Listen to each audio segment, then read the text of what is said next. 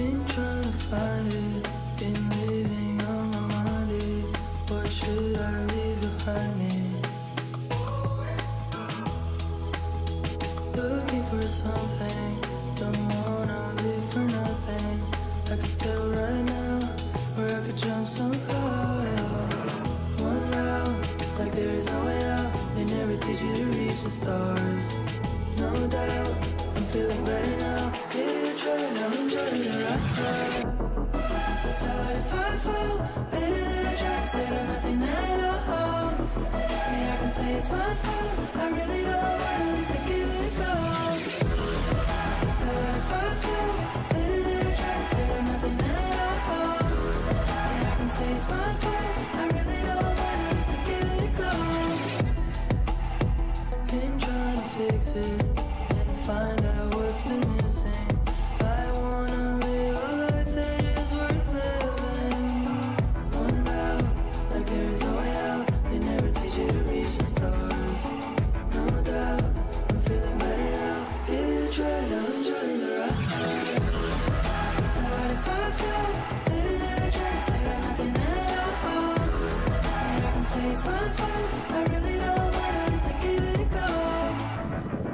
So what if I fall better than I tried? Say I'm nothing at all. And I can say it's my fault, I really don't mind, at least I give it a go. At least I give it a go. I give it a go. I know it gets better and better, keeps getting better. I don't think it's all about the weather. So what if I fall better than I tried, instead of nothing at all? Yeah, I can say it's my fault, I really don't mind, at least I give it a go. So what if I fall better than I tried, instead of nothing at all? Yeah, I can say it's my fault, I really don't mind, at least I give it a go. So what if I fall better than I tried, instead of nothing at all? Yeah, I can say it's my fault, I really don't mind, at least I give it a go. I give it a go. So what if I fall better than I tried, instead of nothing at all? I try, I can say it's my fault, I really don't mind, at least I give it a go.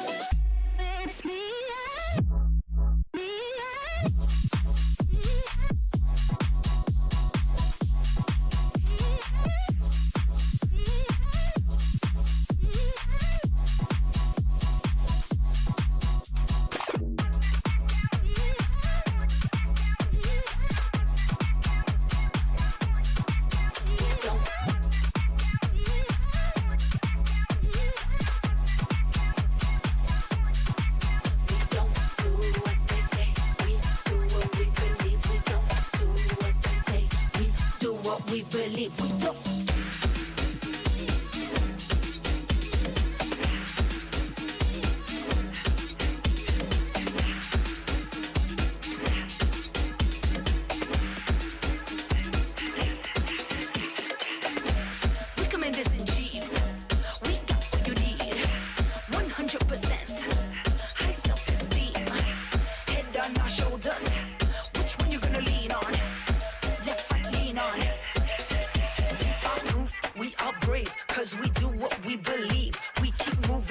Straight. There is nothing we can't reach. High summits motivate us to stay grounded on our feet. We are the new captains.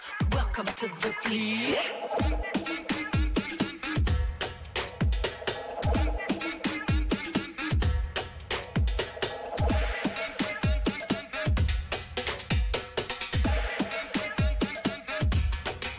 We don't do what they say. We do what we believe. We don't do what they say.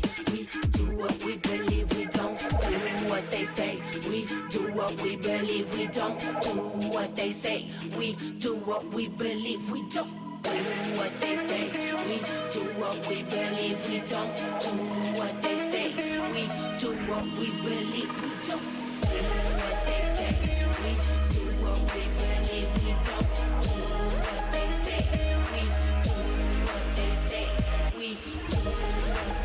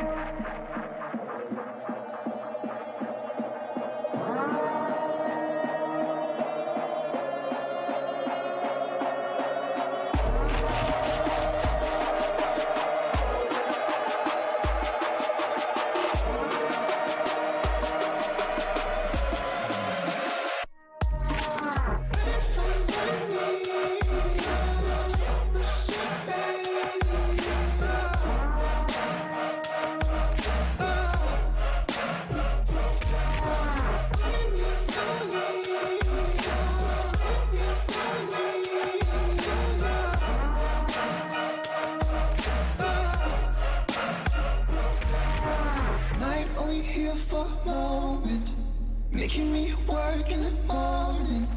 Taking my time, yeah, that's on me. Getting tired of this kiss ceremony.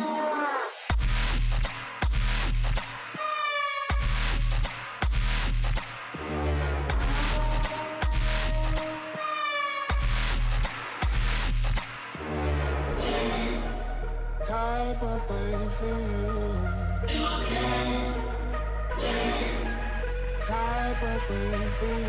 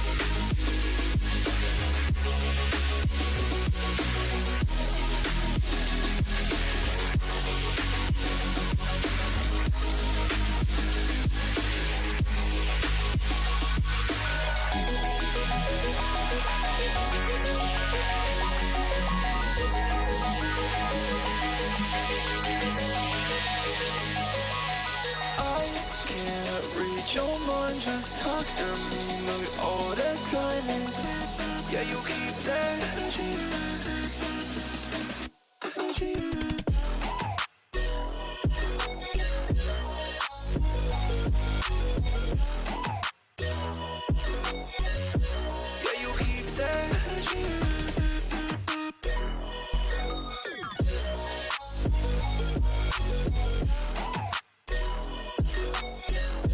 Yeah, you keep that energy.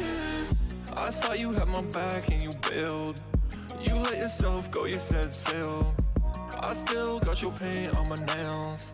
Always playing games, your guard still. Cause I can't read your mind, just talks to me like all the time, and yeah, you keep that energy. Yeah, you keep that energy. I can't read your mind, just talks to me like all the time, and yeah, you keep that energy.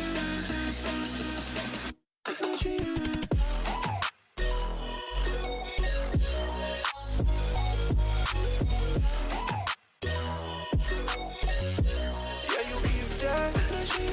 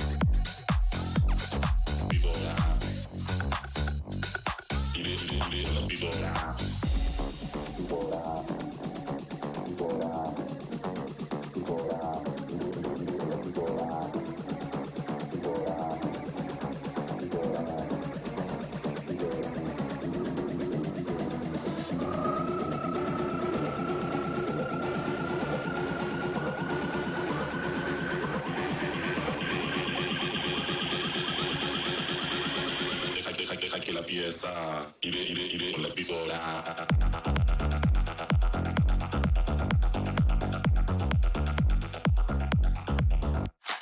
Deja que la pieza, iré con la pistola.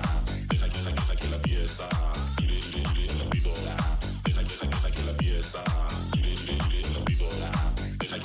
la pieza.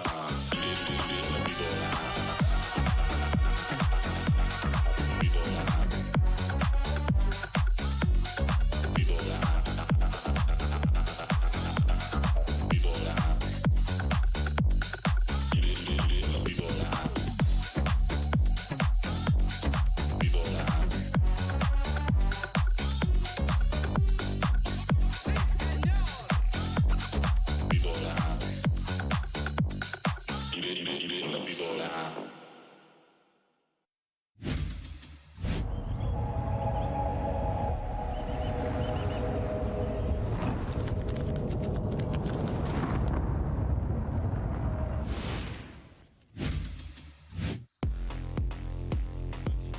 We started with 16 teams vying for the title of World's Best, and now we're down to the final 2. Hello everyone and welcome to the finale of VALORANT Champions. We're coming at you live from the VW Arena in Istanbul, Turkey for what may be the most iconic day in the young history of the VALORANT Champions Tour. Of course, I'm Golden Boy. Joining me at the desk, 3 people that live and breathe Valorant almost to an alarming degree. It is, of course, Mimi, Sideshow, and Bren. Yep, I am terminally online. Absolutely terminally online. I didn't even sleep last night. That Yeah. game fired me up so much, I've just stayed awake, ready That's right. for loud OpTic. That's right. This is his face when he stays up for 30 hours. Imagine how it looks when he gets rest. Wait a minute. It looks exactly the Yeah, same. it doesn't make a difference, honestly. It really changed I'm on- just aging at 3 times speed. You guys are all just accepting the allegations that GB is spitting. I would never be terminally online. No. I wouldn't do that. I'm very offline. Valorant's not even Mimi's favorite game. This is That's true. no. Wait Guys, a minute. John guys, Riot's guys. here. John You Riot. can't throw Whoa, these whoa, accusations whoa. around. All right, guys. Well, let's go ahead and move on and take a look at the 2022 Champions bracket to see where we are. It has been 3 whole freaking weeks, and I know everyone in production felt that when I said it. But after 33 matches and 82 maps, the end is nigh. Today, it's Loud versus OpTic Gaming in a BO5 for the crown. 5 games if we get to that point. But I gotta ask you guys a question. Sideshow, did you think that we'd get to this point? Did you have Loud and OpTic in your Preds? No, if anyone had a perfect bracket, they're lying to you. I'm first actually of all. curious if someone did. No, there's no way. There has to There's no way. I feel like, though, we've got a wonderful final. It's a classic rivalry that we've seen tons of times. We've got either a Brazilian team making it to lift a trophy for the first time, or a repeat winner again for the first time. Just either way, it's history. It's so sick. History's gonna be made today. But Bren, you are the Pred machine. You the know? bread machine. Bren Bread Is that my Loud. reputation? He's the bread machine. I did have Loud making the finals at the beginning, just before the tournament even began, but I also had Paper X, and Paper X went out in groups. Okay. So, I mean, yeah. Well, I got mean, one Benkai's portion in the of it, back right? in the green room, so I guess you could just... I've told Benkai that, and he just kind of just was like, oh, okay. It's just kind of like... What about oh. you? What was your Pred? I think I had FPX and OpTic, so I got at least one of them right, but I didn't even know if I believed that OpTic would. I was just kind of off the North American hopium at the end of the Okay. day. I thought FPX would win. I have to break it to you guys. Oh, yeah? I had it completely right. No, you didn't. No, you just- no. You're just simply lying. I had it completely right. Yeah, no, it's somewhere on the internet. There's Your bracket that you I submitted. You I can't did just a say that. You bracket. can't just say like, oh, I actually printed it. It's just in the dark web. People can't find it. People can't see it. Yeah, no, I mean, if someone could find my perfect prediction and post it, of course, using our hashtag Valorant Esports, that would actually be sublime. Because I did do it. Look, I believed that we were gonna be Get in the 6th match and of we were OpTic gonna- versus Loud in the finals. Oh gosh darn it! Did I? Listen, look at this cranium. You see how big this head is? You're Think just about so the smart. brain. I felt bad for my mom, but imagine what I'm able to do with a brain this huge. Yeah. So I'm the one who predicted it. I feel like, as well, this tournament has just had so many teams that could have got to this This point. is true.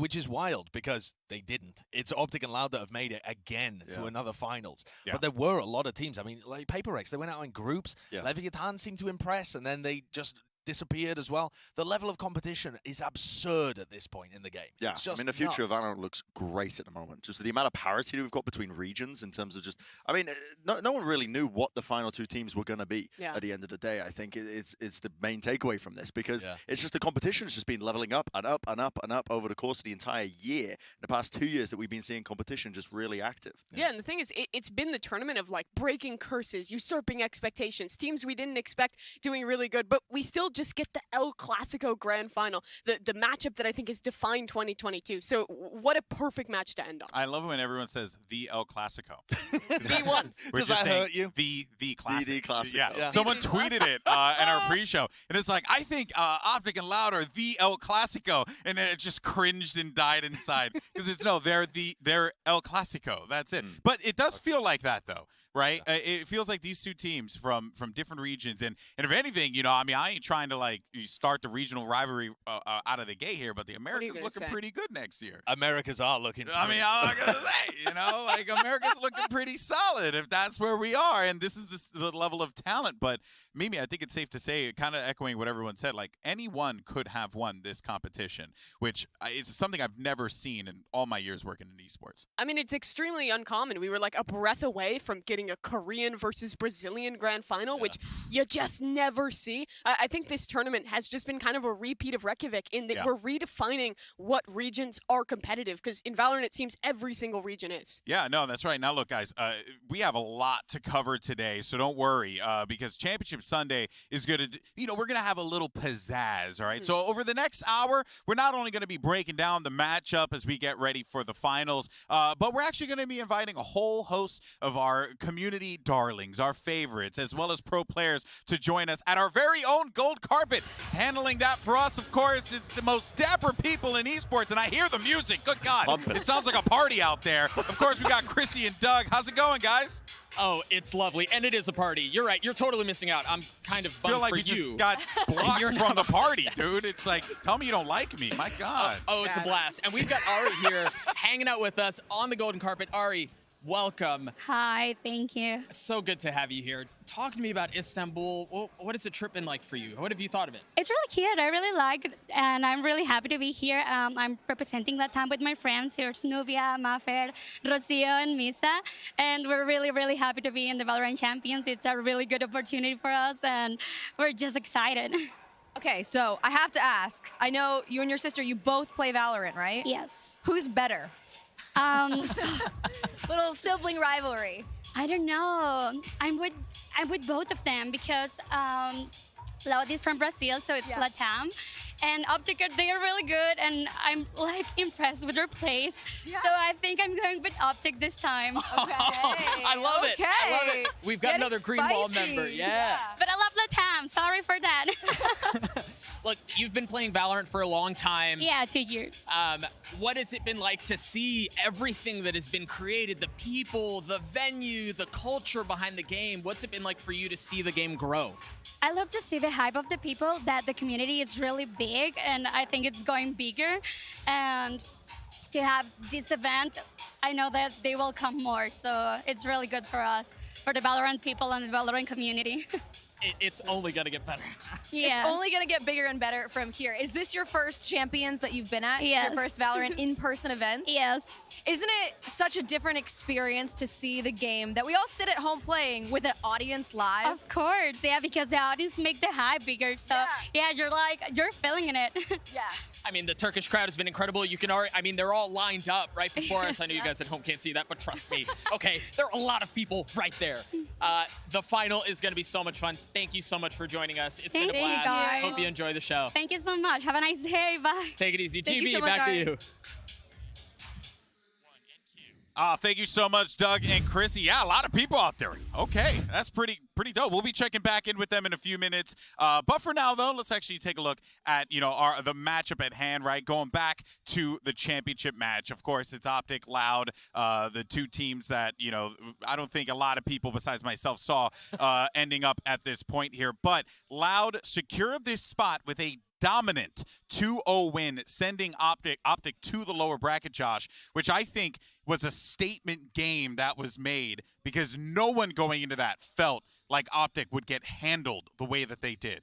Yeah, we've seen OpTic lose in the past. We've seen them lose group games and stuff like that, but I haven't seen them get battered to this degree in a long time.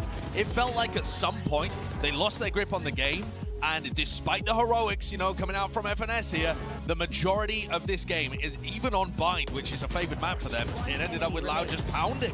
A blowout like this, I mean, you just don't see this every day with OpTic. Even FNS tweeting afterwards saying this, he's never felt so, you know, kind of helpless. Yeah, although I think that for OpTic, a match like this for them is something that wakes them up, that's a shock to their system, and that showed when they went back and won the matchup right after. But for Loud, I mean, what an instillment of confidence. OpTic has been your demon for so long. You've played this team so many times. They've eliminated you in the past, and you just come out and crush them in one of the matches that really matters. Yeah, I feel like one of the things, though, that they will have in the back of their mind is that the wins have happened in these, like, it's not seeding games, but non-elimination matches. They've beaten them twice, and both times it's been in the upper bracket finals. So you actually have to make it matter when there's stuff on the line. That's very true. It's very true. But, you know, I'm glad you mentioned yesterday, because we did have that epic lower finals between DRX and OpTic, of course, for this spot right here in the championship. OpTic, you know, they look like they were going to go 3-0 straight, Brandon. It looked like, I was like worried. I was like, oh, man, you know, Brendan Sideshow, just quick day at the office. Yeah. Nope, not the case, man. We went the distance. It was looking like an early finish, and it truly wasn't, and I'm still recovering, man. I mean, my throat is just, it's just gone. This series was just immense, I think, as well. But, I mean, obviously, DRX not being able to pull it through towards the end is disappointing, but I think that they broke past their own barriers. They broke past their own curse as well that was set upon them by the 5-6 narrative. They reached a new, you know, that top spot for them as a team personally. And as well off the back of this, for DRX, I mean, did you know that Valorant is now the third most popular game in PC bangs in Korea? Really? Yeah, I saw that stat. Really? Yep, because of this. And that is how important placements like this is for you know, the region and for a team like DRX to do well in that fashion. But yeah, my word, great resilience from OpTic towards the end as well to actually be able to close that out, because a lot of teams would crumble under that. Yeah, a lot of teams would. But, I mean, for DRX, and I think for Asia as a region across this entire year, has been such a growth. Top 3 finishes for an Asian team at all 3 events we've had, and for DRX finally breaking their curse, getting something big. I think the future of Asian Valorant, particularly in Korea, is really on an upswing, especially after that great placement here at Champs. Yeah, no, it genuinely is incredible, and I'm so happy and proud. I think we all are. We've seen the journey of Vision Strikers to DRX now, and it has been a wonderful journey. Speaking of journeys, though, that's a segue. We're actually going to take a journey over to the gold carpet. Oh, my God. We have one of my favorite people in the world, Chrissy and Doug with Artist, standing by. Thank you so much, TV. Yes, we are here on the gold carpet with Artist, of course, wearing his gold carpet best, right? Absolutely. No, listen, I got told to go casual. I'm wearing casual as casual could be. I think you look stunning. Look at you two dressed up. I think you look wonderful. Everyone's dressed up. I'm sitting here in a trackie and a wear it out. But you look good doing it. You look great. You look listen, good doing I go to Everton. I look good in Everton. Well, thank you so much for joining us here today. Obviously, EMEA is out now. So who does that mean you're rooting for? Listen, my brother's in Brazil. Wherever you are, I'm rooting for you. We're coming to Sao Paulo next year. So I love Brazil. My Brazilian brothers will win. That's all I'm going to say. All right. What do you think the final score is going to be? How many maps? It's going to be a good game. I think it's going to be a big game. OpTic and Cloud. OpTic normally fuck them, so I'm expecting Loud to turn up with a big game. I expect it. I expect Loud to just come up big. All right. You're a gift, you know? You are an absolute gift. Okay. My friend, talk to me about the crowd, right? Like the biggest event we've ever had. We've got a golden carpet. We've got people. We have a massive fade standing over there. I'm still too scared to go by. What have you thought of the venue so far? I mean, the venue, I've only been on the outside yet. Haven't been as a fan inside, but it looks amazing. Like, there's so many people here. Everyone's coming in and out. There's cars coming in and out. It just looks like a big event. And honestly, I think it'll go down in history as one of the big events in Valorant. I think it's going to be amazing. Did you ever think growing up playing video games just for fun that you would be at something like this because of video games and you're one of the best players in the world at this event? I mean, listen, I was doing uni. So I was doing uni. I was not expecting anything out of esports. And all of a sudden, they say to me, listen, you're making 6 digits a year, bro. Do you want to do it? I'm like, I'm dropping uni and I'm going to play games. I think you made the right decision. I think all of us here would agree. Listen, my mum and dad we're happy to have you. My mum and dad were flaming me at the start. Like, oh, you got to go do this. You can't play video games. I showed them my paycheck now. They're like, listen, do what you want to do what you want. Listen, I'm a fellow uni dropout, so you and me both. All right, well, this is Artist. We're here on the gold carpet. We're throwing it back to the desk, but stand by. We'll be back in just a second. Golden Boy, take it away. Thank you. God bless. That man, to echo Doug, that man is a gift. He's not a real human. No. He's not a real human. It's just impossible. I think that's the outfit he pulls up to the red carpet. He was dressed in his Sunday best after winning Copenhagen with like the collared shirt, and now here he is just chilling out. That counts as a suit in Liverpool. Then. Really? That's I'm learning something about British culture as we continue. Yeah, we did it, guys. All right, well, look, Artists, thank you so much for just being content for days. But look, guys, look, it's no secret that Loud and OpTic have a history here at the VCT, right? And for those of you guys who are new here, there actually was a really sick documentary that was made many moons ago about the rivalry of these two teams. Let's actually go ahead and take a look at some of the trailers. Reykjavik, April. One enemy remaining. Oh, to war in the upper bracket final. Loud fires the first shot and strikes down the green wall. Determined to fight back, OpTic rallies the troops and advances to the finals for a rematch which brings home the trophy to the North America. Way to go, boys. One enemy remaining. Yeah, no, that was... Oh, that's really an informative history documentary. Yeah, it was. Was there a part 2? Was there like... Because that's only the first part. Oh, yeah, there was. There actually was another part. Let's actually go ahead and check it out. Oh. Yeah, More history. Next, we see the two weary combatants meet on the battlefield again, this time in Copenhagen. The circumstances are more dire. Both teams are hungry and desperate to escape the group stage, and they know only one of them is making it out alive. OpTic Gaming wins this battle, but knows that the war is far from over. Next time on Dragon Ball Z. Wow. Why? I don't remember Dragon Ball Z being in sepia. Dude, it was a while ago. That was Really? It was in sepia when he was young. Yeah, it was. Yeah, for sure. Oh, I love that. I'm hooked. Yeah. But there's more to it, right? Because they There's played more again. in history. They I believe played so. again recently, Yeah, right? So there is. They actually played like not too long ago. Oh, Really? so the other day. So there's a new chapter to this. There is. We actually have the trailer for that one as well. That documentary. Yeah. Now, man, we're sitting here in Istanbul, seeing the same thing happen again. It's just like a TikTok, you know, looping over and over again. I mean, no cap, OpTic and Loud, this rivalry, it was good when it was in the upper final. Loud taking that dubski over OpTic, but they fight back in the grand. And, I mean, God, if it's another 3-0, I'm going to burn this place to the ground. No cap. I'm just hyped for this Giga Banger. This is going to be a Giga hype matchup that I just can't wait for, man. I'm going to have to make a story about this or something. 30 seconds left. You know, That was great. you know, I think that final narrator lacked some of the finesse of the previous two.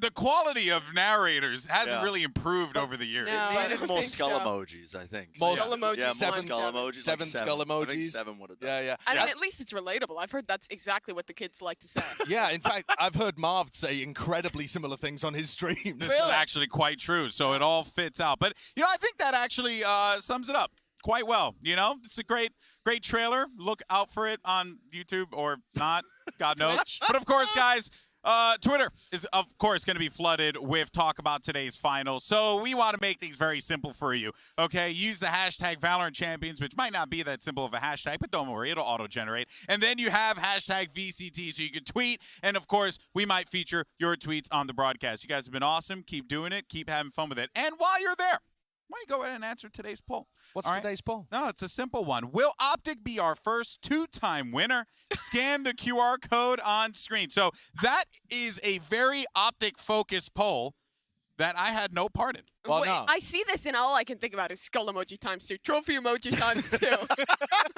But also, this is only an OpTic focused question unless you vote no. I mean, if you And it's loud don't focused. know, that is literally loud focused. Loud gonna deny them. Yeah, That's what's coming up. But then how do we get the Brazil engagement when we don't Because they mention that? hammer the no Just- button. Yeah, they just press no. And then we're actually like, really oh my curious. God, we love Brazil. Yeah, no, guys, I love Brazil. we're going to we we're love going Brazil. to Brazil. We love Brazil. We are going to Brazil. Big By fans the way, of Brazil. Big this fan. guy especially really likes Brazil. He We're not going to loves let him Brazil. make the same mistake with Japan. He Huge loves fan. Brazil. All right, guys. Well, we're going to go ahead, take a little palate cleanser here. He loves Brazil, but it's now time to head back over to the gold carpet because we have Christy and Doug standing by, and they're actually going to be joined by some pretty big wigs. You got John Needham as well as Waylon Roselle. Take it away, guys. Thank you so much, GB, John, Waylon. A pleasure to have you guys out on the desk. Outrageously good looking, by the way. Very well done. Waylon is. Very well Waylon. done. Absolutely. I think, best red carpet looks, or sorry, gold carpet looks Yeah, that we've gold. seen so far. Exactly. So what are you thinking so far about Champions, about all of this, about seeing this game in an arena like this in Turkey? It's just Across been the world. amazing. The Turkish fans have been incredible. The venue is awesome. I think we have the most gear they've ever had in this venue. They didn't think they'd fit us in, and they did. So it's been great, and the competition's been amazing. Yeah, So I was super excited for today. The parity of like all the different regions, 4 regions different, like in the Final Four, just like really close matches, and every map is like super close. So We had 4 regions Yeah. in the Final It's been- Four, it's been which is pretty great. Yeah. DRX was super exciting. You couldn't have scripted that better. You really Yeah, couldn't have. totally. Yeah. What are you guys most excited about? I mean, you've got so much going on today, but obviously the main course is the match, the grand finals. What are you guys most excited about for today? I mean, the people who are coming, obviously, and feeling their energy. That's what really fuels us to do what we do every day. So that'll be amazing. And I want to see this grudge match today. Just 2 days ago, OpTic got outed. So we'll see if they can come back and win today. it's like a Valorant classic. These two teams just like can't like help but play each other, and so it's pretty awesome. And I just think it's the energy from the crowd and seeing us celebrate like all of Valorant. That kind of what we want to do is like not just the competitors, but just the community, and seeing all the folks who love and care about Valorant here together is just like a really wonderful feeling. Well, speaking of all the folks who love and care about Valorant, they're also very excited because you have announced some very exciting things for 2023. What can you tell us about that? Are you excited? What are you most looking forward to? What's we getting all the jump in hype? first? Yeah, go for it. So we have this So much kickoff fun. event in Sao Paulo this next year in February. It's going to be off the hook. We're going to do an event in Japan at some point because the game's super popular there. But really, it's just the kickoff of these new international leagues that we formed. We're going to announce the teams this next week. We're really excited about that. So. No, I mean, it's just, I think we're a little audacious with our kickoff tournament. We've never had 30 teams in one spot before, so like that's going to be incredible. And I just think Valorant is such a global game. Being able to take our show to different places around the world, like starting with Sao Paulo next year, is just going to be wonderful to see the different types of energy and vibes that we're going to get from the fans. It's And gonna be seeing great. these teams and the rosters they put together is gonna be It's awesome. going to be incredible. Yeah. Very quickly, you guys have Ashniko standing behind you guys right now. I've got to ask you about the song. What'd you guys think? How many times have you played it back to back? Be honest. I think I'm above 100 right now, and I cannot wait to see the live performance. It's She's a long amazing. flight from Los Angeles, put it that way. We Yeah, listen on repeat. And I just like the music video too, for me, just like it's really did it. incredible. Seeing so many different like pros and like just other like really members of the community integrated in the video was like a lot of Easter eggs. That's one of the best parts. So you get like the YouTube count and the Apple Music, Spotify count. It's pretty out. A little of both. Well, thank you both so much. I hope you have an amazing time here at this grand finals. It's going to be absolutely epic. We are going to take a quick break, but that is not all the gold carpet that we have for you. So stand by. We will be back.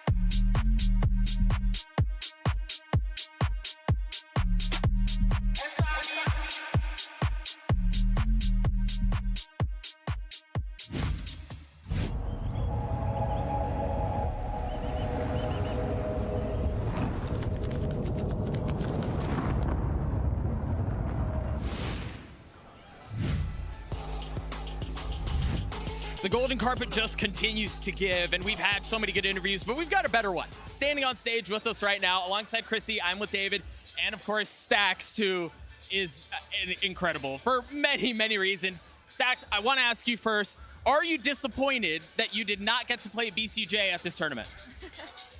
이번 대회에서 BCJ 선수와 경기를 치르지 못해서 좀 아쉬우신가요? 근데 조금 친해져서 괜찮은 것 같아요. It's actually okay because I got to know him here in Istanbul and no regrets. I have questions to ask about the mouse and the mouse kiss. It's iconic. Best photo, in my opinion, of the tournament so far. Do you use many of the same mouse, or do you literally only have the exact one? 같은 마우스를 여러 종류를 사용하시는지 그 하나의 마우스만 사용하시는지 궁금합니다. 특히나 너무 인상적인 사진이었기 때문에 궁금하다고 하시네요. 사실 한 개밖에 저는 좀 바꾸는 스타일이 아니라서 한 개밖에 안 쓰고 있어요. I tend not to change mouses, so it's just the one that I use. That's so much faith to put in one like very small piece of plastic. 그렇게 하나의 마우스에 모든 걸 거시는 거잖아요. 대단하시네요, 믿음이. Thank you. You've got OpTic, you've got Loud. Who was most likely to lose every single pistol in the series? 이번 시리즈에서 피스톨을 다 질 것 같은 팀은 어느 팀인가요? Maybe Loud? Yeah, OpTic have a yay. That's why. That's true. They don't lose many. That is true. Who is going to win the whole thing, though? I would say Loud. Loud? Yeah, All because right. they don't have a title. Not yet. Yeah, so maybe Loud. All right. Well, we've actually seen, you're not alone in that. A lot of people today have said they see Loud winning this. So, I don't know, Doug. Looks like we're looking at a Loud Victor, according to our gold carpet today. Oh, no. Victor's on the other side. Victor plays for OpTic.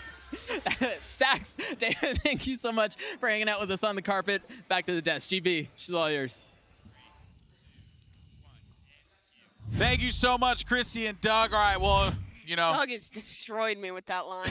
That's just, It's such a dad joke moment, and it's so apparent because you said, that's great. As soon as you said the line, you went, that's I regret great. nothing. That was a great joke, just like the way that, you know, I regret nothing about my accurate prediction because I was the one who got it right. Yeah, you definitely, yeah. Speaking of my accurate prediction, let's get down to brass tacks and talk about our two finalists. That was just a poor segue, but I did my best there. Let's talk about Loud, Brazil's #1 team. They're looking to bring home their first international title. And Josh, you see it right there. History will be made because this could very well be the first event won by a team that isn't from NA or EMEA. Yeah, you heard everybody talking about parity, and that's true. There have been a lot of different regions that have made it deep. Loud have made it deep before and made a grand finals, but none of the other regions have actually won and lifted a trophy. But today, Loud are the favorites, and they look different to what they were at, what their mental was at Reykjavik. and I think it's a big improvement from Reykjavik just in way of their experience. They were a young team then. It was their first big event.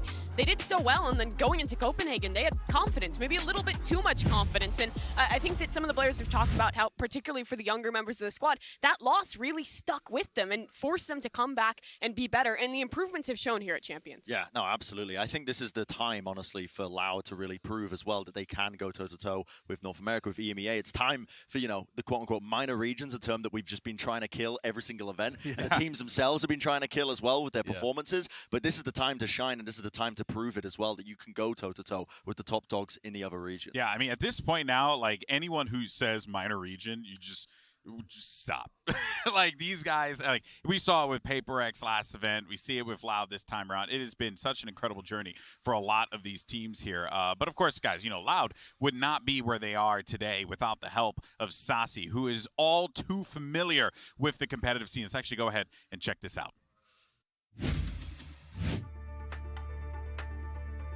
Winning bind against OpTic was like really great for us because we really respect their bind, you know, it's their map and we get like their bind as a reference for us.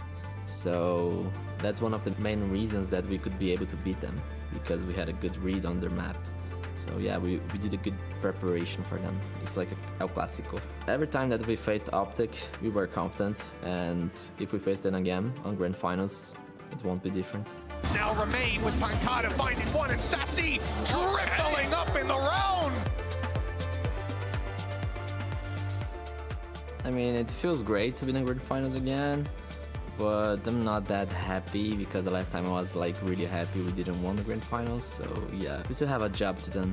We need to check our emotions right now because it's not guaranteed that we get this trophy, right? Unfortunately, I couldn't get an international title on League of Legends, but I hope that I can on Valorant.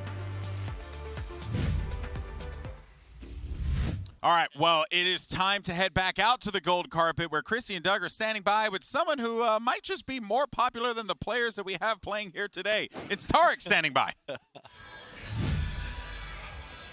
Thank you so much, GB. Yes, I actually do think you might be right. He said that you might be the only person here more popular than the actual players playing today. Oh, don't say that. I don't know. I don't feel that way at all. They're the superstars. They look amazing. They're playing great. I'm just here to put the spotlight on them. It's going to be an amazing game, and your streams have been so awesome. So, little fun question for you. If you were to remove one agent from the game, who would it be? You know, I think my answer would be Killjoy. I think she's got to go at this point.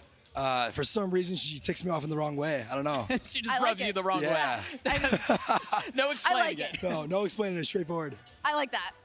Why are you always late to your watch parties, man? Dude, they always meme me for it. Honestly, I should just start showing up late just to live up to that name for it at this point. Lean into No, it. it's just random shit happens, and it's honestly my own fault. There's no real good excuse, but I'm gonna start doing it on purpose. Maybe no. You might as well. Honestly, when I stream too, I am always at least 20 minutes late, so I respect it. I respect it. I'm there with it. As a Turkish American here in Istanbul watching, I assume your favorite game.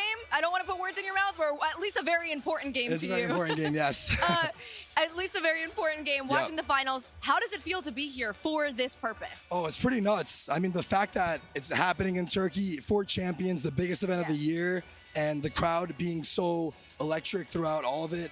I mean, I don't think we could have asked for much more. For me, it means a lot as well, being in my home country. Yeah, I'm just super happy to be here. I think it's been awesome. Amazing. Well, thank you so much for joining us. Hope you have an amazing time at finals. Yeah. We're very excited to watch your stream. Thank you guys so much. We are tossing to a quick break. Thank you. That was Tarek.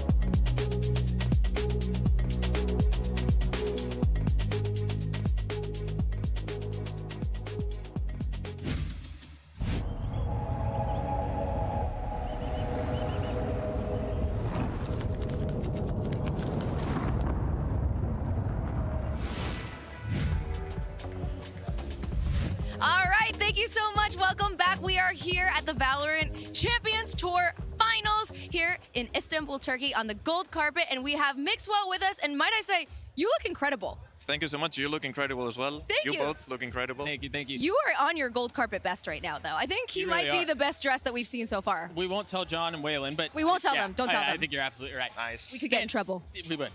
Tell me about the nickname, the father of Valorant. How does that come to be? How does that a nickname like that even make you feel? When Valorant started, I teach everyone in the Spanish community how to play. I streamed every day, and I played tournaments, doing streams, and uploaded to YouTube everything. So people kind of started Valorant with me, and that's why they called me the father of Valorant in the Spanish community. Do they call you Papi of Valorant, or how does that translate in Spanish? Papi, maybe not, but padre, yeah. You should have known this. Yeah, you're right. You should have known this, Doug. Come on. Yeah, absolutely. All right, with no EMEA teams left to root for, and who are you rooting for? For OpTic. OpTic? Yeah. I used to play for Okay. OpTic before. Way back, I've been playing for a long time. Okay, I guess it makes sense. And OpTic will always be in my heart. It's feels like home to me, so I'm cheering for OpTic really hard today. Do you think they're going to win? You want them to win. Will they I win? want them to win. I think Loud is playing insane, though. That's what we've heard a lot of so far on this carpet. Yeah. Very last question, very quickly before we let you go. If OpTic win this tournament today, are they the best to have played all year? I think OpTic, if they win today, they might be the best team in history of Valorant, for sure. We'll I don't see. think that's wrong. No, I absolutely agree with you. We're going to throw back down to the desk. Miss Will so much. Thank you so much for hanging out with us. GB, back to you. Ciao, ciao. Thank you so much, Doug and Chrissy. Always great to hear from the Papi Chulo of Valorant. Well, you see, that's what Doug should have said. Yeah. You know what I mean? Yeah. Like I like the padre of Valorant. That's nice too. But Papi Chulo works out. You know exactly what that is, right, Mimi? I speak Spanish. Jimmy, that could be you. What? That could be He you. doesn't I'm even the Papi speak Chulo of You Valorant. could be. That could be you. You can make that There's your brand. no shot. Look at me. Why not? Okay? It's just never going to happen. Do you know Portuguese? What would you call the Loud player? I do not know Portuguese. I wish Kevin Pereira was here to teach me. All right, guys. Well, Loud has been on one hell of a run at Champions. And look, their only loss has come from OpTic in the group stage. Their numbers are wild, man. Yeah, I want to run you through some of these. I mean, Rifle v Rifle winning nearly 60% of the time. Absurd. They're winning 80% of the time when they get first pick, but even when they don't and they're playing a 4v5, they're still winning over a third of those rounds. That's and nuts. nobody else in the tournament wins retakes like Loud. 47% retake is unheard of good. These are just Unheard of. ridiculous. In terms, I mean, to give you context as well, like a 4v5 win percentage, what is the average for a team? It's like 20, 25%. Yeah. So that is so They're much better. almost double. Average retake is like a third of the Absurd. time. They're winning half the time nearly. Yeah, I mean- like this team is on a heater. These guys are just frying all the way through the upper bracket, and they look like they're on an absolute heater and warpath in this grand finals. I mean, I think it just speaks to the coordination that they've had thus far at this event. Not only has every single individual player on this roster been stepping up big time, but the way they're playing as a team, I think is better than even when they were on that path to win at Reykjavik. Yeah, well, actually, let's talk about some of the players here. One player in particular that I think it always comes up in a conversation when you talk about Loud. It's Les. He has been one of the key pieces to the puzzle for this lineup. He has stepped up, Mimi, this event. Les has been impactful for this Brazilian squad. I mean, he comes off of a tough Copenhagen that I think really rattled him and the team. And coming into Champions now, he's really switched up the roles. He's been looking incredibly flexible, playing on the Sentinel, playing on the Viper, and still showing some of that chamber. And the consistency has been absurd. But I think the most important thing about him is how many of his team's trades that he's getting. 30% of the time that his team is trading out a death, it's Les doing it. He's so good at being that man to back up his squad when they're scaling into a site. Yeah, it's utterly outlandish, honestly, as well. And I think as well, moving away from Chamber with the meta kind of shifting in that direction as well has been really, honestly, quite welcoming and eye-opening in this tournament. Has been watching a lot of these players get freed up with the flexibility that they're able to play. And less able to flex back into those roles that he was absolutely dominating on in the past. Yeah. And now you're just really seeing it come to life. He is the true supportive player. He is always going to be there for his team. And he's also a really young player too, right? Yeah. That's one of the big things to keep in mind here. He's really young. He performed immediately at his first big event. And then he had the thing that you were talking about, Mimi, that like knockback, the humility, the forced understanding that you still have a way to go in your career yet. Yeah, and I think it's so impressive because there are 3 young players on this team, 2 under 20, and then you also have Pencado, who I think is 21 or 22 himself, and they've been able to rally back under the leadership of their more experienced 2 players and be able to come back into this event with a completely new mentality. Yeah, can you imagine just how helpful that has to be for a young player to just be surrounded by some veterans, but also to just be enabled to be as impactful as they are in these games? And the wild thing is that Les is not some kind of all-aim, no-brain player that the rest of the team have to enable. You saw him getting all of those trades. He's actually one of the people that helps support everybody else and make sure he picks up the pieces. The awareness that you have to play a role like that so that you're always in the right place at the right time is crazy. Young players don't normally play like that. No. That's why everyone's so impressed with Alpha yet. That's why everyone's so impressed with Les. Yeah, that game sense takes so long to build up normally, but when you see a young player with absolutely incredible mechanical skill and the ability to just have that, game sense to play as a supportive player and actively be that unit in their team, it's so impressive. Yeah, it has been. I mean, Loud, top to bottom, have been mind-blowing this whole event. But for more on Loud, let's actually send it over to the telestrator Papi himself. It's Balla T Dubs. Hey guys, thank you so much. Yeah, I want to take a look back at the first series these guys played against each other. Loud versus OpTic on Ascent here, 2 rounds. The first one is just a really good 4v5 adaptation from Loud, and we'll start the clip a little bit here. Les is in B main, and there's a lot going on in the rest of the map. Loud is going to go ahead and just start defaulting, and he tries to put the turret out and fight Ye, and that's always a bad thing to do, pretty much. He gets picked off, but they also spot. There's a Fade Hunt here.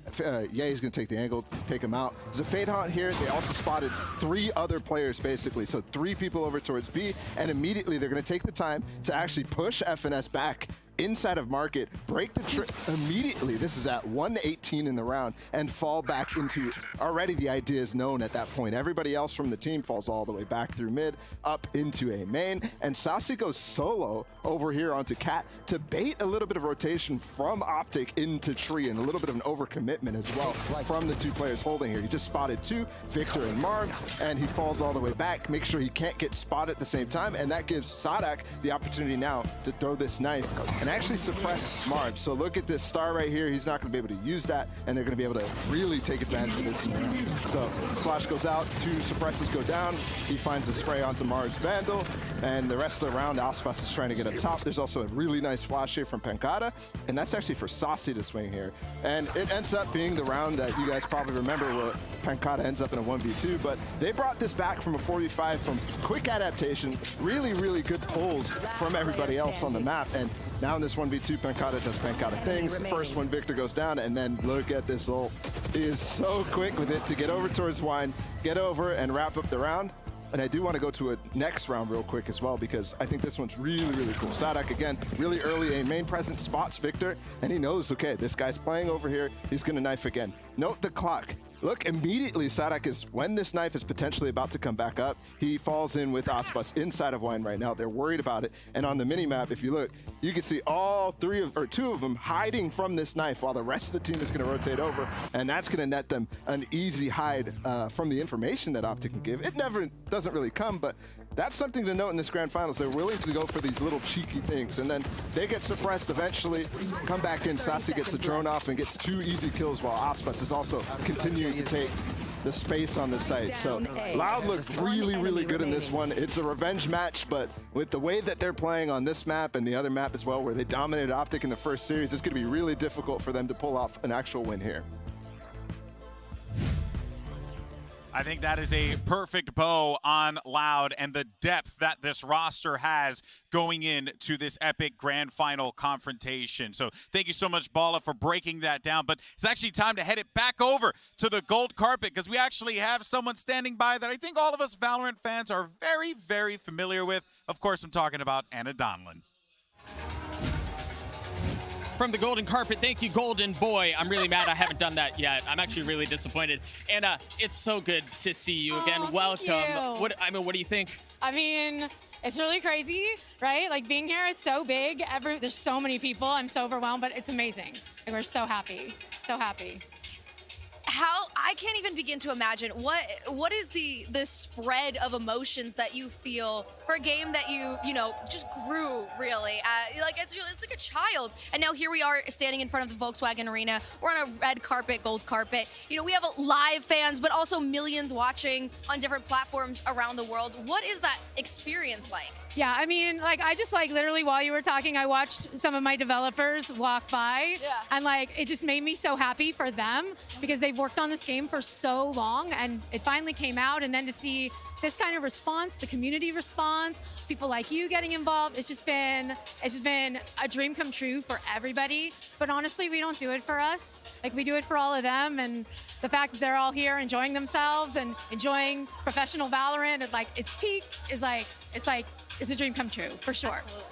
Oh, and it's likely only up from here. The Champions Bundle this year obliterated the one from last year. More than doubled everything that was brought in. What has it been like for you to see that level of community support? I mean, that's the best part about it, right? Like, we make skins all the time, and like, we hope players like them, and we hope they want to engage with them. But when we can do something that actually gives back to our pros in a way that lets the community, not us, but the community give back to them, you know, they want to participate in that. They want to support everyone involved. I mean, we had over $16 million going to pros. I think that number is still rising, actually. And that's like $1 million per team, if you think about it. So, like, I think that's pretty incredible. But honestly, I just want to thank anyone who bought that skin so much for being a part of it and, like, actually coming out as a community and really being able to, like, show up. It's really great. See, all of you who are doing the Twitter giveaways for the bundles, thank you. Thank you for the Twitter giveaways. Yeah, thank you. We love the Twitter giveaways. All right, so you have a very exciting day ahead of you, right? We have 2 giants, but after today, we're looking at 2023. What are you most excited about for next year? I mean, next year's going to be incredible. I think the last, like, couple of years has really just been, like, trying to keep up with the demand of, like, the game and the players of the game and the growing audience of the game. And next year, I think, is where players are going to start to see us bringing some new stuff into the game. We're going to have, you know, we finally feel like we've got the game at a pretty healthy state. Like, there's always stuff we need to be working on, for sure. But, you know, 2023 is going to have some new stuff, including Premier, which is our in-game tournament system. I think that's what the team is most excited about because it's that real path to pro. Any player could see themselves in an arena like this one day if they really, really want that climb. And I don't know many games that have pulled that off. And I really, really hope that we can give that to the community and make a big moment. Thank you for making it possible for me to have a dream of going pro. Yeah, you got it. I can see it. You don't know my rank. You will be the most stylish for sure. Most stylish pro? Yes, absolutely, Thank you so much. absolutely. What an honor. Yeah, of course. That's all I would have, though. That's the only advantage I have in that. No, she's got skills too. Don't worry. The climb's still a climb. The right? climb is still the climb. It's okay if that's all it is. We're going to throw it back to a break. Give us a chance to take a couple of pictures and hang out with a couple of the folks. We'll see you on the other side of this break. Don't go anywhere.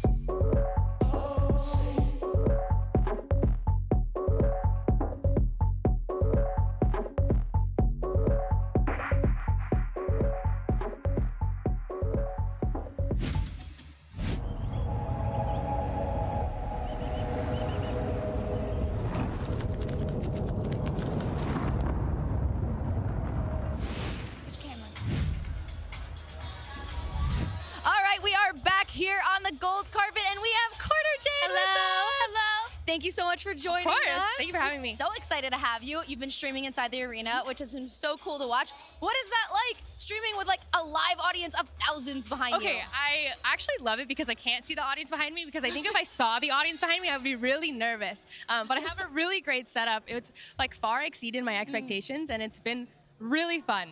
Just like amazing. That sounds so cool. I mean, the whole event has been a blast, but I need to put you on the spot. And I hate to do, well, I kind of hate to do this to you. It should be fun. Of all of the offline TV folks, Oh no. who is the worst VALORANT player? Okay, it's between Scara and Lily. I'm sorry for the strays that you just caught. That's so good. I love that. I'm glad I'm not in OTV in that moment, because it would be me. Absolutely would be me. I can feel all of my friends thinking that. Okay, so random question for you. If you were going to 1v1, by the way, I watch your streams all the time, so I know you're like unbelievable at Valorant. If you're going to 1v1 a pro, which pro would you pick? 1v1 a pro? Yeah. Oh, Who okay. would you I would lose, but I want a 1v1 yay. Because in the off chance that I win, oh my gosh. That's legendary. Threat that I get. Do you try and op against him, or do you like I'm take not a an weird... offer. I am not Okay, an okay. offer. I'll sit in a weird off angle, maybe with a judge, I you was know? gonna say, do we just shotgun it in It's a not corner? fair at all, but Yeah. I'll do it anyways. I like that. I like that strategy a lot. That's a good one. We know you love Fade. There's a massive Fade statue just out of sight. I see her. How many pictures have you taken with her? I haven't even gotten a chance, None. actually. It's been pretty crazy with co-streaming. Sure. And I haven't gotten a chance, so maybe on my way out, I'll be able to get one. Yeah, I hope so. It is pretty cool. There's also an incredible Fade cosplayer somewhere around There's here a lot of as well. cosplayers. Yeah. Yeah. The cosplay is incredible. If you were going to cosplay a champion or an agent today, who would you want to cosplay? Reina. Reina? My girl, Reina. I love Reina. That's my main, Reina. but That's my main. Doesn't look anything like when you play it, though. It does not look nearly as good. I will have to catch your streams. I've never. Maybe don't. Maybe don't. maybe we don't. Tune in. Who said that? Abort mission. All right, but thank you so much for joining us here on the gold Thank you for carpet. having me. Have a great stream, and we are so excited to watch you later. Back to you guys. Thank you so much. Huge shout out to Jade. She's awesome. Did an event with her a while ago. She's a really, really cool person. But also, I too would like to cosplay as Reina. I know famous know, streamers. yeah, we know big There's no streamers. What can I say? This I is call just her a small Jade, stream not for quarter him. Jade. Well, you know, I mean, what can I say? You know, I call him DJ. You know what I'm saying? I'm finally bringing it Oh up my this time God. before someone else does. But also, I would like to cosplay as Reina too. I think I Yeah. can pull it off. Got an you outfit probably just like could. that. Uh-huh. You know, what about you? Who'd you like to cosplay as? Cypher without a hat. Wait, I thought you were already doing that. Yeah. Bren, what about you? Me? Some people keep saying I do a good chamber. Yeah? I don't really. What's your I best think it's French just 'cause, accent? Because Is that just you like don't your want to hit subtle out way of broad. saying you're really good looking? No, I think Chamber is. Listen, I think Chamber is a bit of a boy, but I can't exactly say that on broadcast. But listen, people keep saying it. I don't know what. I think it's the glasses. I think it's the glasses and it's just like tall and skinny. And you don't want to hear my French accent because I will get fired. Okay. So Maybe. Go for it. Dramatic I'm thinking pause. this is Dramatic a dramatic pause. pause. You have 5 the dramatic seconds. pause. Oh God, what is an agent 5, in the 4, game? 3, Sova 2, Bo, I have 1. hair. Sova. There it is. You have hair. Okay, well, guys, let's move on to Too Loud's opponent for today. Of course, it is the NA #1 seed. We got you, Mimi.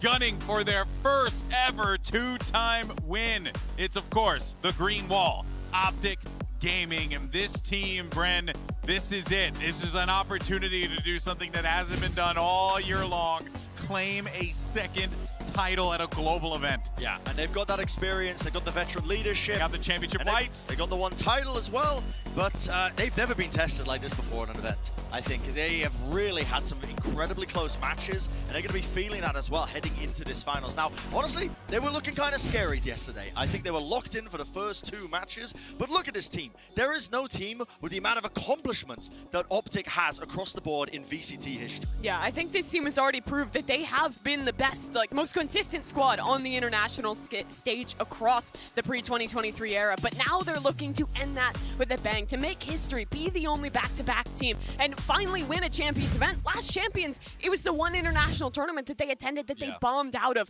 They want to end this year strong. Yeah, that's right. I mean, there are a lot of stories for OpTic, but I think at this point, one of the main ones, the biggest story that we got to talk about, right? We have obligated to talk about it. It's, of course, Ye, or you better know him as El Diablo, a.k.a. the Chamber of Your Nightmares, because this guy pretty much just loves this agent, Josh, and plays it all the time. Well, the wild thing is, out of our top 4 teams, the meta has actually been trending away from Chamber. Yes. And OpTic were the only team in that top echelon that was sticking to it 100% of the time until he picked Jet on Ascent yesterday. He lost with it, though, and it didn't look as impressive, but he's just a god among men.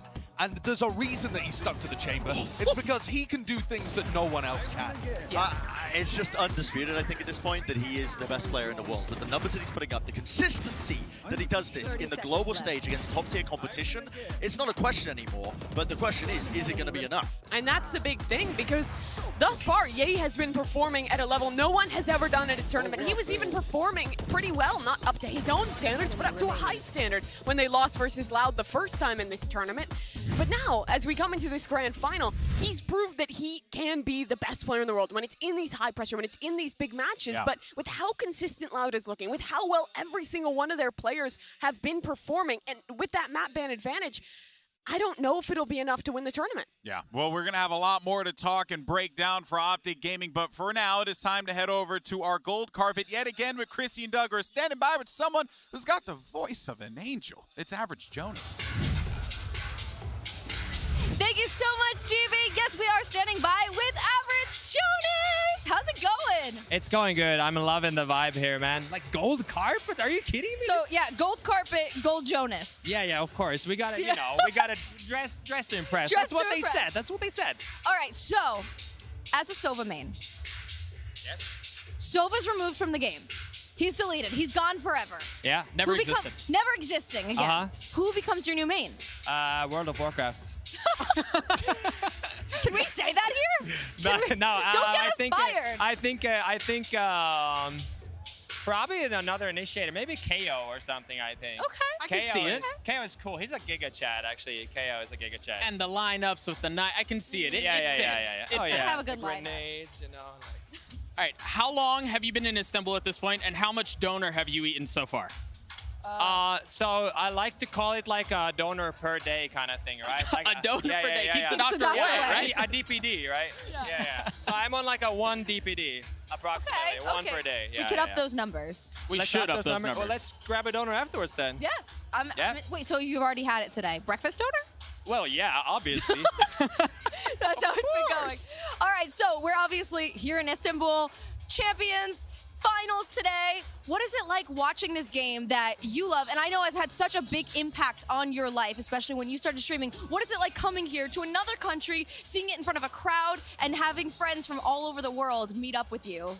This is like the epitome of like hard work for several years, and like I've spent a lot of time making friends from all the different regions. And to come here and just be like, it's so weird, right? Like, you know, I have like a lot of people in Spain who are close friends, and you haven't met them in real life, but you're like, hey, and you like give each other a hug, like you've known each other for ages, right? And it's such an amazing feeling to be able to have this community vibe across different regions, because I think that's what Champions does really well, like connecting all the regions together. Like we have Americans cheering for Brazil, we have everything here, right? Like people were chanting DRX even from one of the NA streamer booths yesterday, just saying. No snitching on who it was. We'll keep that one down. It was probably Achilles, down from the desk. Who just sounded like he you. snuck up there. Well, thank you so much, Jonas. I hope you have a great time at finals. It's great to see you here. Thank You're you. looking Love great. you. We are going to a quick break, but we will be back with some more carpet. You're not going to want to miss who's next.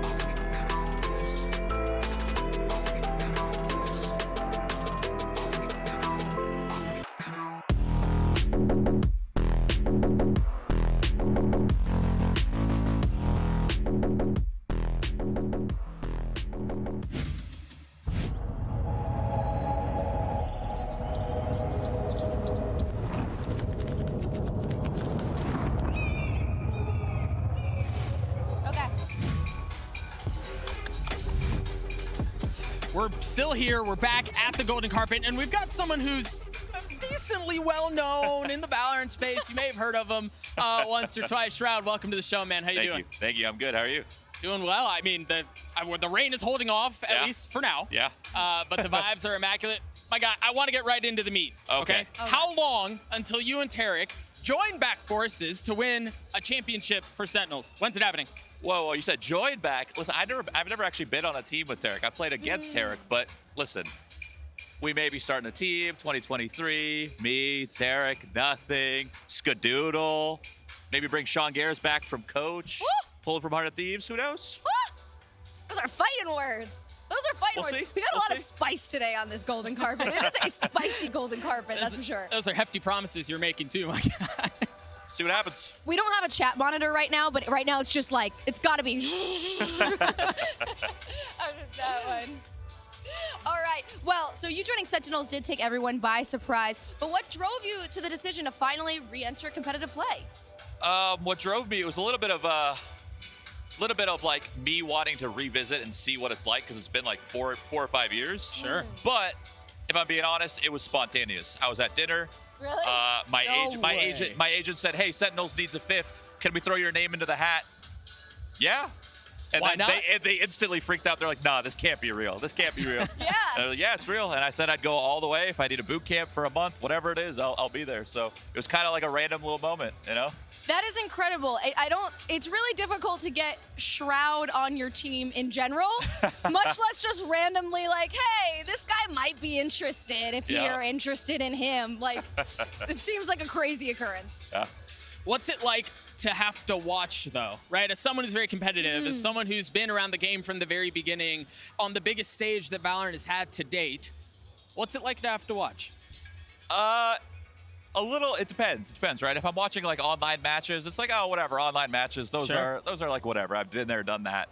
But it's when you're doing those big and watch those big arena matches, and you're like, man, I miss playing up there on the stage, doesn't it? Yeah. feeling the rumble of the arena. You know, I miss that. So that's the big one, just missing the arena. I feel like that feeling is just irreplaceable. There's nothing else that feels so surreal. All right, so we have two incredible teams left. It's a rematch, two teams that have seen each other quite a lot this year. Who's taking it all?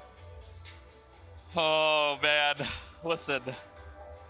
Oh, I don't want to say it, but okay, I'll say it. My heart is with OpTic. I want OpTic to win, but I really think Loud's gonna take it 3-2. Really? 3-2? We're going the distance. I think we're going the distance. I like that. I like that. There's no way, we gotta go the distance. We just gotta. I like it go the distance. I liked a 5-map yesterday. I want a 5-map today, so I like that prediction. Yep. Thank you so much for joining us. We're going to be throwing it back to the desk. Golden Boy, take it over. Thank you so much, Chrissy and Doug, for that chat with up-and-coming young amateur player Shroud. Very looking forward to seeing what that young gun does in the league. I was expecting you to call him Michael with how close you are to all the elites at this point. What can I say?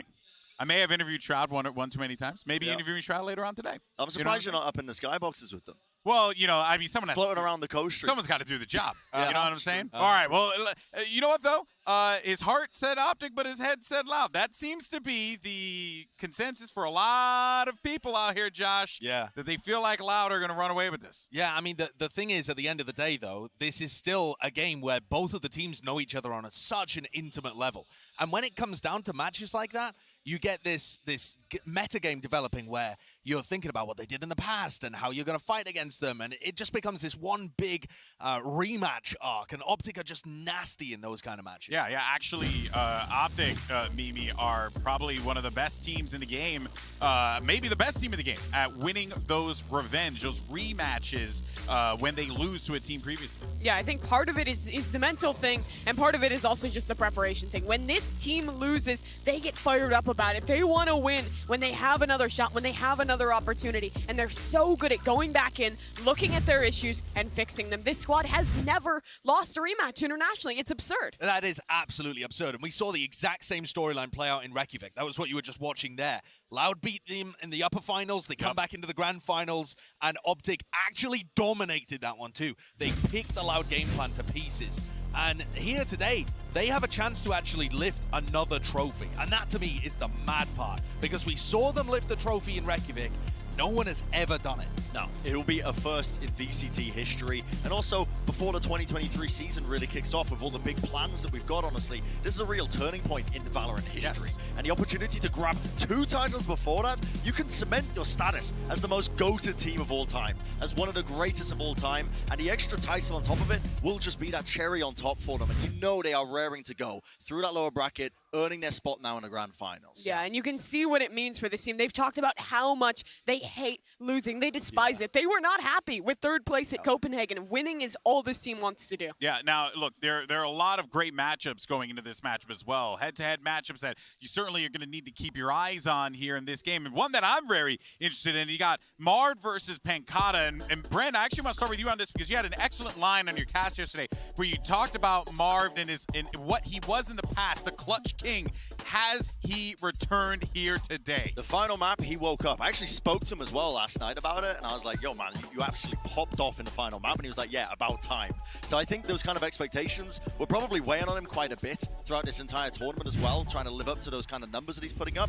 But he is up against potentially one of the other best controller players in the world. That's why we did that head-to-head comparison with him and Pankata, because Pankata has also been putting up unbelievable numbers, has shown incredible intelligent plays about the way he uses his smokes, and he is putting up numbers to compete against Marv when he's looked at his prime. Yeah, and I think the thing is as well is that Pankata has been consistently good. He's been performing pretty much every time this team goes international, Reykjavik in particular, but he's never really gotten that same nod Marv has, because Marv's really set that kind of unbeatable expectation for himself with his performances at the first 2 tournaments of the year. But here in the grand finals, it's a chance for both these players to define their legacy and maybe be remembered as that best controller player in the world. Yeah, this is an opportunity to etch your name in stone and be immortalized, not just in Valorant, but in esports in general. But, you know, we're going to talk some more about the matchup that is to come. But for now, let's head it back over to the gold carpet because we have Chrissy and Doug standing by with a special guest. Thank you so much. Yes, we are standing by with Talia. Thank you so much for joining us. We're so excited. Thanks. So, heard you're on the grind to Ascendant. How's it going? Okay, it's going how it's going. We don't need to talk about it. I'm trying my hardest. So it's going very well. Yeah, That's what obviously. I'm hearing. Yeah, Yes. really, really well. I'm nearly there. Definitely not losing RR on the daily. It's fine. It's fine. So close. Yeah, so close. As a fellow musician, I want to get your thoughts on this. We've had a couple of Valorant songs. Yes. They're all bops, right? But do you have a favorite? I And do. if so, which one? Entertain me. The Neon trailer, Nice. when that came out, obsessed. Unreal. Obsessed. Could not stop playing it. Are you excited to see the opening performance today by Ashniko? Yes. I couldn't believe that when they said she was performing, I was like, little So fangirl excited. moment. I was super stoked as well when I saw that. know. I was like, this is so cool. It's such a merging of 2 Yeah, worlds, and it's like right? perfect as well. I feel like it's the perfect like crossover. And the show is sick. Yeah. The show is gonna be I don't doubt that for a outrageous. second. I haven't. You know something I don't know because I'm in your boat. I don't Yeah, know I'm what's going to happen, excited. but I'm just very excited to see it. 100%. Yeah. As a fellow Sage player, you have one of the best Sage players in the world playing in this Ooh. tournament today, Yeah. in this final match in Pankata. Are there any things you're looking for? Do you pick up any trips or tricks from pro players, anything like that? Yeah, I feel like that's how I started watching Pro Valorant is because I was like, I'm not doing great. So I'm going to need to watch and figure out what's going on. So 100%. I'm going to be looking at everything. I won't be able to replicate it, but I'll try. But in your I'll heart, try. you Yeah. dream about it. Yeah. How does that translate to when you're in games? Because solo queue is pretty brutal. pretty Because harsh. obviously these guys are incredible, but they're playing as a team. They're playing Yeah. with synergy. How does it translate sometimes when you're like, I have a really great idea in solo queue, but your team just goes totally in the other direction? That's why you play Sage. You just heal yourself and you just run the other way. Put the wall up, put the spike down, heal and run. Just pretend you don't have a team. Heal myself, bye, guys. It's not my problem anymore. I very much like that mentality, and I think I need to switch to Sage after that one. You've officially sold me on It's it. the trick. Thank you so much for joining us. We are taking a quick break, but then we have just a bit more carpet, and we are then getting into the finals. OpTic and Loud just after this. See you in a bit.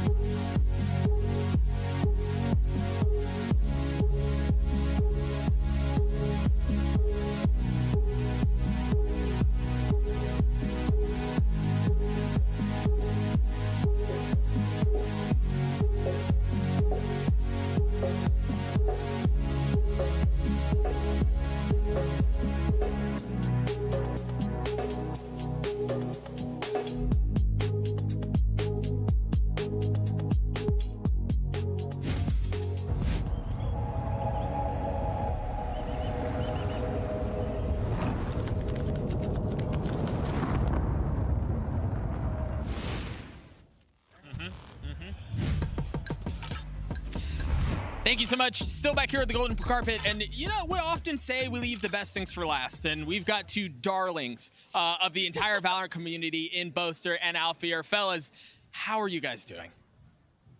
You first, Alfia. How are you doing? That was so cute. You just both looked at each other like. I'm good. Because tournament is on Istanbul and very crowded, and I loved it. Yeah, It's so I'm wholesome. also doing super well. Thank you very much. Yeah, it's just amazing having the crowd here cheering. It's a shame we're not playing up there, especially my boy here. But yeah, good luck to both teams. You both, though, on Fnatic, you have such an incredible fan base. Your fans are amazing. We saw them even yesterday walking around the arena. You could see Fnatic signs all over the arena, even though you guys aren't in it. Not seeing that as much for the other teams. What is that like for you, being in your home country and seeing your signs everywhere throughout an arena of people? It is a good. He's giving me extra motivation and extra hype for us. So I wanna play, but we'll eliminate it. So I'm upset.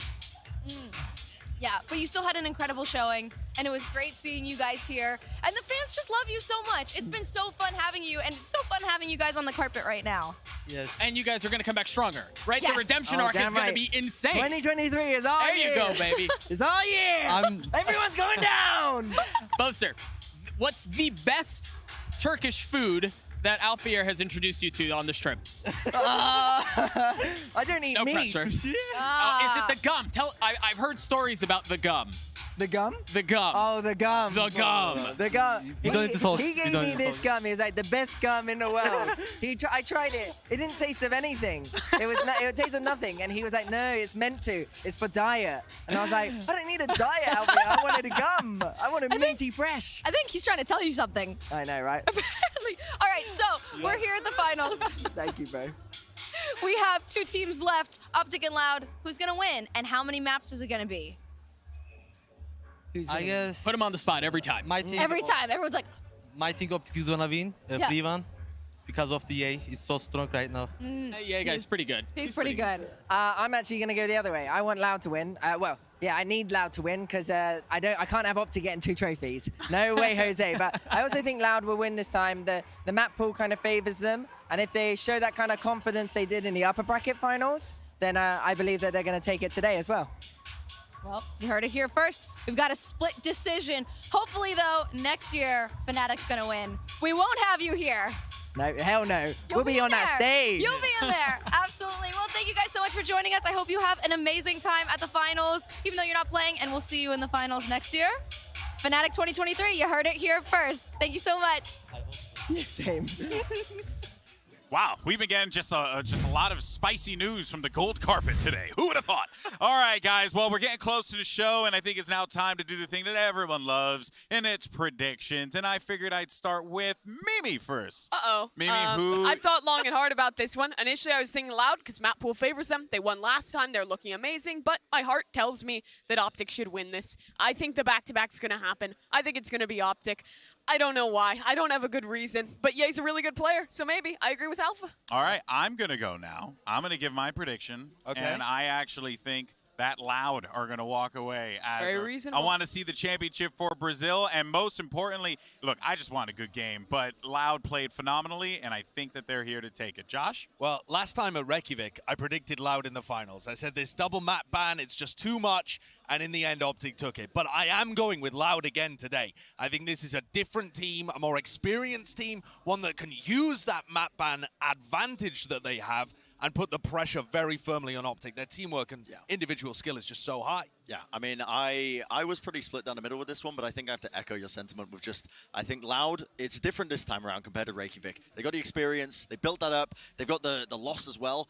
Copenhagen, I think, was a big learning moment for a lot of the inexperienced players, and the whole team as a whole is just on fire right now in terms of their overall team play, and their map pool looks really, really deep. I think that this team has a lot going for them, including the double map bans, which is a massive advantage in the uppers. Yeah. Huge advantage. Well, let's see what the community thinks, because we asked you guys in the Twitter poll earlier on, do you think OpTic are going to become our first repeat winner? And everyone, we have 54% saying yes, 45 no, Mimi. That is absurd because I think Loud is a clear favorite in this one, and the community just has full faith in OpTic. I mean, how can you not when they've been so consistent at winning rematch games? They've been so consistent across the board at winning from the lower bracket. I don't really have a problem with the community's outcome. Yeah, it's so close. Yeah, it's going to be awesome, folks, but this is it. The two top teams in the world are going to be facing off again, and this time it's for the championship. One more match to determine once and for all who are the real kings in the mountain. Is it going to be NA's OpTic? Will it be Brazil's Loud? And the question I have for you is, are you ready? Because the grand finals start right now.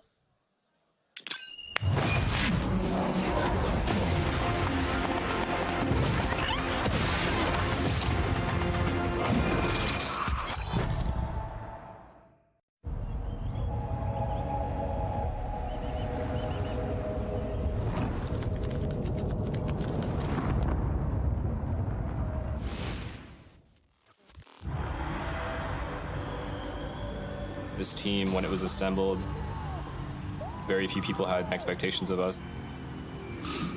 No one knew we'd be able to dominate the world. It's almost like a dream. History's kind of repeating itself. OpTic Gaming build their legacy brick by brick. One team is going to get eliminated. And OpTic stay alive. Loud dominate OpTic. OpTic is our rival. Loud have a rematch on their hands. If I win Champions, that's my dream come true.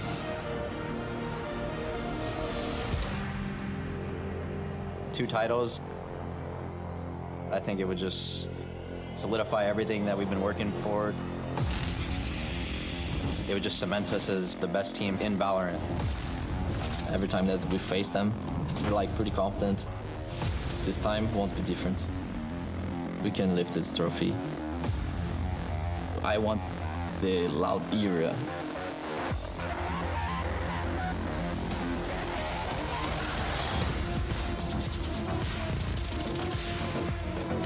OpTic Loud. Fear none.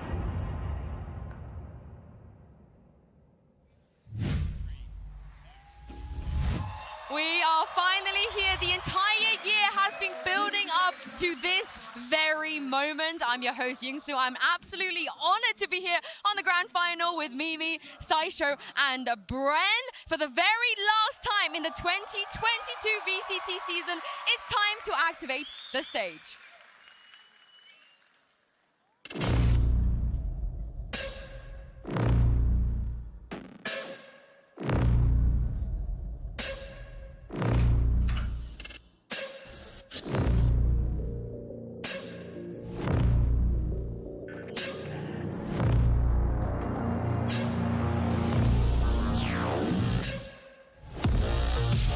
Loud.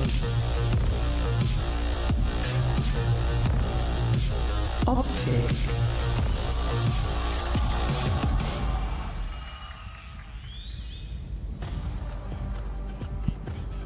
Well, this is the last map select we're going to have in this tournament. A grand final best of 5. And let's not forget, guys, Loud, they get 2 bans here. And that is massive because Loud have only lost on 2 maps at Champions, which is absurd. Get Pearl out of there, get Fracture out of there, and they have a 100% win rate on everything else. And what's crazy is that is 2 of OpTic's strongest maps. They've been one of the best on Pearl. They've always been good on Fracture, so this pool just continues to favor Loud. Yes, absolutely. I mean, a massive advantage going towards Loud here, being able to remove those 2 maps. And the question is, what will we be heading to first? And it is going to be Ascent. And I mean, listen, can't blame them, I think, as well. Watching OpTic, they look like they are kind of scrambling a little bit in terms of what composition they want to play. They moved away from the triple initiator recently. It's been a weak spot for OpTic. And it's also Loud's best map. They just look incredible here. They've only lost a single round on the defense side. And we saw Ye play Jet. Who knows what comp they're even going to be running? Yeah, I'd expect for OpTic to go into their bind, and that is their choice for a very long time, and it has been their best map. They've been very strong on it, but Loud has shown a comfort in playing it, and last time these 2 teams played, it did not really go too well for them. Yeah, Loud are the only team that have delivered OpTic a loss with this comp that they run on the global stage, which is absurd. They just need to run that over again. And of course, Breeze is the third map pick here for Loud as well. I mean, I think OpTic have been a little bit shaky here and there, but they were showing some good signs of life at least when the last time that they played this, most recently. So I don't know if this is going to be as easy as a map to take away for Loud. Yeah, now OpTic have the option between Haven and Icebox to go as our fourth map in the series. Haven has been a map where they've ran that crazy composition, putting Victor on the Phoenix, running a style on the map that no one else has really played, but thus far it's been effective. It was the final map versus DRX that pulled them over the line. I know not having any bans is kind of difficult for OpTic, but they've managed to somehow make Icebox map 5, which means they have a couple of chances to close us out without even going to Icebox. I think that's true, but also you look at the map pool and they're only favored on one, maybe two of the maps here. I mean, Bind, they're probably favored even though they lost it to Loud, if they can fix what went wrong for them. But otherwise, this is such an uphill battle. The only silver lining for OpTic right now is that they've already beaten Loud in a grand final where they had double map ban against them. Yeah, that they have. And I mean, these early maps are really favorable towards Loud as well, right? They get the Breeze in there, they get the Ascent in there. These are maps where they are very, very comfortable. If OpTic is to win it, it will be an absurd result. Do you think the map bans is favoring Loud even to that degree, given, like you said, they had the same exact advantage and it didn't go their way? Yeah, even outside of these map bans as well. I mean, it is a massive, massive amount of, like, I think, favorship towards Loud in that capacity, but this is a team that is different this time around. It's not the same Loud that lost to OpTic in the grand finals of Reykjavik. They have that experience this time around. I do want to point out, though, there's been like 24 hours for Chet and the rest of OpTic to turn this kind of prep for the grand finals around, but they will have known what the map pool was going to be. This is such a predictable map pool. You just know exactly where Loud want to go with it, and I think that that is going to help to some degree for them to figure out like where they can go on certain places. Like Breeze, for example, they can come up with some anti-strats. The only counterpoint I have to that as well is that 24 hours prep is all well and good, but can you put it in practice? Yeah. Because we've seen OpTic chop and change their compositions wildly. On Ascent, they changed up their composition pretty drastically, and it showcased in their lack of depth, I think, on that map. Well, they're going to be able to answer your questions in due course, but for now, we have a little surprise for you guys that's coming up on the other side of this break, so don't go anywhere.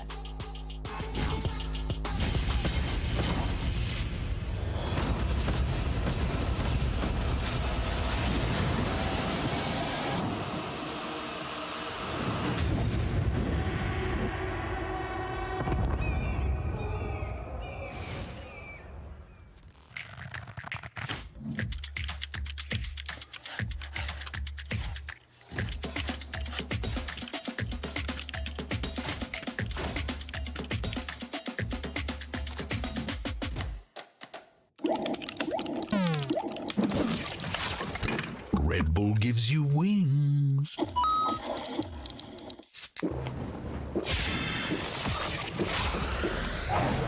Red Bull gives you wings.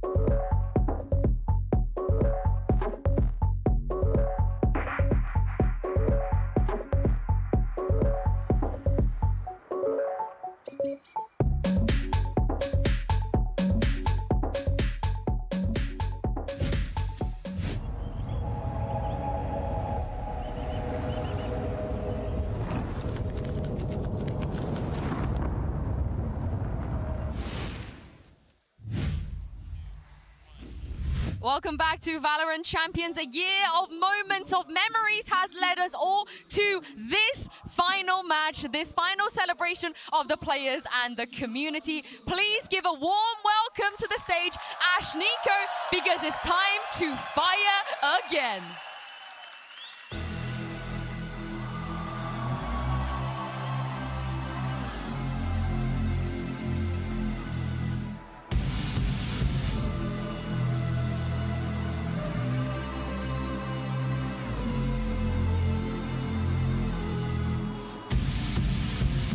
Am I learning my lesson? Never running from wreckage when it's getting too close. A million reasons to turn, a million ways to get burned, and still inside it I go. I'm caught inside the fire again. I'm caught inside the fire again. Hello, Istanbul! VALORANT Champions, let me hear ya! Y'all ready for this?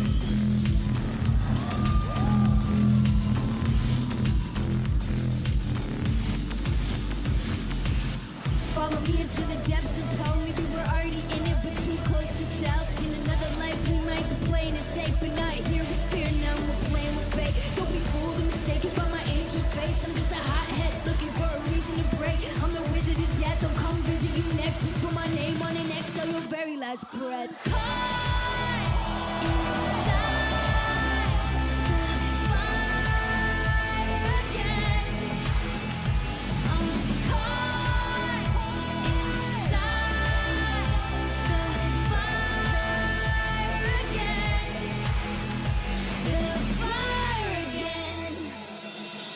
I'm caught inside of the fire again. I'm caught inside of the fire again. Follow me into the depths of hell. Maybe we're already there and too close to tell. In another life we might be playing it safe, but not here with fear. Now we're playing with fate. Don't be fooled or mistaken by my angel face. I'm just a hothead looking for a reason to break. I'm the wizard of death. I'll come visit you next week. Put my name on an X till your very last breath. I'm caught inside the fire again. I'm caught inside the fire again. The fire again. The fire again.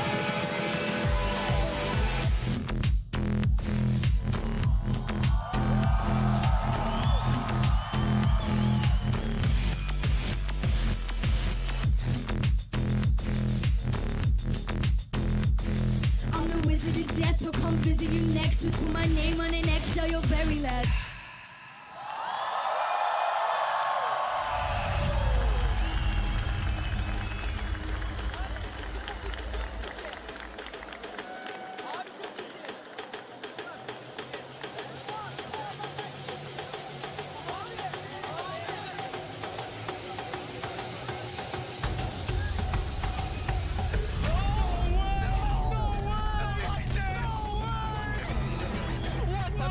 And now to swing through the operator to try and bait the swings.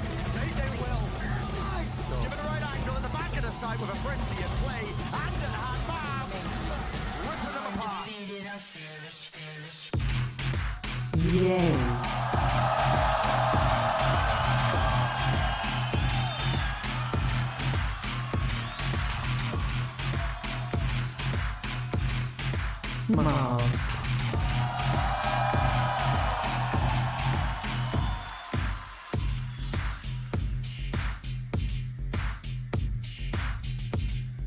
Finesse.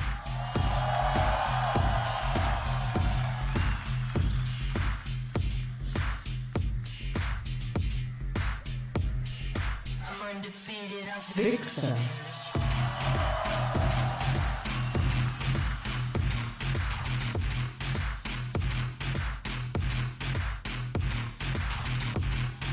Crashes.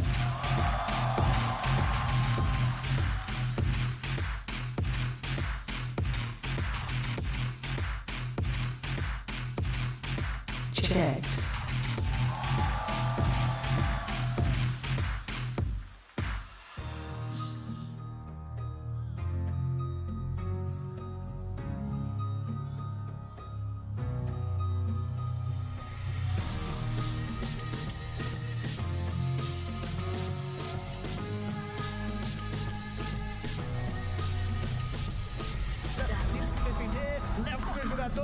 Encontrou mais já tem mais pancada, a casa cai e a Loud vence o round!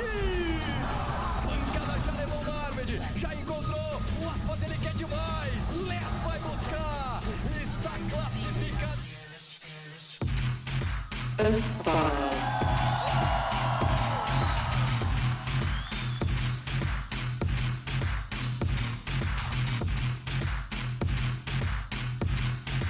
Saucy.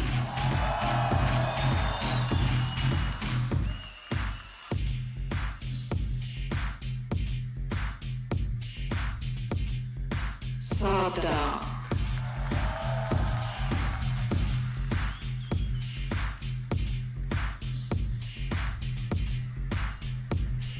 I'm undefeated, I feel less.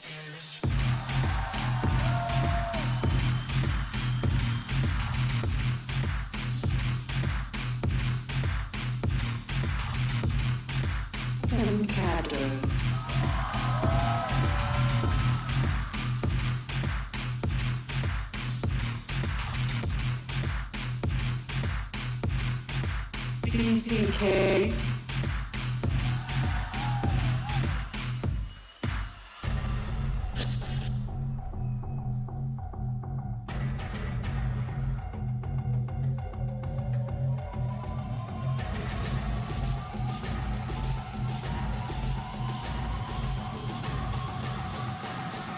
I'm undefeated, I fearless.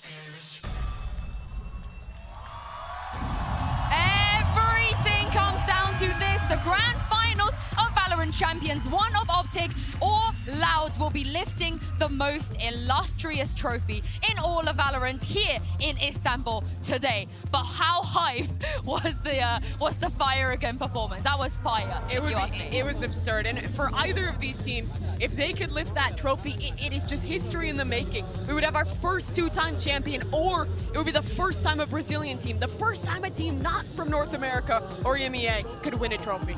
And it all starts here on a map where both of these teams have so much history, on a map where we've seen variations in style, dominant defenses, insane individual performances, and incredible head-to-head matchups. Yeah, and that early storyline as well is going to be, what are we going to see composition-wise from OpTic Gaming? Are they going to go back to that triple initiator? Are they going to stick with their guns with a composition with Ye playing the Jet, which is something we hadn't seen from him until, I think, April was the last time he played it. Compared to the other day, just bringing this out completely left field. But honestly, with a best-of-5 series like this, the early prep, we can talk all we want about it on Ascent, but the deeper the series goes as well, the less that prep work is even going to matter in these players' heads. Yeah, but for the first few games here, that prep work certainly sides with Loud. They had a day off yesterday. They were watching OpTic play. They were watching OpTic earn their spot. OpTic has had just 24 hours since their late night win against DRX to come back here with a new game plan and maybe have a chance to lift that trophy. Honestly though, Mimi, with how unrefined the game plan looked from OpTic on Ascent, I think there's so much improvement they can do there that Loud won't have even been able to see. So I think Chet's probably come up with some extra game plans and extra ways of getting Ye into the game, if indeed they do commit to that Ye Jet heading into map 1, because it felt like he just wasn't finding those same opportunities against the extremely slow defaulting of DRX. Loud don't necessarily play like that. We're into the Prime Gaming agent select here. Everything is on the side of Loud right now, like you guys said. But last time in a grand final, they couldn't pick up a single map. They have to here, given the bans, given the map, and given the composition. Yeah, all the advantages on their side. They've had an entire day to prep, and yeah, we're going to see the Yay Jet and that head-to-head of Aspas versus Yay on the Jet itself, honestly. Absolutely legendary head-to-head in terms of that matchup there. And Josh, I love the point that you brought up as well. I think the fact that OpTic have had time to reflect on that map that they lost on Ascent with this composition, and it does add a lot of room for improvement. There's nothing better than losses to learn off of and to improve the depth of your playbook when you're playing on a certain map. I think that's absolutely true, but also they're playing a very similar, the same composition as their opponents here. And what that also means is you're going to get this amazing head-to-head. You've got Sadak setting up Aspas. That duo always works together to get Aspas in the best positions. And on the other side of things, Victor has been amazing with his utility. So that, to me, is the premier head-to-head heading into this game. But all of your expectations can get upset in a moment. Maybe it's Pancada Marv that take over this map. There's just so much room on Ascent for individuals to dominate at times. Yeah, and for OpTic, this is their chance to redefine what was a previous stomp on Ascent. The last time these two teams were here, it was Loud taking the win dominantly. This is the match now that matters. This is the match that decides the tournament for both these teams, and OpTic are looking to rally. Yeah, both of these teams are going to want to start off strong here. You guys know the map, you know the agents now, and it's time to send this over to your casters. It is my pleasure to be throwing this and introducing you guys to the one and only Pansy and Hypok. Thank you, Yinzu and the desk. A fantastic start to the day and truly a tantalizing prospect here, Mike. We have a great game in front of us, but it's a different look from the last time we saw them meet in the grand finals. It's a whole different battlefield now. Yeah, and actually form comes into this as well. Obviously, the advantages here in the grand finals, the rest day, so to say. The map beats are getting these two bans, but this video's got me kind of messed up. We're starting on Ascent here, and the only notable loss in recent times was versus OpTic Gaming in that grand final. And we start here for a best of 5. It's madness, Lauren. It's going to be a marathon, hopefully. 5 maps on the docket that we could certainly get to grips with here. And I think, as it stands, being logical, emotions aside, Loud's form has been formidable. Terrifying. Truly, truly terrifying. They've overcome their demons. They are now moments away from once again facing their nemesis, and no higher stakes could be on the line. Let's get into things as it is the grand final. Kicking off here on map 1. Crashies get that first bit of contact, but it's all in, baby. It's bursting. Loud straight towards the site, and OpTic better be ready, because Loud are instantly bringing the fire. Two very quick was a third followed up here by Sassy as well. Just Victor and FNS left here for OpTic Gaming as Loud take full control of B site. Actually, Pancada playing very close contact on the doorway, but actually picked off by Victor. Eventually on the way back through, plenty of time to work with here. I need another pick, though. And with the HP being a little less than ideal for Loud, there is still a chance of it, but that late lurk through middle. Look at who's encroaching slowly but surely. Les could be the downfall of it all. Gonna find one. And now FNS, they've got to know where he's at. Confirmed presence towards Cat. And surely this is done for. Surely, right? Surely, there it is. Sassy finally deals with it. You can see the danger mounting. Pistol converted here for Loud, and such a concise, dominant start there. No mincing their words at all. A statement made in round 1. They stack up, they death ball in, and Crashies dips his toes a little bit, punished for it. I'm curious, actually, if really you talk about this rematch and talk about the pressure being so high here in the grand finals, the stakes raised, but this is comfort zones. The Loud try and toy with that a little bit. They're one of the most proactive teams in terms of the early round. But if that converts into aggression here and finding entries, it could be very, very concerning for OpTic early on in this half. It's just such a, you know, a dangerous concept for both sides as well, because you don't often see such familiar foes in games this early on, and it truly changes the dynamic here. They should be so hyper aware of each other, but again, the fact that Loud did win their last meeting truly changes the narrative, truly changes how we have to look at Loud in this, give them credit where it's due. But the buy into this round, do just have the Marshal. Nothing too much really beyond that, a Sheriff, a Frenzy. So certainly not outside of the realms of reality, but one thing I am seeing though, Mike, is a stack. And as it stands, in the right place. Could be concerning here. I mean, the drone's going to be crucial. Spotting one or two members. Knife actually only going to catch one. Victor looks to go aggressive. Punished. Aspas ready for it. I like the idea of Blitz trying to bait them in though, almost over-aggressing on it, trying to encourage his hit to come in from some of the players on the site. However, Aspas might work towards Marv, but he's taking a little bit of chip damage here. He's actually in the blender, but still standing. How? Did he just fight through that?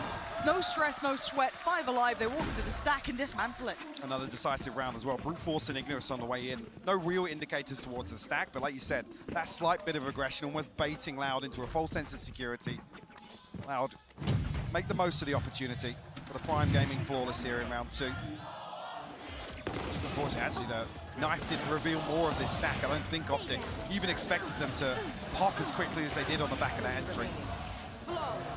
But I love this from Loud, though, coming in with this really confident mentality. Now, this is the first big challenge, though, Mike. We have the buy coming out here for OpTic. Far from perfect, some light shields. Big flash. You're absolutely right. Sticking around on this. Gonna isolate Aspas. That's a big pickup already. And they're committing to the fight. This is a really brawly beginning. We'll peel away, though. Now they've found Aspas again. They take a bit of a bite out of the execution if it does come through on either side. Actually, less spotted out in mid as well. Victor looking to actually close the gap on this. Could be problematic here. Let's actually gets attacked here, but the double swing coming through. FNS gonna find it.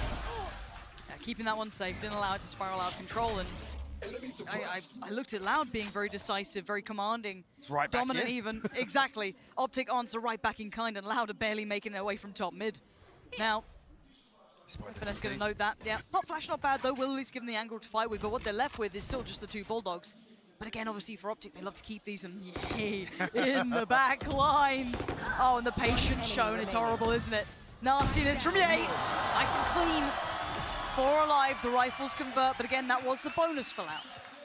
It's key to note early on, we just touched on it, but how willing these teams are immediately to close down these kills. We talk about Loud's ability to convert man advantages and how actually early on in the rounds, we're talking about how they have one of the strongest early round kind of protocols. It's interesting if OpTic are going to continue with this.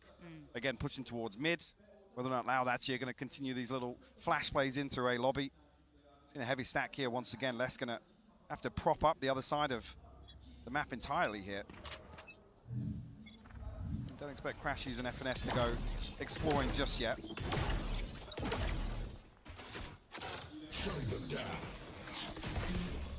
Yeah, both noted close on A main here. Big info found. There's the flash, and they at least start taking the space towards A. Now, Victor is staying around though. He's not falling back towards the site. He's just holding the off angle, hit back in. Sadak with the punishment, tries to backpedal away. Trades come back and forth, leaving just OpTic with 3. And again, these fights are never ending. There's just no slowing down to this. I have the spike. They've made it possible. Back to a 2v2. That's a big kill actually from Crashies. It relinquishes some of that map control. Look at Marv now looking to exploit that. Iceman himself, the audacity to do this in a 2v2. Do they consider it? Do they read it? Let's find out. They seem prepared, but he's heard them. He's going to hear this. He's going to call for the run. You've got to look towards him. Crashes as well. Surely he's going to see it up to the corner. Marv, what a bit of timing for the man. The audacity to walk up Cat. Zero respect, zero care. Gets behind him, gets the info, and gets both the kills.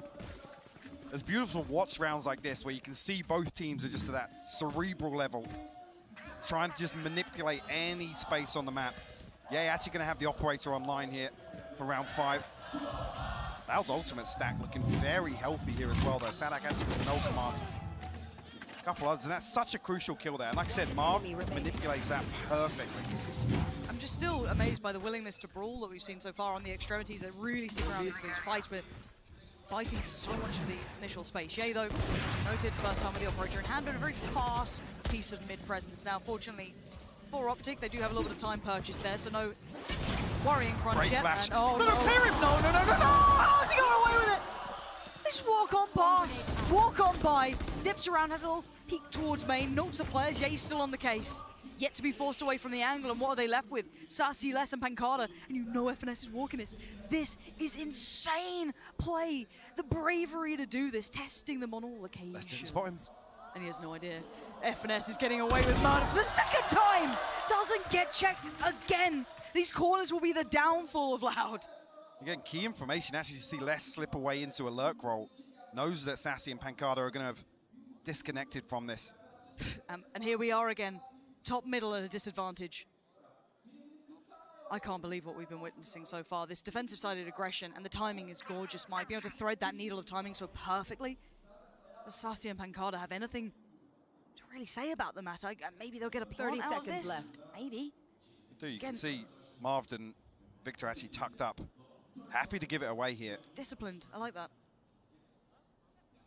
Marved actually just holding the angle here on the jump-up spot, so come through. Again, time now becomes a concern. Is not going to be very comfortable.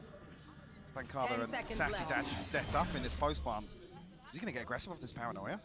Spike planted. See. Mark still being cautious, waiting for support that is now arriving. Bear in mind we have the flank from FNS, so he's going to be late towards A main. They could wait for it. Which, well, you don't get ahead of yourself when Ye's watching that. Be it Mark, be it Ye, it doesn't matter, you're dead. Sassy now surrounded. 4 players. The first falls. Found him, silences Ye, quick trade, Marv is there. Mike, let's kind of pause for thought here as the defuse comes in. The tempo changes here are unbelievable. We've had patience being displayed, let's say, in that, you know, sitting deeper towards the site allowing the plant. But then we also then had FNS strolling down middle. This is going to be hard to handle for Loud. Yeah, look at the number of times that OpTic are happy to do that. Just backfill where they actually discover this information, or at least feel a little bit of pressure. I mean, actually, how FNS isn't cleared down, and it's almost like that flash is tailor-made to actually get them full market control. And FNS runs away with it. Curious here, like I said, some of these ultimates now coming online for Loud. Aspat's going to bring in the Sting here. I'm not sure if this is banking on winning this and trying to get an operator online to face off against Ye. Curious to see, but the weaker side statistically here for OpTic, so we're already seeing a little bit of an adjustment here. Now, we talked about Loud breaking their curse, but do remember the narrative, the concept that you don't get to beat OpTic twice. And now that's come back into effect. So, I mean, Chet's been cooking up something in this game, certainly changing the tempo and the tone to this. FNS needs to be careful now. They are holding for this push potentially. Let's see if he gets the timing right, though. Loud, actually. Look how deep they've had to tuck into this default now. Actually investing utility to force them off such a forward angle. Again, there's no pressure. And look at OpTic, they actually swing through now. Marv's exploring short, he's got the one-way up. They've conditioned them to do this. It's the perfect, you know, causation and reaction. Great bait for the operator as well. Yay, rewarded for it. Fantastic. Gets to fall away, dips towards short. The lockdown comes in and ensures further safety. Now they can rotate that third man if they fancy it, and still not too much stress. Aspas, position noted, will fall away. This is very comprehensive from OpTic. He is, and actually the lockdown force them into an uncomfortable position because there's 30 seconds left for Loud to actually step the pace up here. Does this drone clear FNS again? Don't let him get away with it again. Finally gets found, sprays in, still! I don't know how he's doing this time and time again. Leaving Sassy and once again Pancada to deal with such an unfavorable situation. So many players against him in so little time. OpTic mean business today, Mike. This is looking good. It looks like they've done the work. We were waiting to see if they had been able to. Absolutely. And they're tempering this aggression so nicely. It's a peek here and there, and they're ready to re-hit as Loud set up outside site. Great timing to deal with the turret as well, the bait being the Vandal to come through to deal with that turret. Sets Ye up for success.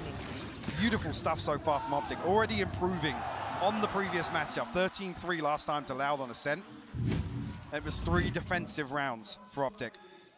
And we have to put into perspective how hard it is to play into this. With the veto the way it is, you know, with the bans that come in, the map veto will sit very favorably towards Loud. So again, coming in with the odds against you like they are for OpTic, this is quite an impressive start, but it is only the start and it is a best of 5. We have a little setup here towards short, and somehow Marv still gets away with it, finding Stadak. Quick pop flash underhand, you can see the instant pressure. They just pile it right back on in. OpTic aren't backing away from any of these fights. Oh, they got a noted with the drone. Slips off the side. So long! Crashy's offsetting the timing, playing a little ahead of the utility there, and it's just shut down again. What is gone into OpTic? The pace is just great. OpTic typically a slower team, but happy to just stand their ground and fight here, and rightfully so. Loud actually going to pump the brakes now because, as I said in that previous round, they're forced so deep into this default. Just waiting for OpTic to show their hand. This is fascinating to watch because Loud really have to think on their feet here. This is going to be a big test for Loud to try and find solutions to this, because it's not something we've seen from OpTic. We know the potential's been there. You know, they find an aggressive side, but you get tempered throughout tournaments. And again, you look back at the game they had against Loud, they looked, shadowed their former selves, they were quiet, not having the impact they wanted. They've dialed it up to 11, it feels like. So for Loud, it's big adjustment time. They have to somehow recalibrate their mentality, their approach to this game, and it's not going to be particularly easy, because even if, let's say, you deal with OpTic's now newly found a little bit of aggression here and there, that defensive side willingness to fight, there's layers to it, right? Then, well, OpTic can sit deeper. We know that they can kind of fall back to this. So for me, this could be a big timeout for Loud, and I hope they find a solution to this. Otherwise, OpTic aren't going to stop. No, they're not. The concern being the strength of Loud's attack on Ascent lies in that post-plant scenario. We haven't seen enough of them yet to really get their foot in the door in this first half. We're a 3-round deficit now. Still ultimates are plenty for Loud. Again, we're not really seeing them set up to, make plays off them here. A heavier stack towards A lobby here this time around. Less disconnected outside B main. The curious thing is actually if OpTic start trying to pressure him there. Like I said earlier, relinquishing some of this map control. Both Victor and Marv noted here off the knife. Look at the pressure. They can't even get past this one way. No, this is a stranglehold on the game. And we know the willingness to fight. OpTic aren't just doing this as posturing, there is intent behind it. Already having FNS kind of over towards Tree as well. Yeah, he posted towards main. And Loud have to find the solution. And this, I'd say, has to be this round, otherwise it starts getting really out of hand. Cycling through the utility though, Marv's still ready off the back of contact. They burn up so much time with this one way. Marv will be noted here. Deals with it. Does the read come through? Perfect! This set piece is gorgeous! Off the back of contact, the paranoia invested in the swing comes out. But he does get punished. A pop of the ult and the site now looking more vulnerable, but the double stack towards Tree still stands. Marv, I don't know if he got hit by the paranoia, he did.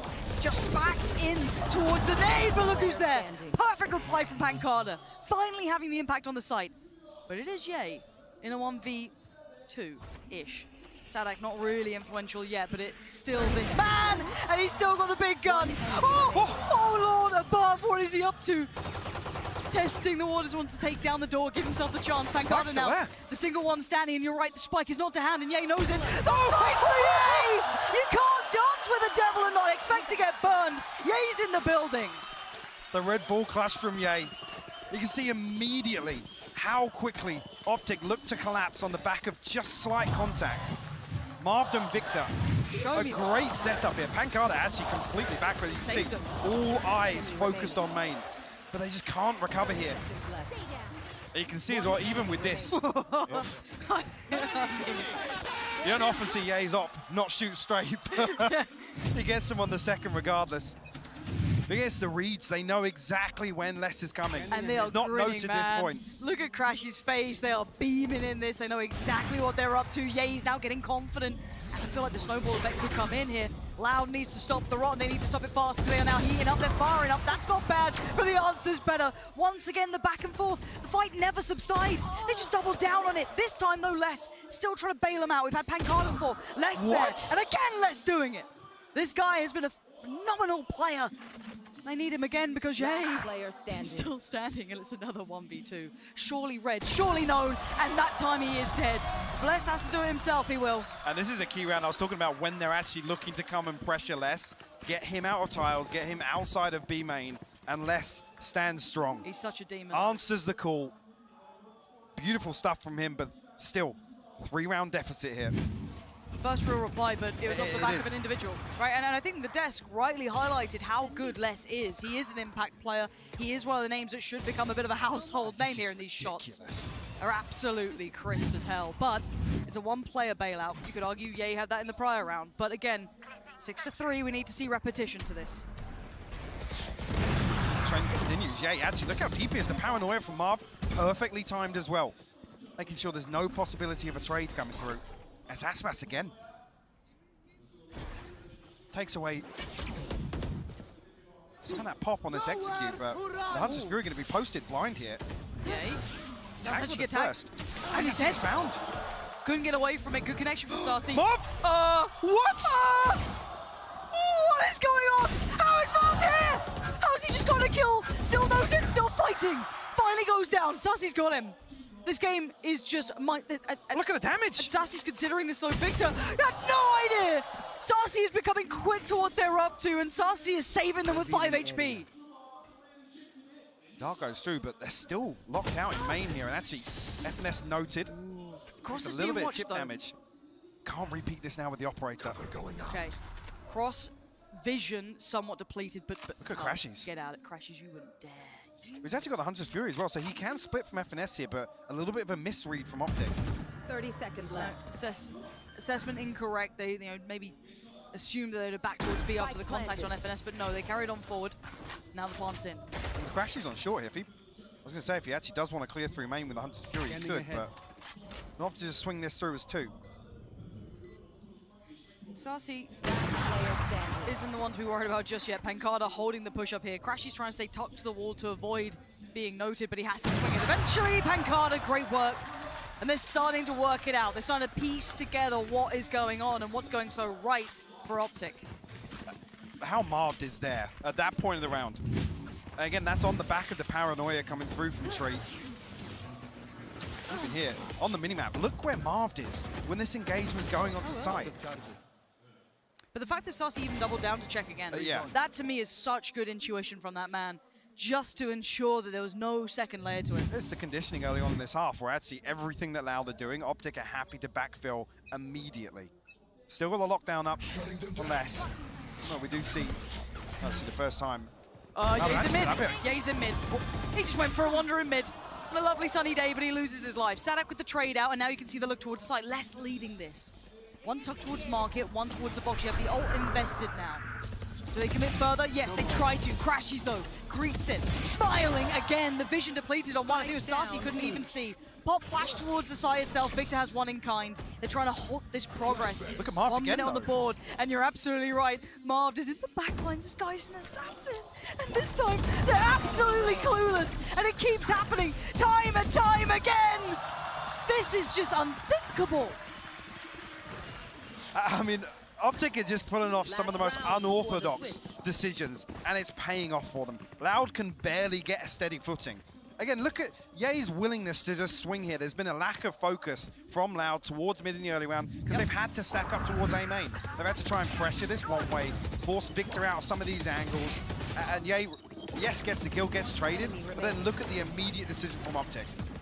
It's actually been wonderful to watch, and you're right, you kind of frame it so perfectly. Ye created that avenue that then you're going to see Marv kind of fill through and then find the approach from. Now, we go again. More It's B. regression.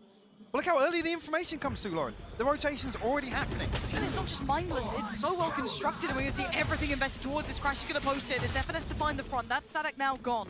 Crashies going to be halted for now towards middle.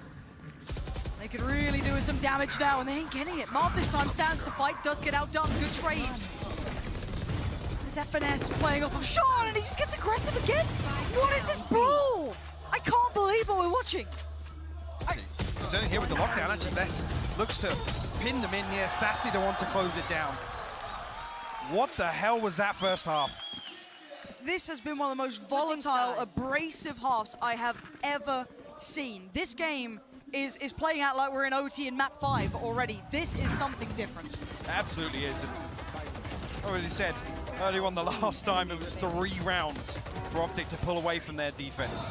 And it's 7 this time around. The stronger side being Loud on the defense. We have to see where they come away from this. Yeah, it's going to be 7-5 on the half desk. What do you make of the first half? Thank you very much, Pansy and Hypog. This is the grand final, guys. We kicked it off in style. And, Brent, we heard the cheers the crowd had for Ye, and he's showing off. Yeah, this guy has just been an absolute playmaker, but a key difference, I think, between the way he's been playing last time and this time has been the amount of disrespect he's showing, honestly. Pushing into deep positions all the time, but it's clear counter-stratting, I think, from beginning to end by the entirety of OpTic.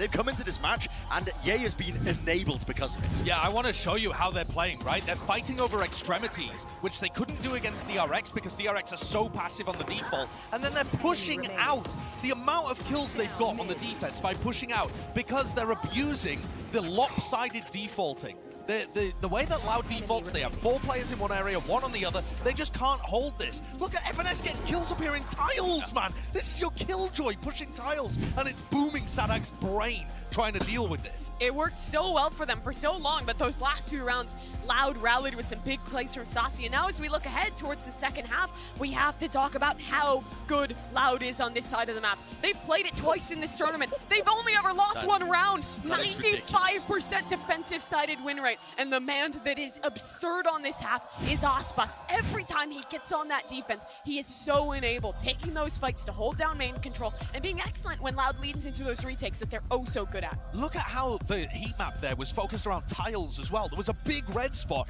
because Aspas is holding mid, killing everybody that tries to push him from that area of the map. He is going to be demonic. He's going to be doing the same kind of stuff that Ye did. Well, Loud, this is where they were expecting them to come online. Let's see how OpTic are going to be able to deal with this defense side as we jump back into game with Pansy and Hypok. Now, I think the desk kind of highlighted perfectly and echoed what we were seeing a great deal of. But again, when we talk about this side switch, Mike, it does kind of lean back into maybe the start of this game. Where do you sit on this? Where does this now tailor in your mind? I mean, from what we've seen from that defensive half, I got to feel like OpTic have just completely, like carte blanche, approached this with a totally new mindset. Okay. We're seeing things that aren't necessarily, you know, I use the word unorthodox, but it's not the traditional OpTic way, right? Sure, sure. They're happy to get aggressive and whatnot, but like I said, it was that backfilling of some of the setups, and Josh highlighted it perfectly. I was talking about when Lest was going to feel the pressure, and when they created enough pressure outside A main, that's when they looked to isolate Lest. It was a beautifully constructed half. Timeout here, it's time for the second half. I'm curious actually of what they're going to do to deal with Aspas. Right, because it's whether or not they do the old, you know, let's mitigate as much as possible. Sure. Discover where he is in the early round and let's head elsewhere. But Aspas is so active on some of these defensive rounds on Ascent, and it's really difficult to get a solid grasp. Now, and it's very interesting to see the timeout now as well, preparing themselves coming into this for OpTic. That's a real curiosity and something that I'm sure people that is through. Ridiculous. That's terrifying. 1 round on defense, they've lost. Well, there's the challenge. OpTic, good luck. Because by normal accounts, I'd say, hey, quite a nice scoreline here. 7-5 has given them very much gateways into this. But Loud are exceptionally strong here. This is their palace. This is their absolute, just perfect side.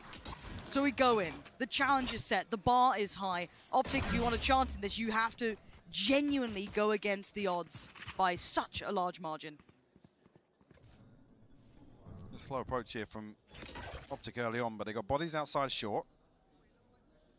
Pancada actually tucked in on tree here. Does have Sassy close by. Sassy, what? Got the second headshot on that. And Pancada's still happy to sit on this for now, being bailed out a fair amount and no main pressure either, so they're really quite free to do this, but just walk up from OpTic. Okay, Pancada finally falls, and Crash has got both there.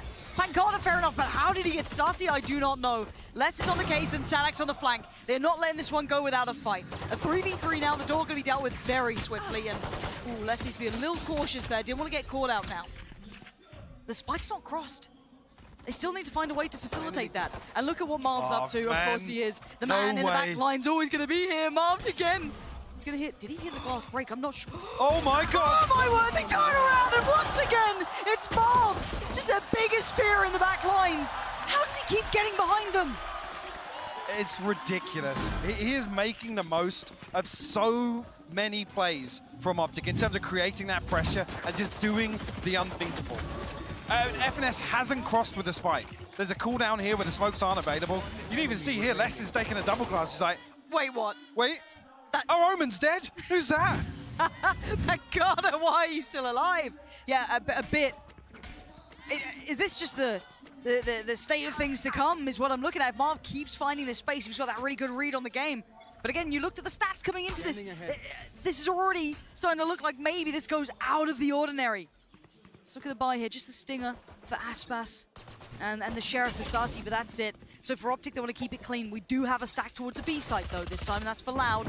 4 players present. And you're going to see a little bit of progress being made on the other side until then. Sadak was a player on short, does get picked off by Ye, so already we're now looking at what else can they achieve here. Well, no, actually, that peak is almost a red herring.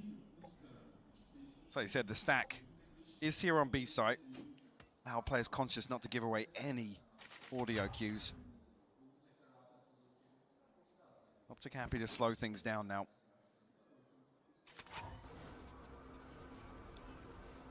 How deep this drone will get. It's all the way from Sub Rosa, so he won't actually find anything through tree or onto site. But with nobody holding it, OpTic almost feel as if they've got some space to work with here. Knife actually invested towards B as well. I'm not sure who that noted. There should have been two.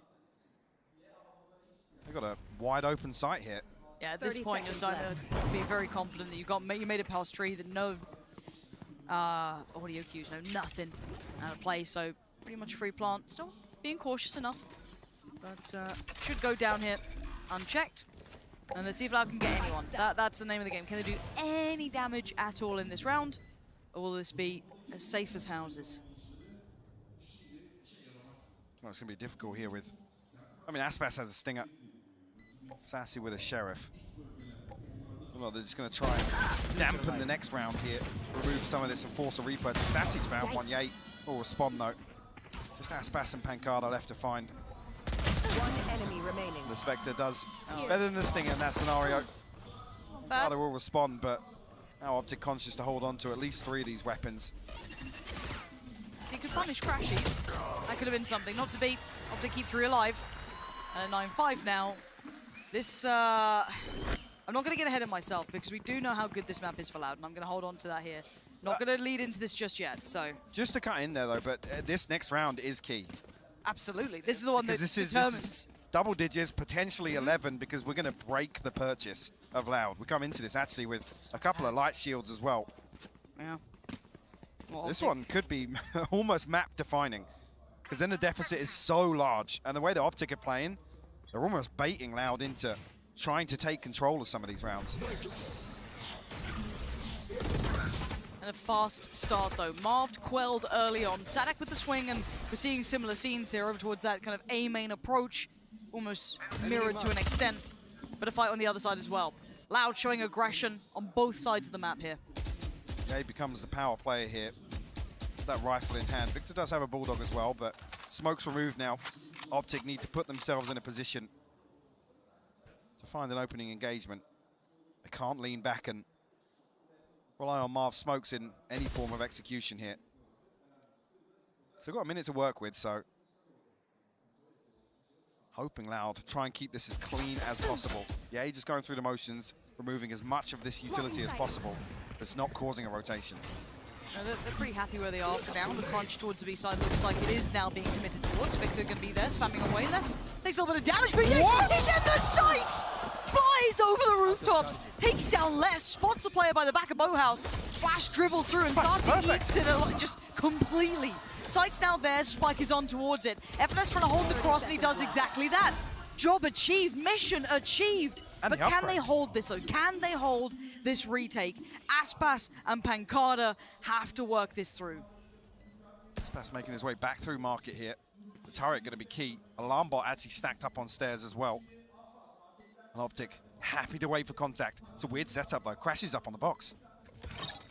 A little unorthodox seems to be the name of the game. This entire map. And the wallbang seen. And the damage now achieved, but FNS falls and now Crashes his blind. Tips into the smoke. They still haven't found him. No way. He's got one. Oh, Pancada saving Loud from what could have been an absolute tragedy in the making. It's going to be close, but I'm pretty sure he's got it. What a play from FNS. He eats the paranoia, slips inside the cloudburst, nearly gets the better of Pancada as well. They made him sweat for it. 0.74. What is this from Ye? Right over the top. One enemy remaining. Last player standing.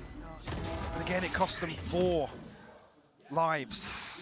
And the repurchase looks a little rocky. Ye's got his Blade Storm already. Yeah, he was farming. And yeah, the buyback for Loud is... Look at the advantage here. It's horrible. It's straight up middle. Look at the push already coming out. Aspas, though, wants to be the one to equalize it, the grand equalizer here. Push straight up through middle, look towards tiles, try and spy the player, but it's not just him. There's 4 players behind it. Smoke towards CT. They've FNS got the should have seen spike. enough. The spike's there. Oh, you're absolutely right. The spike is behind the wire. It's in enemy hands. They're going to set up new defensive lines. This map ain't going to be fought out like this often. And Sadak's got the ult as well. There's no way they put. This is just to slow things down here. But look at OpTic. How'd you get back in here? They're locked off on so many angles. Can Victor find anything here, actually? Oh, Crashy's has just got down Sadak. Oh, no way! It's falling down like a house of cards. Aspas goes down, they still know less. Pancada's there too, but there's that final player they don't quite know. Crashy's with the tag and the frag. Gonna find Pancada. Les still doing well, though. Still making this seem almost possible. Spike back in hand in 45 seconds. They can start to get to work. Marv, this whole time, though, mad just dash. been holding on. Oh! Les takes a tag. He's down to 13 HP now. Sassy. Does he expect Marv this close? Yeah, but look at Sassy. Okay, takes down Crashy's now game on. 30 seconds Gives him a left. little bit more. Oh, Les! What? Punishing Marv on the hop up. And now we're in a 2v2. Spike is down, so time in OpTic's side. But you know that support system is far away. Sassy, they know he was over by B. They've got a ways to wait here, and Les needs to stay patient. It's 13 HP for Les as well. And only working with the Bulldog. FNS actually tucked up in tree here. Right, actually, Les gets it. That's his third now. The Owl drone will reveal Yay. 13 HP, making it look lucky, but it is Yay on the other side. The dark Does he wait? He waits so patiently, he finds one the second, he can't do it, it's Sassy! And somehow this falls down in Loud's favor, and once again we know these guys are damn good on this side. But once again, the unorthodox is hitting here. What was this round? The spike left where it was. 4 players from Loud. I mean, come on. I mean, 2 things. That's the last time we see that default from OpTic. It's the last time we see the spike there on the floor. Absolutely. I can guarantee you that. Absolutely. God, and one, almost an overplay. A bailout round from Les. He was left on so little HP, and once again, he's doing this. Sassy luckily closes out. It costs them so much, though, once again. He's well just scraping together another purchase. A Judge and a Bulldog to round this out. Hunter's Fury and a lockdown available now for Loud. And they brought it within 2. The Stinger's on the other side, though. OpTic. Be a pace change here. Yeah, but there's still that fight for B main, and it can be such a swing factor of if it actually goes right, they win out and they keep control of the map. And now with the mid pressure, they might commit behind it, but no, the timing's actually really good for this hit to come on in. Yeah, Aspas and Sassy deal with both sides of this hit from OpTic. And yeah, lesser weapons just being mowed through. It's now down to Marv and FNS. Just the last one here. And it's dealt with comfortably enough. Loud, 3 standing. Didn't crumble under the pressure there at all. Just like we said for OpTic, this comes back to a crucial purchase again. But in Loud's favor this time around. A little bit of a buffer now, but it's not much. Aspas will be able to offset that slightly with the Blade Storm. This will be basically everything in the bank for OpTic. And this is the round Loud can equalize. There's a reason this veto looked good for Loud. There's a reason coming through the upper side set them up for success. This was one of the maps. This was one of the sides. Already showing the discipline, the capability to bring this scoreline back to where it's at. OpTic still trying things, still getting proactive. And speaking of that, 3 players out of A main and the spike's coming this way. They've got numbers advantage on this. If they push through here, Sadak's ready with the flash. Flash goes in, and Marv actually gets away completely scot-free. And they've made such mid-progress here on the other side of things. Yeah, Aldron will reveal it, but already through market here. As long as the spike doesn't get caught, this is a really good read, but Sassy gets away. Quick moves keeps him living, and Ye gonna try and close the gap though. Noticing potentially one towards Bowhouse, not 100% sure, but it's a player towards Close Cat to punish. And buying time, pressure, seconds is Sassy. Dealt with and beheaded. The site now looking more vulnerable. FNS gonna step forward, clearing the back of Boathouse. No, but it's gonna be the trade for Marv. Now the spike on the side, but look at the reinforcements. They finally made it here. It's just Marv and Crashy's left now. Still got the paranoia.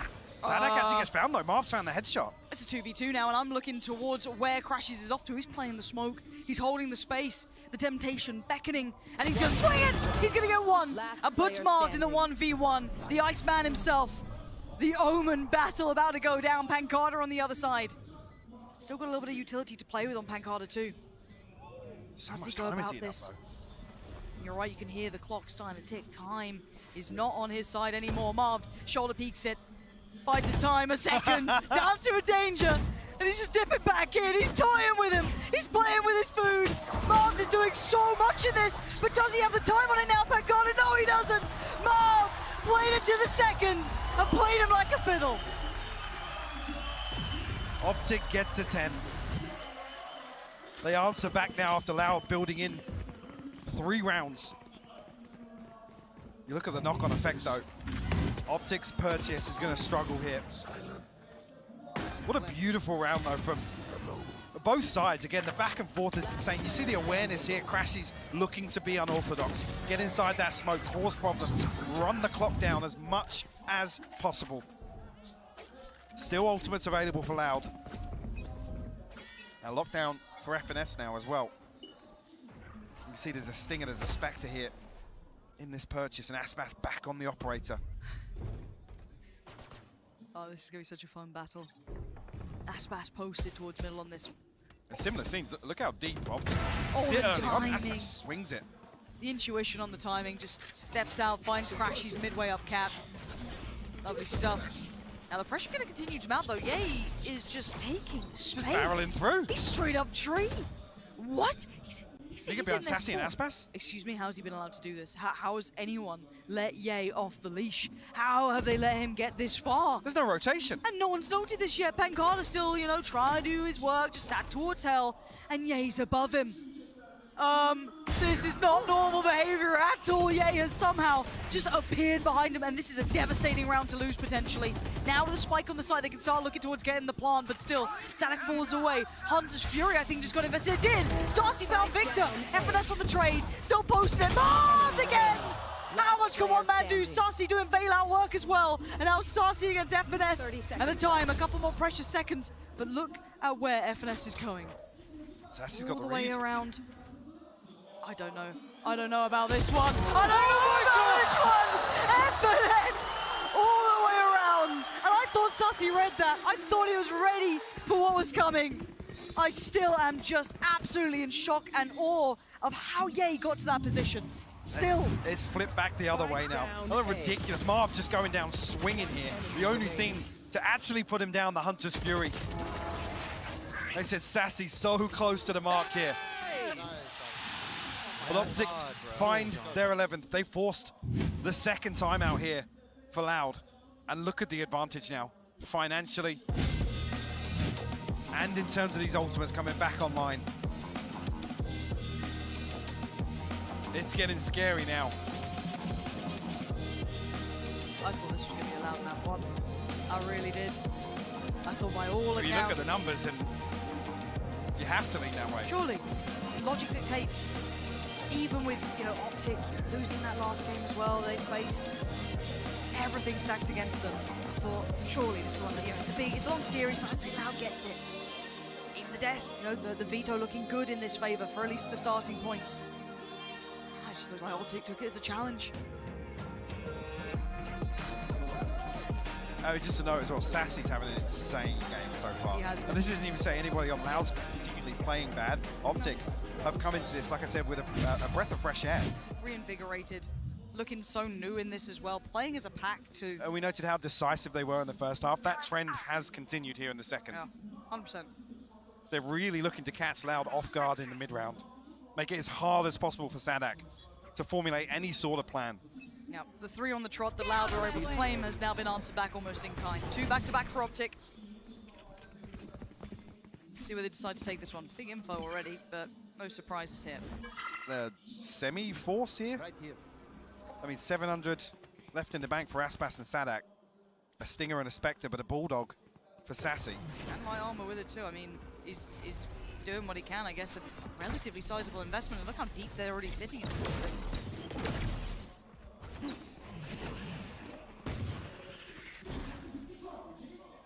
No commitment on that one for Ye.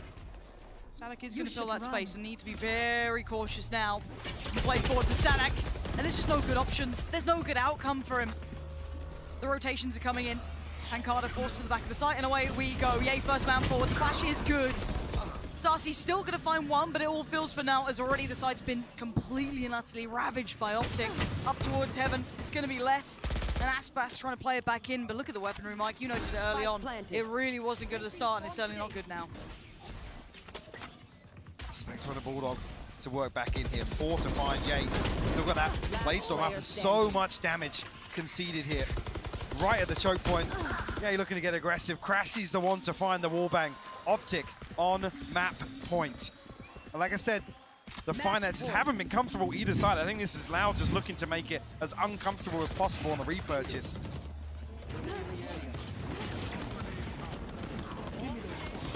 And OpTic taking no chances with this. You practiced that against me. They put the lockdown in. Another beautifully handled. Was anti-eco, but a Guardian, some light shields here. Not an awful lot for Loud to work with. Some gaps in utility as well. OpTic, I feel like they're hitting their stride now. Confidence will be brimming, and the high flash to allow the steps forward. Aspas Aspas has got revealed picked as well. Yeah, he's gonna not do anything about it. Aspas gonna fight too, and just tries to play his life. I don't know how he just got 2 kills out of that, but apparently that's just fine. Sadak, I think, got tagged. He's down a little lower, but Marv's to the side. Again, these rounds are absolutely unfathomable. Marv tucked in the corner, and Sadak's got him dead. Good resilience, but what a bailout from Aspas. Seemingly fully blind, but didn't seem to make a blind bit of difference. Beautifully coordinated piece as well. Pincada going to line up the last 2. Loud on 9 now. Again, the first time we've seen this, though, the flash over the top, the cloud burst in mid just to try and pressure Aspas. The Nano Swarm lineup coming through as well. He takes so much damage here, and he's suppressed, so we can't even dash out of Pizza. That's it, beautifully constructed. Just trying to catch him off guard. I mean, between the 2 flashes, that was wildly impressive. The first flash to set them up, as you noted, the high flash that comes in, but there was the second. But just in between that split second, he got vision, actually got 2. So 12 to 9. I mean, it's a credit to just how insane Aspas is. Yeah, absolutely. He had seconds to work with, maybe less, but still got him out of danger. Crashies goes down instantly. That's going to be the spike. Left for a second, but quickly picked back up. Now, you can look at the buy here. FNS really the only danger man, I'd say, with that rifle. The rest, obviously, up against it here. And, of course, the perfect purchase on the other side now. Starting to enjoy a little bit of that money that's been evading them this half so far. But with 9 rounds to 12, a couple more chances to try and close here. Nice and clean for Aspas. Steals a victor. Looks like Marv's on the chopping block, but he's still standing. And we're... What the hell is going on? Aspas! I don't understand it, but I don't understand how we're in a 2v2 again! This game is blowing my mind! But look at the spike. Where OpTic have had to reposition to. Sadak's got to be careful here, though, because he could get caught. What is that? He found the headshot. Just casual, real casual. The 180 just denies FNS. But once again, there is one man, and it is Ye. And a 1v2. Another 1v2. They look destined for him sometimes. It looks like it's so simple for him. 30 seconds left. Sadak, such a cerebral play. You got Pancada playing safe as well. Might get the 1v1, but that might be all he gets. He doesn't have a shot of it. Lovely from Sadak. Show me that Blade Storm again. Did he catch just a pixel ahead of the paranoia? Or did he just send it? Cool, that's fine. Okay, I think no. there was a pixel, but I mean bloody no. No. Marv's reaction. Yeah, that's pretty fair. That's pretty fair. I mean, if there's going to be a deterrent to not challenge Aspas on mid, it's kills like that that'll do it. Yeah, the guy is an absolute demon. But we talked about the finances, and this back and forth, nobody really getting a very solid foundation to string together rounds comfortably, at least. This is now right back in favor of Loud. It's 12-10. OpTic tapped out here. I mean, everything comes into this purchase. Ye down on the light shield. But Loud, they have a buffer. I mean, it's only Pancada sat down at 450. The only thing to offset this really would have been Aspas either playing a rifle here, holding onto that Blade Storm, and it would have made it even better. But I'm happy to see the operator in his hands. If we're already getting glimpses of greatness coming into this point, can't wait to see what he can do going forward. 12-10. Timeout concluded for OpTic. I mean, OpTic would have to do the unthinkable. If Loud win this round, they'd be playing to prevent overtime with a broken bye. Yes, they've got the round loss bonus if they get a plant. That will help the cause, but a lot riding on this now. Go back in. You can hear the purchase here. And you can see he's straight up in towards middle, but it's all a fake. It's all a straight up fake, but they deal in so quickly. And Aspas rounds off a shot. Crashy's dead. Cross now being watched, gonna spot a pixel on the TP going forward. He's gotta know he's somewhere close. The flash is really good though. Marv set up to succeed. Aspas gone. Pancada tucked in the corner, tries to get out of there. TP's away. 10 HP. Sprays in a praise. And this time, no one's answering. A 3v3 somehow after 2 big picks at the start coming out for Loud. And the fight continues. F&S ferocious towards heaven. Wants Sassy dead, he can't do it. Les is there, and Les is still standing. Loud hold on again. What a beautiful retake. Absolutely perfect. They recover the operator as well. Les has his lockdown back up. I mean, I said the spike plant will make a difference. It's not going to be a massive difference. We have to scrape together a couple of rifles, but the utility will suffer. They're missing shields on the side of Marv. It's a broken purchase here in round 24. Oh, we get an OT in map 1. Give it to me. Let's go. Let's go. I don't need my voice. It's fine. We're here for a good time, not a long time. Actually, maybe both. Yeah, we look at the purchase, and it's what a rifle, no armor. It's scrappy, it's Odson, and Sassy this time. Warded away from the spam. Actually concedes a little bit there. Is that the sheriff from Yay? Yeah. So reading that perfectly as OpTic actually drift back towards B main. Yay has to be the tip of the spear here. Actually, previously the Nano Swarm actually set up for that dash onto switch, but Yay's been getting pretty fruity with some of these dashes onto B site. Deploying drone. Yeah, I mean, he set himself... So much info. That's everything. The entire plan now seen. Sassy. Right here. Ready for business. Oh, the timing. He's committed to that second half of the spray. Would have done a ton of damage. And for OpTic, it feels like they're going to have to start almost brute forcing this. They have no info anywhere else on the map at this point. Yeah, they'll force out a shot and maybe take up a little bit of the space in middle. F&S does now have his lockdown ready. And that's going to be committed. 35 seconds and the counter comes out. Sanak's not here with the nade either, so... See already less slipping away. Sassy respecting this. Ooh, that's good. Okay, game back on then. And all the information once again flowing, but OpTic need to make this Oh my God! And it's just an absolute spray down between Les and Sassy. They have no idea, and Aspas makes his debut on the round. And this is just destined to be an unbelievable game between these two. The duel of fates, of course, is going OT. 12-12. Loud. If you open up a door of opportunity for them on this map, it's almost your downfall from the very word go. OpTic were held on 12 for such a long time. We call it scripted, but we are way off script here in terms of what we were expecting out of this map 1. OpTic exceeding expectations. Loud. Like I said, I don't even feel as if they're playing poorly. OpTic have just come in with a totally new approach here. They're swinging back and forth. So many of those rounds. I feel like the last 5 or 6, we kept talking about the economy, other than Loud stabilizing finally in like round 22, 23. If OpTic continue with how they approach the regulation side. But remember this duo on this side as well. Yeah. This was a really key component and what made this side look actually quite exceptional was the combo between the double stack in mid. Victor They're going to look for less. And I mean, maybe rightly so. The guy got away with a little bit more free than maybe they like. They've spotted him again. There's 3 players put to cast, and that's him dealt with. Now, where's the rest? Pancada with a critical trade, though. Crashy's going to get dealt with as they did try and commit towards middle, but it's going to spur on the hit towards the A site. That actually takes the tag with the Elder in there, so won't be able to come through, commit to that flash. Now that coming through. He's getting aggressive here, but he's spammed through by Yay. Yeah, he's going to just deny it, and actually Aspas is the one to get aggressive right on back in. Silence in F&S, and putting it back down to this 3v3, but they're walking wounded. Victor dives on in, and dives right back on out of the round. What is going on? 1 by 1. They face, and 1 by 1 they fall. Loud advantage in OT. And another round where OpTic are just looking to fight to the death ahead of these spike plants. Beautiful stuff. The setup, though, you can see it formulating, the cogs starting to turn. And it's a three-man crunch onto Les. They create a little bit of pressure on the back of Victor and Marv with that one-way and A main.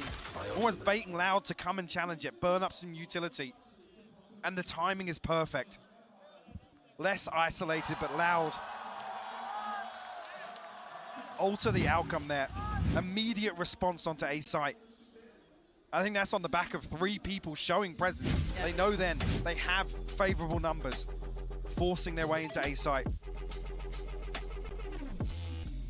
Pressure's on now. Loud had the answers on this side of the map, right? Like, this was the side they're pretty solid on. Yeah, they worked out, I think it was 4 on the trot at the very end to get us into OT.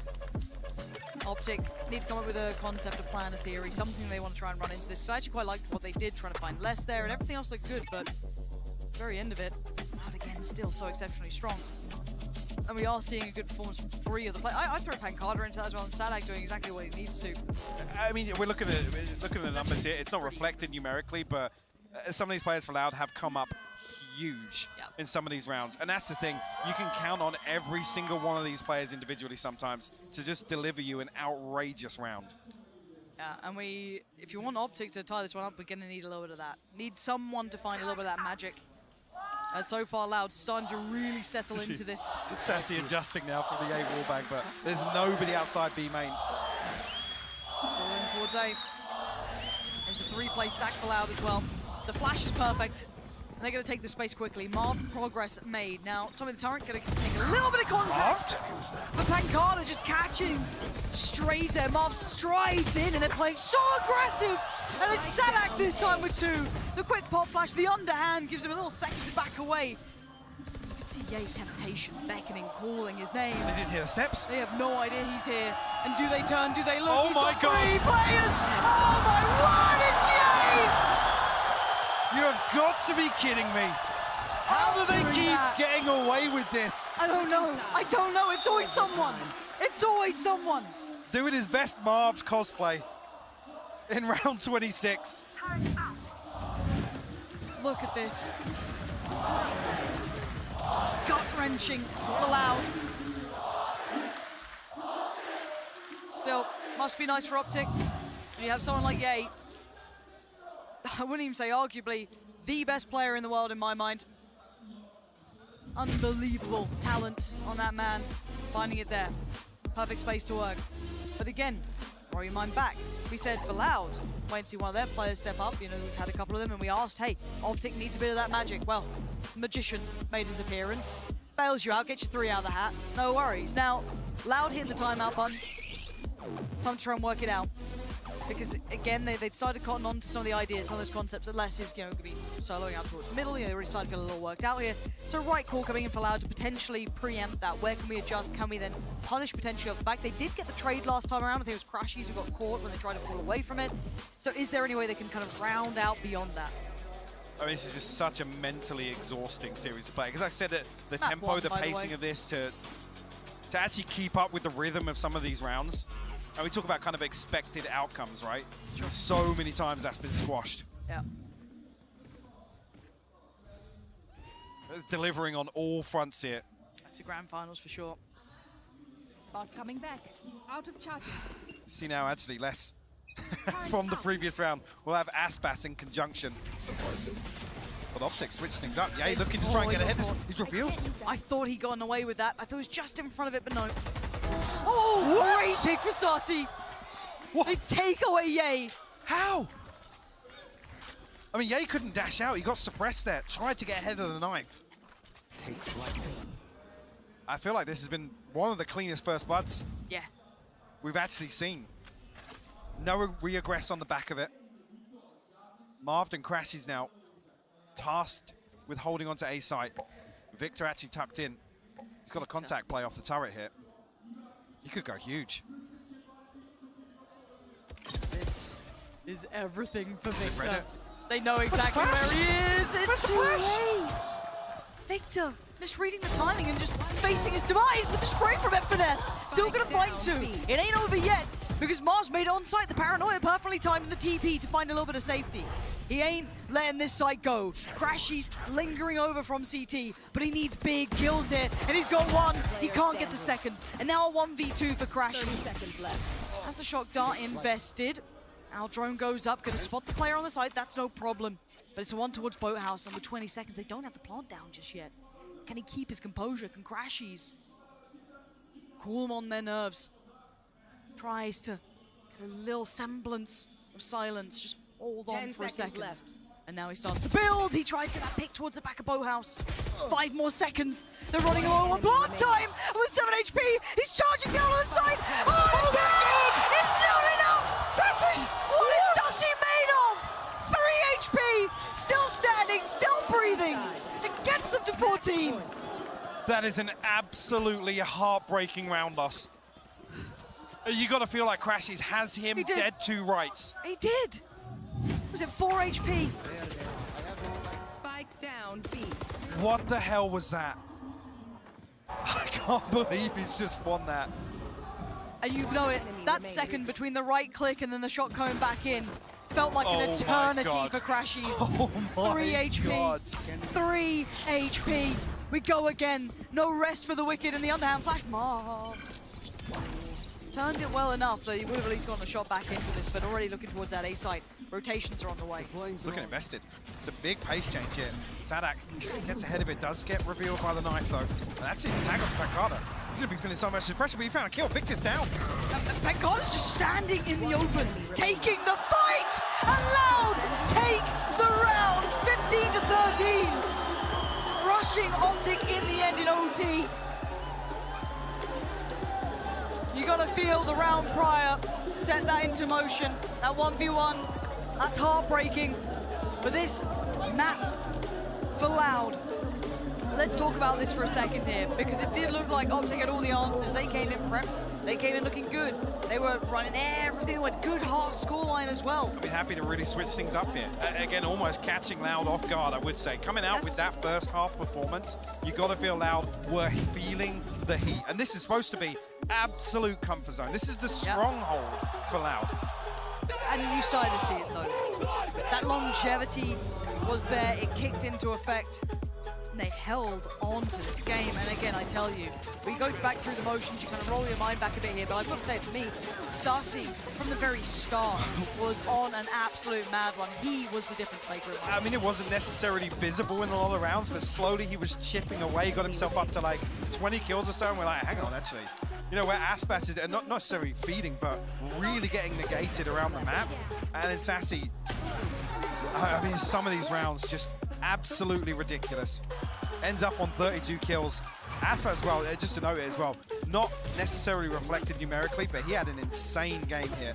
And he felt so much of the focus.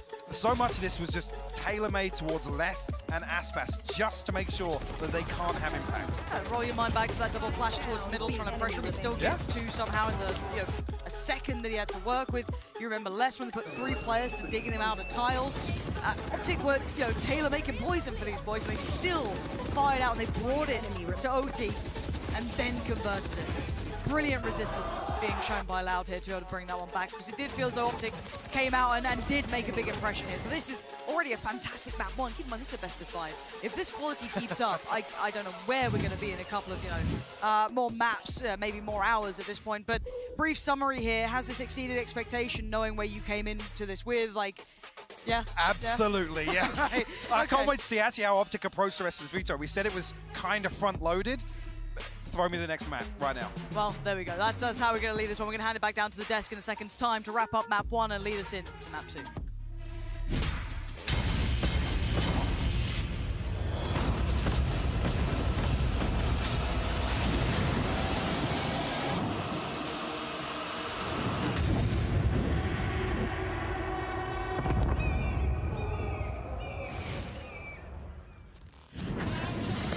Red Bull Campus Clutch is back.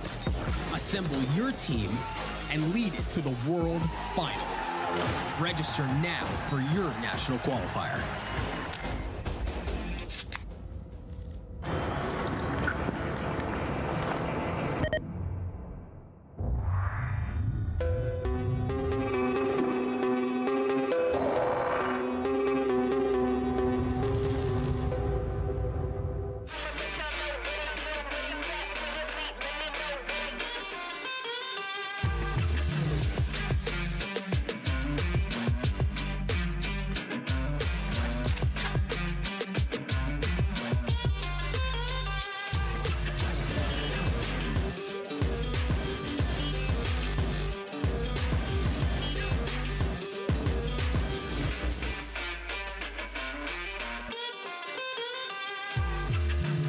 We have to tell everyone that we just switched to Verizon's new Welcome Unlimited plan for just $30. I've already told everyone. Wait, did you say Verizon for just $30? It's their best unlimited price ever. $30? That's awesome. Yeah, and it's from the most reliable 5G network in America. For $30 a line, I'm switching now. Yeah, it's easy. And you get $960 when you switch the whole family. Oh, wow. I gotta let my buddies know. We're already here. The network you want, the price you love, only from Verizon.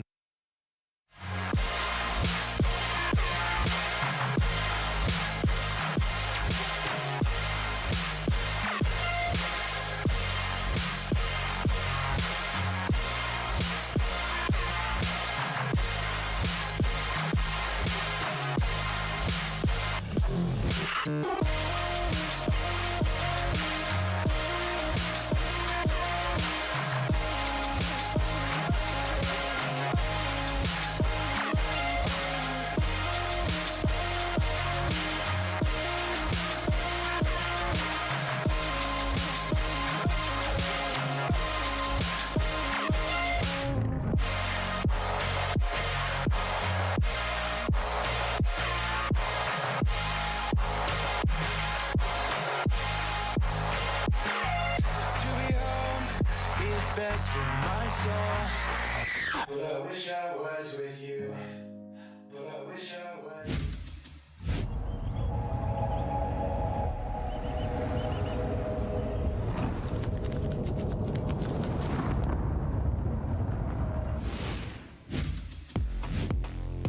What a start to kick off the grand finals here at VALORANT Champions. Loud, they take map 1 in overtime. And look at this, the city is lighting up for them. They've already taken map 1, guys. They've done more here already, Mimi, than the last time they were in a grand final. I mean, what an impressive way to start out this series for Loud. It looked like that for OpTic, they were going to finally be able to best this team on Ascent. But when we got into that second half, Loud again proved their dominance on that defensive side. I mean, the defensive side, though, was cracked open in multiple different ways. The amount of times that OpTic managed to find somebody behind enemy lines, getting marved and yay into deep lurks. But when they got for the site execs, Loud were just able to hold it off completely. And you've seen here that there is a big difference in terms of one defensive round lost prior coming into this map, and then multiple lost this time. So OpTic definitely punching harder than we expected. No, it was a great matchup in terms of just the absolute adaptations on the fly, honestly, because you could tell from the get-go that OpTic had changed up their game plan. Every single player is playing way more aggressively, trying to find those holes that you were talking about in the defensive protocols a lot of the time. And it looked like OpTic were going to take it, but it is Loud once more battling back, showcasing some of that experience they've got, and making it one of the most ridiculous maps that I've actually ever watched. I mean, I could absolutely empathize with Mike, who was on the cast, saying, what the bloody hell did we just watch after the first half? Because it felt like every round ended in the first 10 seconds. Yeah, it was absurd. And I think for Loud, it's kind of re-hitting a story that has been with them for this entire tournament, in that they are one of the best teams when the going gets tough, when games get close. They're fantastic at making those adaptations in the late round. And I was especially impressed with the guy you're watching in this clutch. Saucy, he stepped up in such a big way towards the tail end of this game to keep Loud in it. The stats say there was only one clutch in this game. I don't believe it. I don't believe it. The amount of moments that Sassy was able to win, including this one, absurd. It's just madness. And there were so many moments where it could have gone in either direction. Really, this was so winnable by either team. Thank God it's Brazilian. After that. That was just an absolutely outrageous thing that I witnessed there. I couldn't believe it. But I mean, justice, honestly, as well, for trying to use the jump and right click on a classic. So I think he might be Brazilian and bold at this point. But you guys are winners too, fantastic Jet players on the server. Why not throw you another one? It's the Korean Jet standing by with Achilles. Thank you very much, Yinsu. That's right, I am standing by with none other than Buzz, one of my favorite players. And Buzz, off the rip, let's just go ahead and show it. You're going to be doing this interview in English. It's the first ever interview that he's doing in English. But right off the top, what did you think about the first map? Already crazy. We got overtime to start. What did you think? I thought Loud gonna win this first map really easily, but OpTic was they prepared really well. So but they're winning in the first half. But last time they Loud pull it back and goes to overtime, and they're winning. And it's crazy match. I see. Well, hopefully it keeps being that crazy. But it's been a pretty crazy time. We've been here for a very long time. What has been your favorite part about being here in Istanbul? There's a lot of moments I wanted to say. The match we played, there was crazy moments, you know? Against Furia, Fnatic, FPX. We got to overtime a lot. And there was a crazy match, and there's a lot of unforgettable memories, I think. Yes. All right, so the matches, I mean, I can't blame you because they were absolutely incredible. Some great series throughout there, and the fact that you guys were able to make it as far as you did is just utterly incredible. I mean, moving on, who do you think is going to be able to take this? Loud have the first map. OpTic, though, still looking really, really good on Loud's map pick. Who do you think is going to be able to win the series? I think the Loud is going to win this series because the last time Loud beat OpTic, and the map both for the route is so good. So I think Loud is going to win like a 3-0 or 3-1. Yeah, I think Loud is going to win this series. Okay, there you go. Korean Jet is saying Loud is going to do it. We're not going to have the two-time. We are going to have the first Brazilian champions. We'll have to just wait and see. But last question for you here, Buzz. Do you have anything that you want to say to the English fans? Because obviously you've been having incredible international performances this whole year round. You've gotten so many people's attention on the English side. I want to give you the opportunity to say something to them in English. I just want to say everyone to thank you who support us and watching us. That's after I lost, I want to say everyone that they give us the kind words. So that gives me energy, and that was so good. Thank you to everyone. I hope you guys enjoy this tournament. Thank you. Well, thank you so much, Buzz. 감사합니다. Congratulations on doing your first English interview without a translator on standby. Dave, maybe he's going to be out of a job. I don't know. But guys, we'll turn it back over to Yinsu and the rest of the crew. I'm just sad again. It could have been DRX, but it doesn't matter. We still have two amazing teams here. He thinks Loud is going to take it or 3-0, 3-1. Do you guys feel that way after what you witnessed on map 1? Honestly, I think it's so up in the air still. Yeah. And already you're seeing the prep have an impact here. You've got the IGLs and the coaches already dictating the game in a different direction. Yeah, and one guy who's been leading the team over at Loud is Sadak. He is in the AIM Lab shoot-around as he's prepping for map 2. And Bren, you were complimenting Loud on the way that they prepared and the calling as well. How much does he need to step up, do you feel like, as the series gets longer? I think Sadak is one of the best IGLs in the world, and also just in terms of the impact that he has as a player alongside that. It's hard to make the kind of calls and adaptations while also still putting up numbers, but he is going to play such a huge and pivotal role for Loud the deeper this series goes, because like I said prior, as we were heading into the map select, preparation goes out the window to a degree, and it comes down to, you know, the resilience, the mental game, and being able to essentially adapt to what your opponents are throwing at you on the fly. In fact, we already saw that on Ascent, I think. Yeah, the further Ascent went, the more the kind of the preconceived notions that both teams had coming into that map just went out the window, and they were adapting to the way that each team was playing over and over again.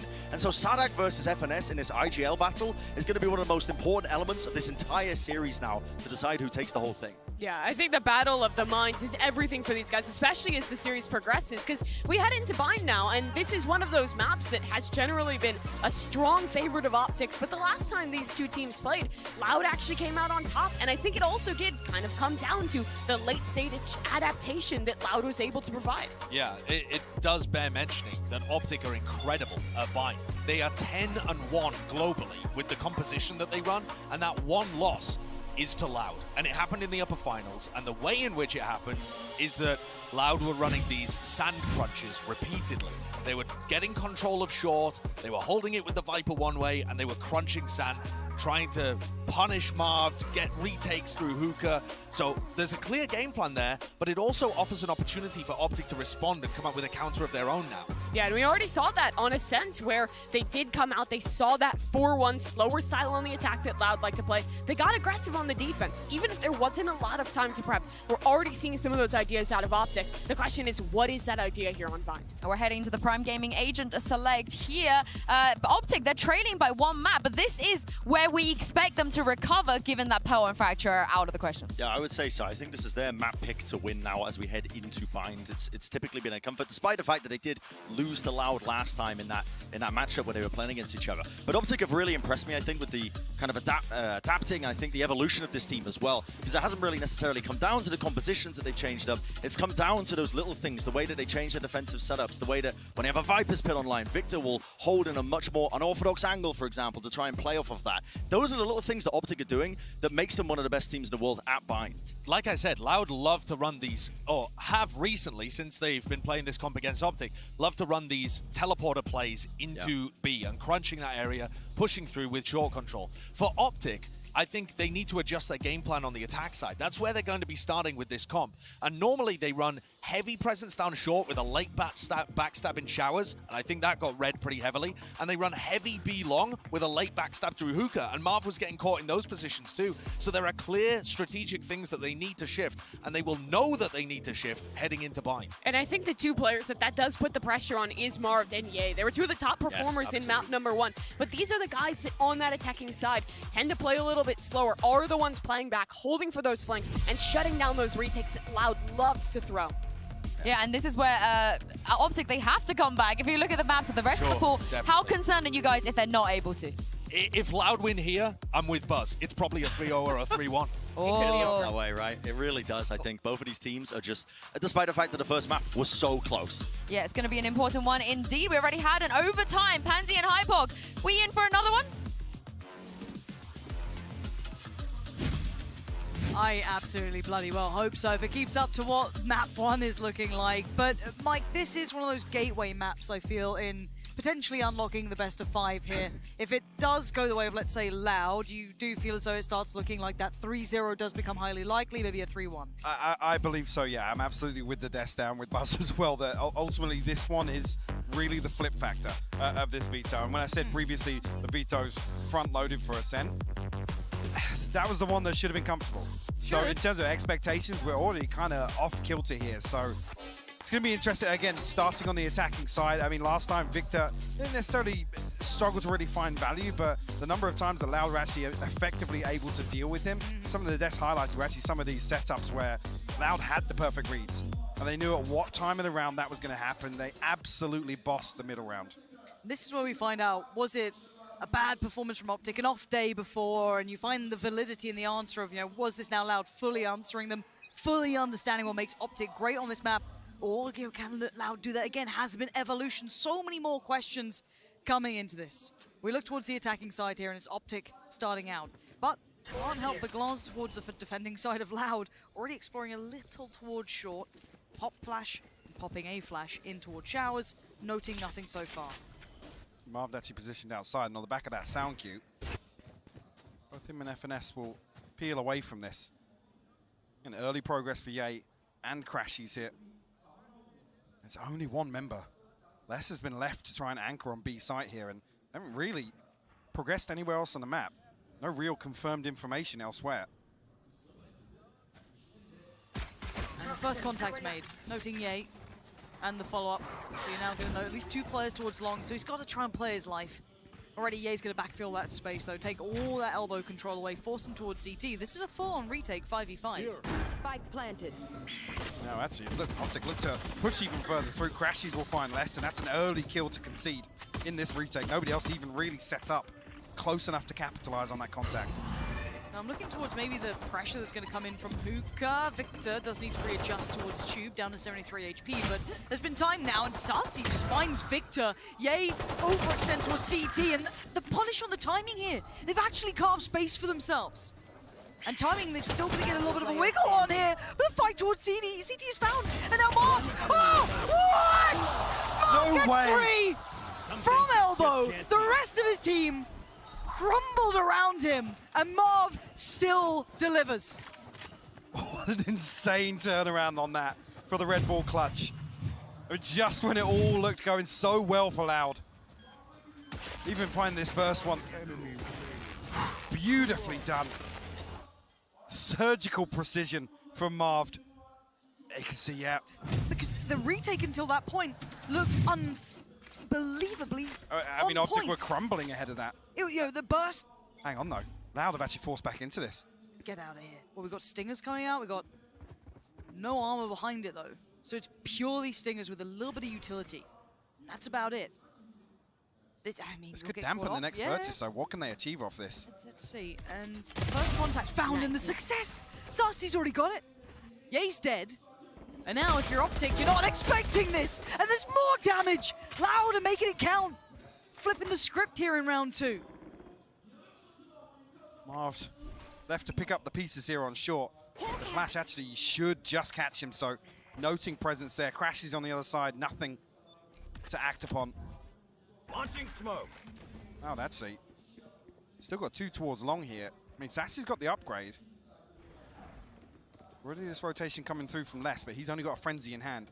Sadak wisely respecting this. Thought he was going to sit a little bit deeper towards CT, but actually Marv wants to provide almost more. Maybe dig him out of this hole they're sitting in towards, getting up close and personal to the Stingers. The man's absolutely tearing into them, and he has at least given them a 1v2, right? Like he's done the best he could potentially. This flash could be crucial. Okay, confirms his attendance, spots one towards Heaven. He now knows both the players. He wants the fight towards Heaven, and he gets it. And now looks towards the follow-up. Pancada creeping closer, and the pop flash has to be good. He's called him. A little bit of a turn, though. Pancada's got the gun back out. He's ready to fight on this. A tap on the spike, and the push! He sprays it wildly, and Crashies could not care. Damage achieved, though, Mike. 4 will fall for OpTic with his back-to-back Red Bull clutches. Crashes and Marved. Getting OpTic on the board here to start bind. Again, with that Stinger purchase coming through, we'll see what the gaps now within this purchase. Fantastic opener, actually. Even to flip this back, full 2v4, actually. And that's with Marv getting hyper-aggressive with that smoke.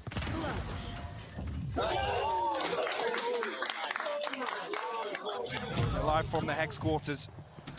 The watch party all lined up. Seeing it, that yeah, there are gaps here. Some utility missing. Sassy actually going to offset this now with the ultimate being available. Crashes on the other side will grab the orb in showers. Marv actually has the orbital strike online very early on here for round 3. Could be key in a post-plant scenario here as well. They can get themselves there. Actually, Evidence gets ahead of it. Look how far he'd progressed. That, to me, was such a surprising factor that no one had noticed him until now. Same could be said for Aspas. No one towards it, but the trade comes in. So position now removed, bit for one and done. Now what remains is, well, less. Still connecting, but the trade's still coming. They're really fighting for the site. Now, plant comes in, OpTic should be able to get in towards a decent post-plant. See how far those Seekers go. They know they've got a little bit of time to work on this now. Rifle isn't posted, but shouldn't actually catch anybody here, so... Somewhat telling in itself, but not going to give away the full picture. Yay posted on the angle. Ooh, and the timing! He gets to look back, but Pancada picked up his teammate. And now the 1v2. Trying to slip the net here, fall away towards the site and play the timing, but already on the site is Sarsi sitting pretty. Pancada's on 5. This is the kill. He turns! Oh my God! Back in time! Dips around, the movement's gorgeous, and Pancada is just hemorrhaging blood. He's got to get out of there. That's more than enough done for Ye. Big round for OpTic. Just when you think Sassy's going to catch the god timing and find that kill, Ye flicks back onto him. Another Red Bull clutch. How many we had so far? There's been 3 rounds. Right. There's been 3 clutches. Sounds good to me.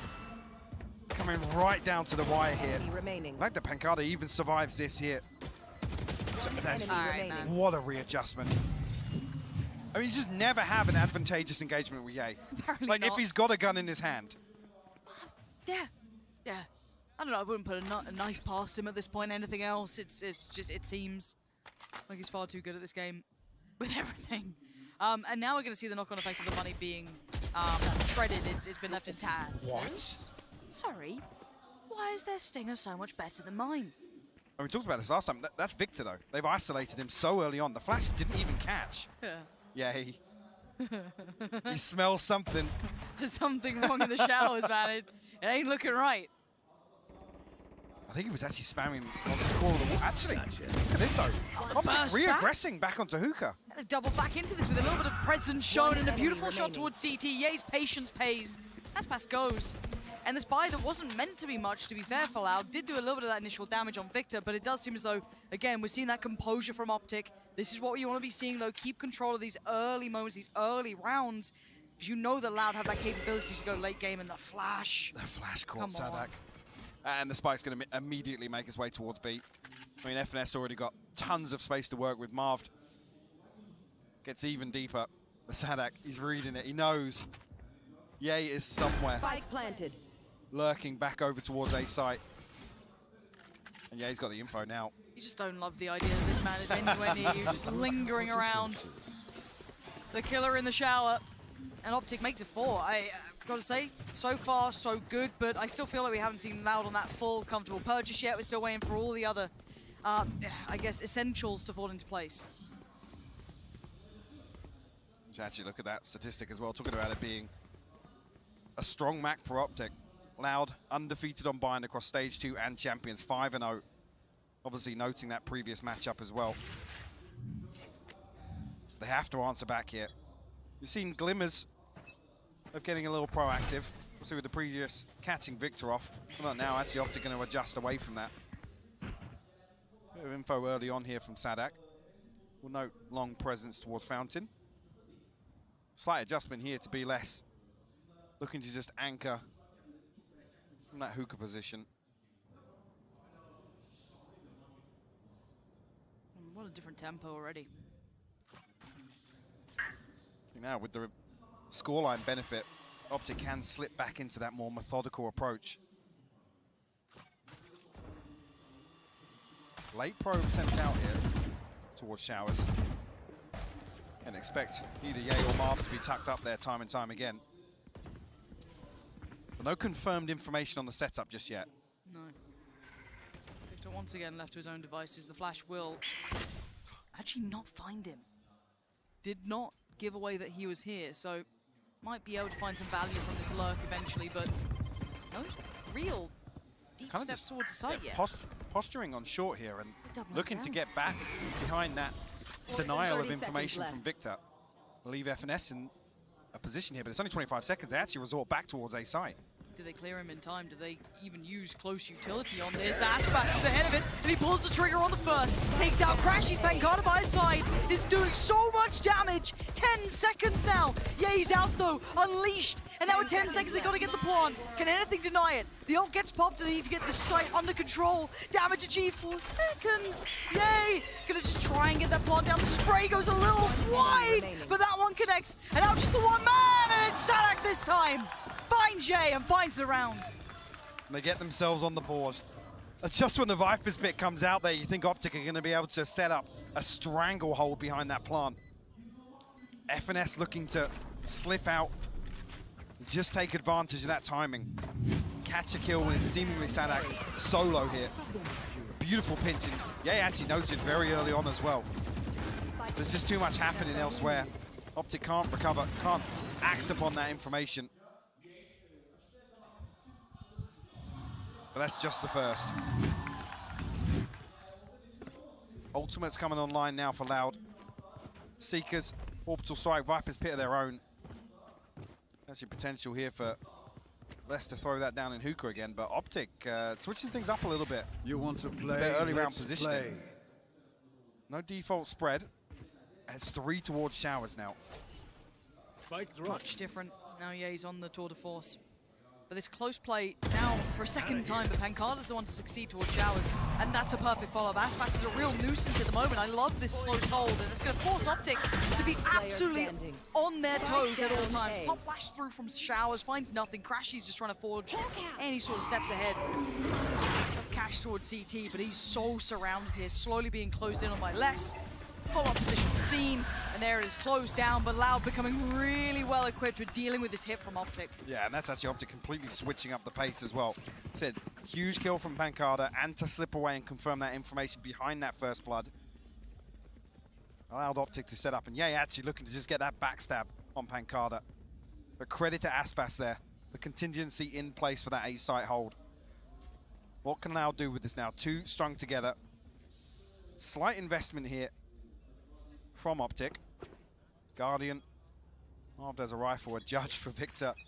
Well, he's going to look to double satchel in here, try and find a kill. Unless, got to be careful, I was going to say, with that Viper Spit being thrown down. Straight in. Victor gets ahead of it. Yeah, Victor's This is huge. Closed through.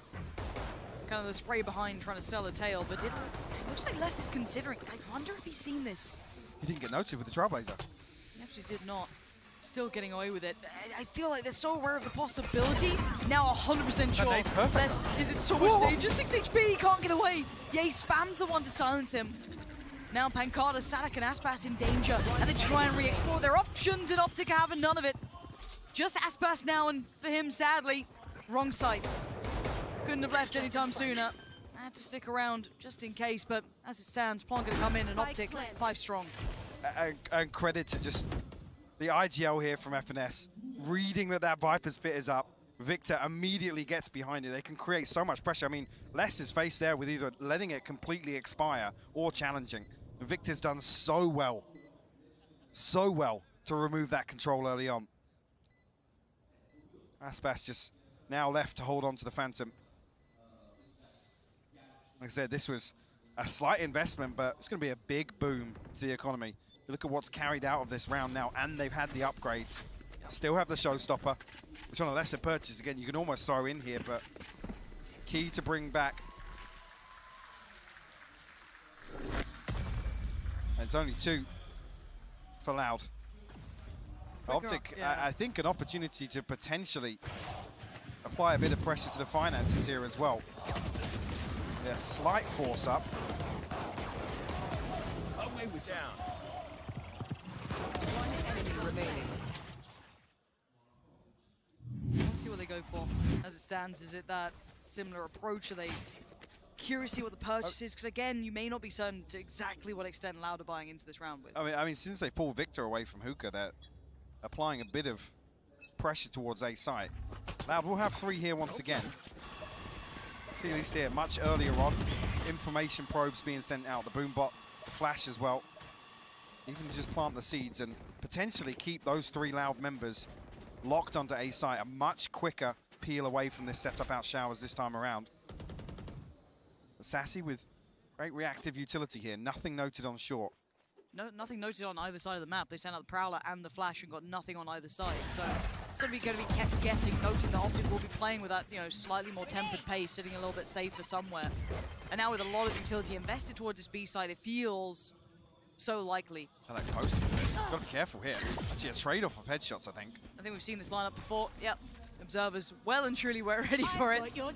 So clearing site pretty comprehensively, but already going to allow you to note that it's probably sitting towards CT or elbow.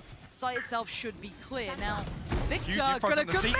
He's got fully into this one, and you're absolutely right. Seeker's setting it into motion. TP taken, yeah, you're going to at least find one of them.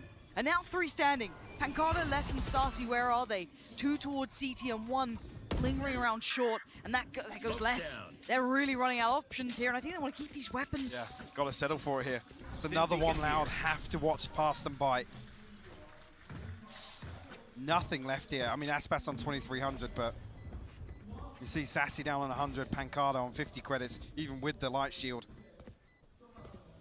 Marv actually looking to apply a little bit of pressure here. We can already see Loud on the X-ray, though.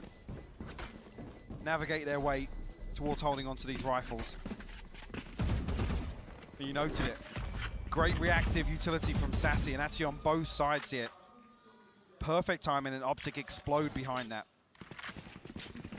Like I said, they respect the showstopper. They back away all the way into elbow, but like I said, the Seekers aren't dealt with early enough. They have the perfect information. So you can see here on the minimap, both of them indicating at the same time. Just literally gifting Victor at least 1 kill and a ton of damage onto the second. Yeah, the overspill almost negating the round completely at that point. It's like, well, might as well back from this. And you got to say it. You said this was a round where this could be very punishing towards Loud's economy. This could now start spiraling. Well, we're seeing that here. Trade of blows at the very beginning. They're going to find Sassy. Gonna fight back in on towards Marv, but apparently they're still just going to power on through. FNS, first foot forward towards the site, and Pancada left in no man's land, but he makes it his own. Tries to find the fight and loses. Victor reigning supreme. The the pawn going to come in, and this is just, pacey. This is powerful.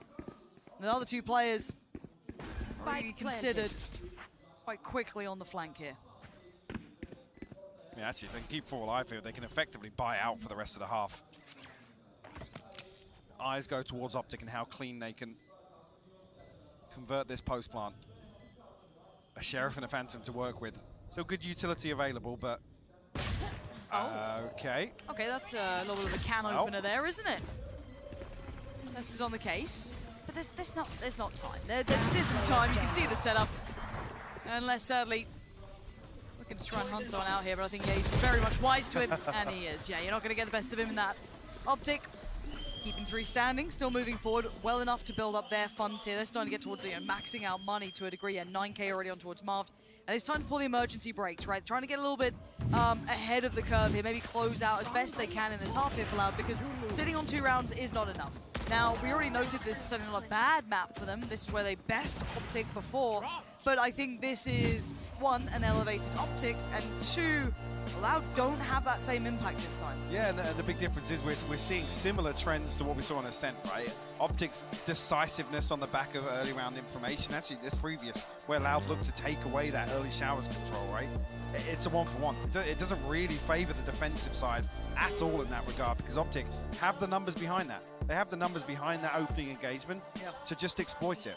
So I'm really looking for Loud to kind of dial it back a little bit. And that might sound crazy against a team like OpTic, where they are a very slow burn team. Particularly if you don't give them an opportunity, they will go hunting for it. But Loud have to slow the tempo a little bit. And I do wonder what they come up with here. You can see them discussing options on the screen. It was Sassy and Sadek there just having a little conversation back and forth about it. A couple more seconds to really mull it over, but got to say as well, no one really having that highlight game either for Loud, or at least in this map. Nobody's having a chance impact. To. Not really. Fundamentally, not really. OpTic look world class right now. Yeah, extremely solid between Ye and Marv doing extremely well themselves. 11 kills apiece, but everyone's doing what they need to. It's not like one player is creating you all of your chances, but yeah, as it stands, Loud unable to really find the answer. So this timeout hopefully could be the catalyst to get back into this game. Find maybe a little bit of room, right? Do something. Big adjustment here. It's actually the operator posted up to enable Victor to take some of this control. Yeah, actually, previously, Loud looked great for mitigating this, but Ye's creeping onto the angle. Oh, time looks different when he's playing. It does. It Seconds really just seem does. so much longer, and these players are so damn good. That's Aspas, by the way. The Ye looked like he had an eternity to shoot towards. Now there could be problems, though. Got to be stilling the nerves there. Could have been a punish on it, but no, they actually get to keep their lives. Didn't get to gap close in time for Sassy. Now you give OpTic time to set up behind that first blood. I'm not saying that's going to be checked here. He hasn't played this spot just yet. Crashes with the Trailblazer, though. That's what you got to hope for. And hello. Oh, dear. Not feeling good at that moment, are you? Still actually able to get 1, so finding some value, even if not much. So we look to where this now swings, and it's back towards Sassy. It's so early, though, that it's drawn the rotation, right? Pancada comes all the way across towards A site. He has to, right. Sassy has to go huge here for Loud. He's got a The little last bit man of utility, standing. but they're going back towards A. And now Pancada gets a shot at it. Maybe a chance to change the tone of this round. The cross now the made. Spikes on the molly as well. They have to go for this. And then Crashy's going to get away with his life for 10 seconds now. He's going to take some damage from this potentially. Let's see if that molly gets invested. No! Ye denies it. And now saves security for the plant. Crashy's gets that down, and Sassy barely made it away from B site. I still hadn't moved. He was so conscious of somebody being left in that lurk. Sure. OpTic are playing so reactively right now. Loud can barely get a grip on when they should rotate because there's pressure on both sides, and OpTic's ability to... Let's see. How does he still find that? How does he actually adjust and find that kill? Like I said, OpTic are just running rings around Loud. They're hitting their stride here, and I was worried that maybe the impact from game 1 could have had a negative effect. I feel as though, if anything, it's just turn the pace up, turn the heat up. And again, yay, this opener. Saving this in case that maybe, that molly came in, denied the plan even further. There was so much potential danger, but as I said, navigating away from that. And once again, we're left at 2 rounds for Loud, and that's it. They've been held on 2. The stingers are coming out for Loud, though. Some of the best chances they've had. Yeah, honestly, it looked like Scout destroyed. almost doing better with them than the rifles. Here. Like I said, they just haven't had Here. any opportunity to create advantages here. Loud have really been put on the back foot. You've got to give OpTic credit in that regard. Oh, and the follow-up spam. He reads it so well. Sadek just getting punished now. First man found. There are 2 more to clear. Over towards Lamps, and Crashy's already on the case with that. Does have a flash if he wants to really try and set something into motion, but they're just holding. They're holding to see if anyone dares to try and walk out from this. The same thing again. It's such a free first blood. The OpTic can just sit there and let it sweat for a second. Clearing showers, nothing there. You're starting to get a little paranoid. Where are they? Where are these people waiting? Because again, look towards Ye. He already kind of explored up short. He had a little look towards Hookah, nothing there. Now he's falling back with the rest of them. They've been working out mentally. They've got to be in some ratty corner, which is exactly where they are now. Crashy's got another flash now, yeah. There it is. Put FNS in. And it's a fake flash! Oh my god. They fell for it. Hook, line, and sinker. Backs turned. FNS with the freest kills of his life. Spike planted. Oh, Aspas and Sassy have to try and recover anything they can. And now it's just one. Oh no. You got Ye on one side. Spamming through the wall! What? What? This is the round, man. This is the round. The fake flash into the wall bang. Fair enough. 2-9 now. And OpTic have just been, like I said, so fundamentally solid. Yeah. The look at the position they're in now for round 12. Tankada was waiting half a week to find that flash. Oh, didn't even we're at know you 1.6. Didn't even know you could hit that. Paper walls. Thanks for showing that, Ye. Today I learned. Yeah, there we are. There's going to be an Odin there in every ranked game now. Brilliant. Just what none of us wanted. And we go. Not as much information as they'd like on this, but now the confidence brimming with OpTic. An absolutely glorious half here, even if you get through. Why did I even say it? Why did I think about it? The curse could come to life. But with the fundamentals being so gorgeous for OpTic, really, really drilled. Gotta feel this is the one for them. This map looking highly likely. Plenty of ults to invest as well for themselves here. To wrap this one up with a bow, at least into the first half. Considering committing. We're actually curious as to the placement of this orbital strikers. Sassy and Pancada have backed away for Garden now towards elbow. You see the ping coming through onto the TP. I don't know if they've misread this flash, but they're creeping back towards the triple stack of Loud. Trailblazer will find Sadak once again. It's all a pump. They've left Jay, yeah. And look, this is just to punish the rotation. It's so smart. They show all of that leg. They get, try and get all the attention towards A. Post Jay up into a Tuka to try and catch one of them. Now, fortunate for Tankada, he's diligent as hell. He did not fully cross, and they're holding the site right now. Seekers go in, they got to try and crunch towards elbow. They need some sort of control. You're going to have the ult come in, try and secure CT, and Ye going for it again. Trying to find any wall he can just to get the hell through. Nightfall comes in, and now Vision is fine, but the audio cue is going to be limited, but Victor doesn't mind, turns the flash just fine. Back to business! Back-to-back kills! And Aspas, the last man standing. Viper's Pit in the way, 2 holding the cross. There ain't no way out of here. He is surrounded. He is looking dead and buried. Down to 29 HP now. Ye just posted on this angle. Would need nothing short of a miracle, but OpTic happy to sit in this crossfire. Let this clock tick down, and Victor to deal the killing blow. A 10-2 half from OpTic. Loud left struggling for answers here on map 2 of Bind. Again, it just comes through to Mark and Ye. Just had an insane half. A number of times, it's such tempered aggression at the right times. OpTic obviously being so versatile. Like I said, Loud just couldn't really set up for anything. And previously where they found success, where they found value in dealing with Victor, yes, he's down at 7-7, but it was absolutely absent here. You're right, and the flawless fundamentals hitting for OpTic, and to wrap up the first half here in map 2 is the analyst desk. Thank you very much, Pansy and Hypok. We needed OpTic to come out looking convincing with all of the disadvantages in this best of 5 brand. How convinced do you think they look right now? I mean, this is one of the most convincing openings you can have to a bind map, and I think it comes down to the fact that it looks like OpTic are playing with wall hacks out there. And I don't mean that literally. I mean that they have done so much work on the defensive setups of Loud. They know exactly how they're holding at the right time, and this has manifested itself in this head-to-head matchup between the smoke players, between the controller players of Mard and Pancada. Mard is always going to be the guy who's going to be second in, playing off the space that his team creates. And look at the difference in his scoreline. I mean, the guy was 14-9 in this map because his team have had such a good read, such a good idea of how they want to be taking and tackling the key areas of the map on bind on their attack side. I think looking forwards, though, you have to go and look back at what happened between OpTic and Loud in the upper bracket. So the way that they played out that kind of round, when Loud went into the attack, here is footage from that upper final, and so much of it came down to this battle on short.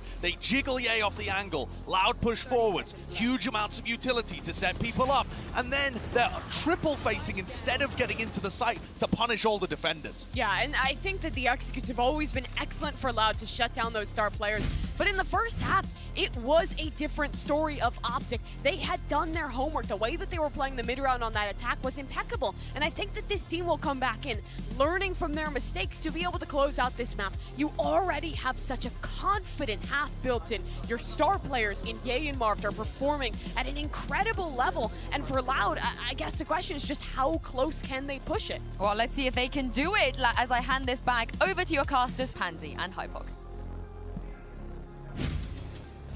And at 10-2, it feels like OpTic have done enough. I feel like that's a fair assessment. Obviously, it is possible for Loud to be able to close in the scoreline a fair amount. There is those certain key rounds. We look at Mike.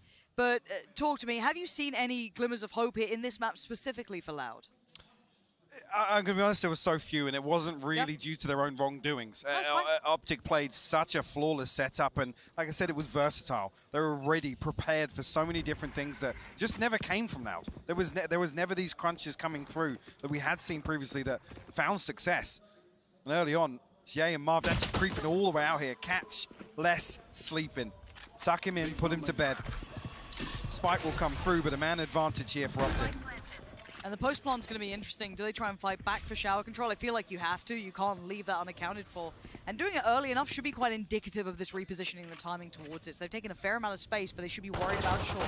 Over push towards CT, and it pays. Gonna find FNS and Victor. Now you got to worry about those other two that slipped the net over by Shower. They've come back around on towards short, and they want to try and clear towards Lamps. Already Crashy's going to find Pancada, but the response is instantaneous. Now Martin Ye not going to make it happen this time. Loud, get things started. More frenzies, more fun. Get the round, as Sliggy once told me. Said no one ever, actually. Sliggy says that all the time. You're not part of the Slug Club? That's crazy. I'm not part of the Frenzy Club. That's for sure. Wow. That's just to put it in context here. OpTic, a 63% defensive round win rate. At champions here. They'll get themselves on the board. They definitely come into the stronger half. Yeah, actually going to put a light shield in here. See how aggressive he gets with this headhunter. We caught early on here, but Loud have to respect this. The dip away already. Rotate with the spike. Actually, Sadak posted up here. Giving Ye a chance at finding a kill, but will be deterred. Yeah, terrifying prospect is just re-peeking the angle. He's still looking for the opportunity here, Ye. Looking towards short now. Could have a fight towards less, maybe? Slipping back on through. Yeah, he's been pinged out, so you can already see the less did spot. Yeah, he's going to fall away from that. Ye pinged him as well, so. Yeah. And it's actually a misread of information. They're going to now rotate behind it and look at the spike. Absolutely. They've already sent their way back through cave as well, leaving B site wide open. Can't blame OpTic for this. They've. No, you have to almost overreact here. Yeah. Be very difficult to find their way back on here. Only Classics, the headhunter, to work with. Even opt to just brawl for hookah here. Very good read for Loud, though. Not giving anything away. Less Less. really getting overwhelmed there. Yeah, just needs to keep his life. Dip away, get the heal. because OpTic are just ravenous for it. They're just roaming around as a pack. See if they could find anyone slightly out of position. And as it stands, Loud aren't really giving them that chance at all. Sitting super deep. Gonna make them work for their dinner if they want it. I think OpTic conscious of denying some ult progress here. Ultimately here, this is preventing 5 orbs to come across. The nade is nearly perfectly timed, but couldn't get ahead of him. Yay, he'll find something in spawn here. So actually wants to come back through, and there's less to find it. But denying some early ult progress here, stealing that away from Loud. OpTic come back in with the rifles. Light shield for Ye, the only real gap in this purchase due to the light shield in the previous. Now do we see OpTic slip back into this more receptive style on defense? We do absorb some of these sight hits, force Loud to dig a little deeper. I would like to see a conversion of the bonus here. Really put the fire under OpTic now, make him sweat a little bit, because that is when it gets to crunch time. If Loud can actually convert the bonus. Now, all goes up. Yeah, you're going to stick around on the fight. Didn't dip away on the first try. Less desperate to try and get behind that Prowler, but it's the second time he's fallen first. Removing that second controller from this composition. Actually, removing a lot of that short control on the back of just that wall. Early flash comes through. Crashes will note presence. FNS on the other side of things as well, so they're going to know that they've drifted away from A here. And yeah, he's going to get played in a little on this one. Sack cut beneath window. Prowler actually noticed him. Fantastic work. The pop flash is beautiful, and the combination on this from Loud is just stunning. Brilliant synergy on this, lovely utility work, and Pancada firing on all cylinders here. Takes out FNS, controls elbow. That is now a secured site. There's no way back through for Victor or Marved. It's another scenario as well where they flip a 4v5. Loud come through, and this has got to be read by OpTic, right? The back of this, with less falling, there's no real threat towards short, and with a trap outside showers, especially with that early information, crashes flashing through hookah, FNS seeing that Trailblazer. Heal up, squad. You said it. I'm going to convert this bonus. Game back on. This is where it gets interesting. This is where we start talking about those key rounds, Mike. The ones that, you know, financially and depending on the economy can really have that knock-on effect. It will be slightly off kilter with Victor and Marv bringing through rifles if they can get anything done here, and actually Loud choose to reinvest. OpTic actually going to call a timeout as well, but CFNS is desperate to try and get something back in ahead of the spike plant coming through, but he's punished. Pancada doing really well with the Bulldog there. So, timeout now called. Chet and OpTic feeling now's the time. Oh, who are these people? Huh. Do you recognize some of them? Oh, that's the guy who missed, it was like a 2v1, a famous one, I think? Yeah, I think that's Baller from Fortnite. That's crazy! That's crazy, wow.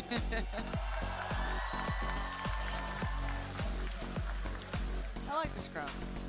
Look at them. Signs have been good so far. But quite genuinely, this is now not panic stations yet in my mind at all. It's still 7-10. No, far from it. Plenty of rounds to play with. You know, the converting of the bonus is the first, like, I guess, potentially a forecasted closer game, right? Like, that's when you're like, okay, they've won pistol, they converted bonus. That's when you start going, right, the scoreline will get closer. We're not into the meat of the gun rounds yet, though. Well, that's the thing, though. With Loud converting the bonus, that gives them the buffer to potentially, to come through and win this clean. It then puts them in a position to play some more scrappy rounds, go for these, you know, heavy invested, almost death ball kind of executes. Yep. Not overly reliant on utility, on getting in, just those raw gunfights, which Loud are fantastic at executing. As I said, Marv and Victor will bring a rifle in here. I don't think either of them conceded any damage, so should be a full shield as well. Again, the next buy round is where you do start getting concerned. That'll be Loud bringing it back, resetting the economy, and bringing it basically within 3 rounds. Oh, then call it 2. Yeah, that's a whole different scenario, but we wait. And initially, last time around with this, Les got punished by Ye. FNS can take it a little bit lower, linger around these walls, but it'll be fine. just going to dip back towards lamps. Now, again, we've seen these defaults being held. Nothing too much of a worry yet. I do see the commitment towards Hookah, though. I've just watched this as well. FNS and Les just facing off in terms of the toxic cooldown. You can see it's just back and forth here. Les is being given no control. I was talking about previously how important it is that he dies early. But here, at least the pump has caused FNS to play a little deeper here as Loud are stacked up on this now. Yeah, and sadly for the two players who are OpTic on this site, they're the ones that only have the Frenzy, a Sheriff. It's far from ideal. And they're going to try and slip a little deeper towards CT. Yeah, he's tucked up on this. TP was to... Oh my god! How is he alive? Aspas flies out of there, and Ye is just baffled, dazed and confused, but Victor's got Sadak. The spike's not planted. This fight's on multiple fronts, but it ain't over yet. We're not out of the wilderness, as now it's just Aspas. Tell me how OpTic are 3 alive with rifles now, and I'll tell you, none of us saw it at the start of this round. Aspas though, good for 1. Oh my god. Good for 2, and now just the 1v1. And the correct guess, Victor, none the wiser, forced to pull the trigger! Aspas! The unthinkable again! The 1v3 in the final seconds! How has he turned that back around? He shouldn't have! I mean, you think there it's like, yeah, he could have killed him earlier in the round, but he's done enough damage. He was at 35 HP. He was the walking wounded! Look at this. Easiest kill of Ye's life. Guess not. Oh, he slipped the net. Don't worry, we've got 3 on the site. So he gets the kill onto Marved as well with the reset on the jump. And Victor swings. I think the paranoia is there from the paint shell, but all the damage was already done. Victor swings ahead of the box. What a ridiculous Red Bull clutch from Aspas. Well, we have a treat for you, folks. A technical pause coming in. We'll update you when we know anything about it. Hopefully it's just quickly resolved and we move through. Not where I'd want to dwell, if I'm honest. No. Not the sort of round I'd want to be thinking about losing that scenario after turning the tide, right? You come into that with, I think it was what, bits and pieces, the 2 players on the side, it was FNS. It was actually Marved and Victor brought rifles into that. That was saved from the previous. Absolutely. I didn't know any pistols or anything like that. Obviously, Ye with the headhunter. Don't really want to talk about it again. But that's it. Yeah. So it get pretty light. Pretty light. Still a bit of danger, absolutely, but they were going towards a site that did not... Oh, green fence. Anyway, again, they did not have what they needed to hold that side back. Somehow they still did the damage. You had then Ye in the perfect position to punish this TP being taken. You think it's all lining up, right? And then somehow it crumbles. And then, don't worry, got 3 players in a post plant on the site. Easy. Yeah. Oh, we're fine. Apparently not. And now we're sat here thinking about it. I mean, I can't believe what I just saw. Honestly, to give Aspas the first, potentially the second on that short challenge, it puts Victor in a really rough spot. Yeah. Because and again, you never think about these things on the fly, but he gets both kills and gets the paint shell back, which applies even more pressure to Victor. Yeah. Like I said, he's stuck between a rock and a hard place. Well, between triple and a paint shell. That's actually mad. And I was thinking about actually previously, they come back in on this buy round, and this is where it's concerning. Because they win this, they get given the 7th. OpTic now, I mean, after the purchase here from Crashies, they're going to have under 1,000 credits total coming away from round 17. And then you get scared. Because Loud should then find the 8th. I'm already seeing the scoreline being closed. I'm going to be honest. I'm seeing this getting, you know, the bit where I start paying attention, like 8 to 10. I'm like, oh, okay, 2 away. That's easy to close.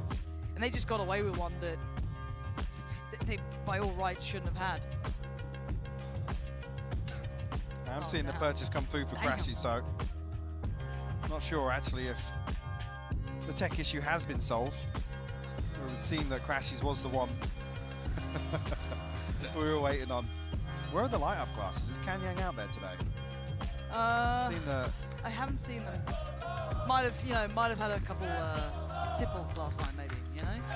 That's unlike him. I know. That's a one-off. Still no updates. It was just gear, apparently, nice and generic. We love that. We can hazard guesses. Just make it up. Who knows? Could be fun. There is actually plenty to be talking about in this game, though. We can talk about what we've seen so far. And individually, once rolling it back, haven't seen many standouts from Loud, even with that round in hand that we just saw from Aspas, right? Individual impact, incredible. I mean, they came out the first half, and it was one of the cleanest scoreboards you'd ever see. It was like everybody was 5 and 10.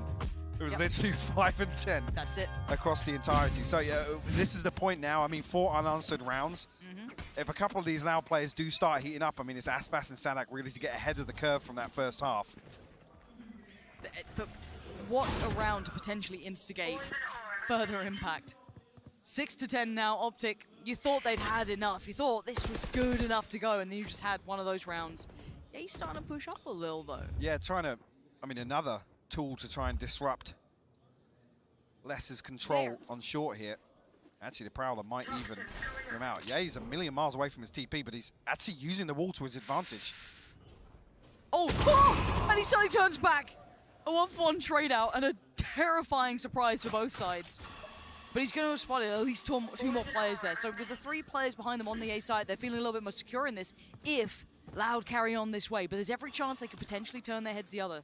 50 seconds, still a little to play with. Crashy. What a rotation, though. Seeker's coming in. Now, this might stop them in their tracks. They may not hit this rotation button any further. No, they're still sticking around here. And now the commitment comes in from Loud. Straight towards the side they go. Seeker's back on the other side. Going to spot 2 players. Crashies peels away, respecting it, but no respect on the way back in. Sadak deleted. Les finds a trade. Crashies on a heater right now. Literally. Pancada's got him. And now it's just Pancada surrounded, but reaches the flank. Did he consider Victor's positioning? He's looking the right way, and it's absolutely not the right time this time. Victor's got it. Making up for those moments before. His head back in the game here, and that'll be 11 for OpTic. And thank God for that. OpTic stepping a little closer to map point now. We're forced to repurchase, but with that early string of rounds, Loud's going to be in a very comfortable position. How Crashies gets that kill is ridiculous. Spike planted. This is beautiful, though. Come through. Actually, the second headshot coming on as well.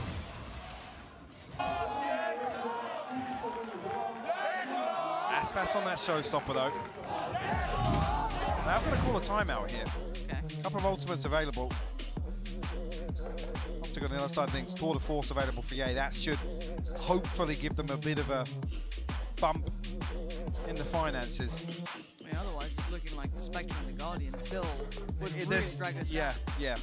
I mean, it's tough because they actually come into this now. You can see them reconsidering the purchase throughout this timeout, but seeing something weird. Pancada's got an operator in his hand. Right. Which would lean towards, potentially this next round slowing down just a little bit. On the outside, at least.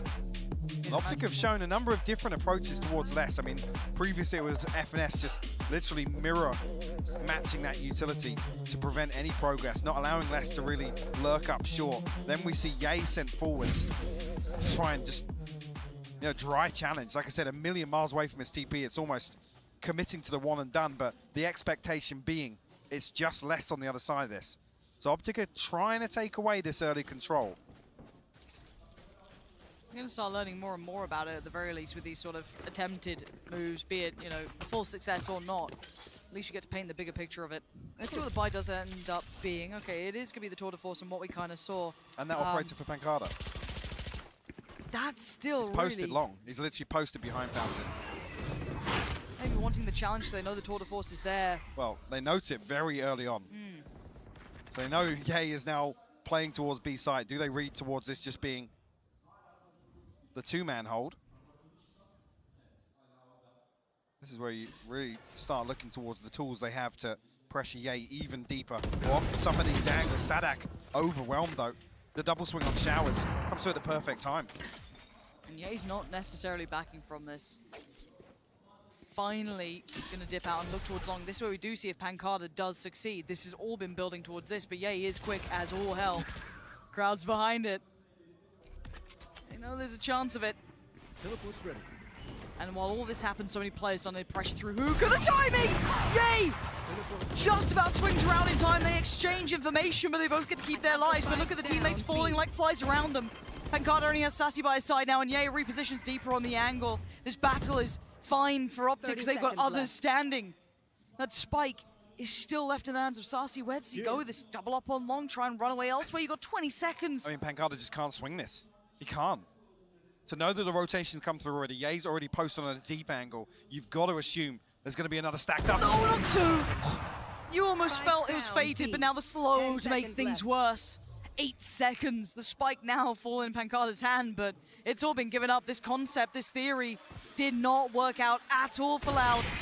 Pancada not getting what he wanted that time, and again, Ye, the discipline here, he's always on. And just like that, OpTic find map point, and they strip away this huge advantage Loud had,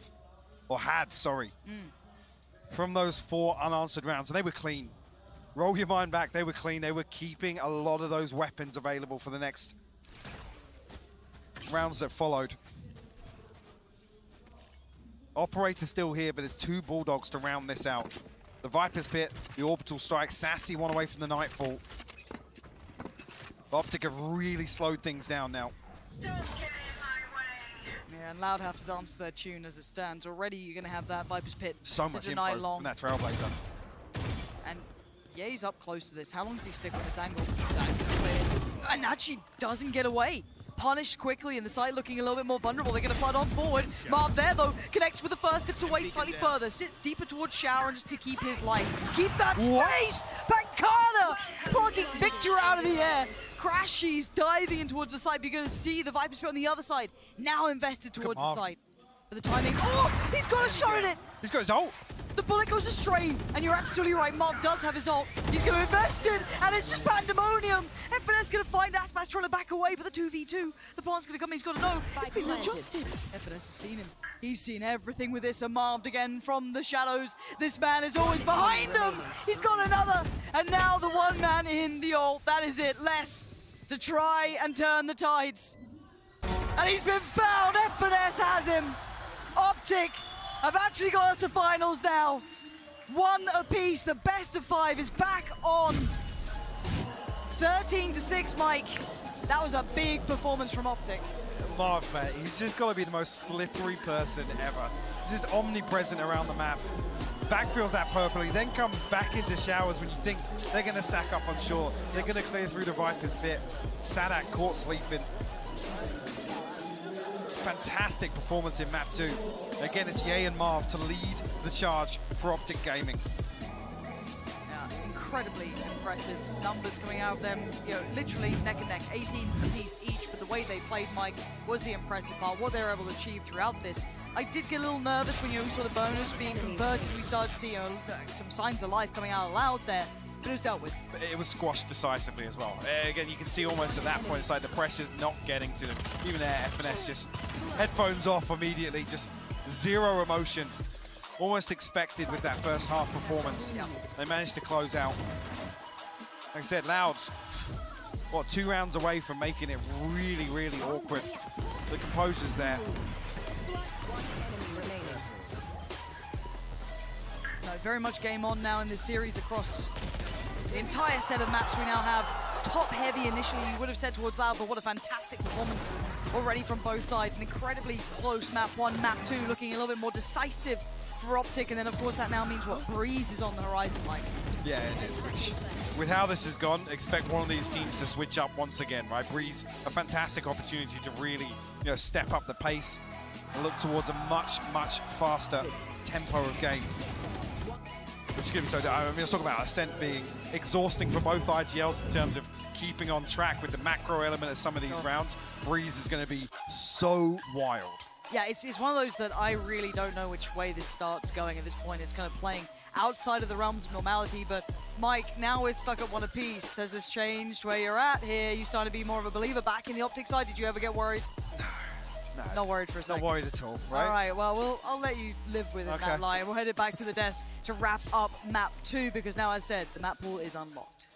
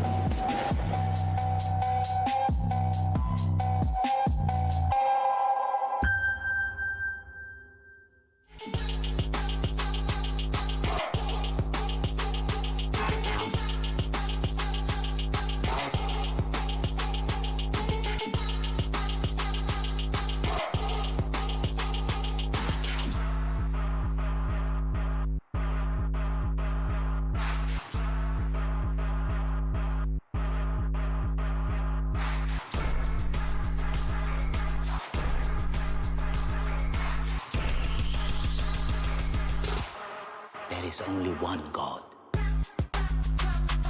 There. One God. There. One God. There. One God. There. I'm searching for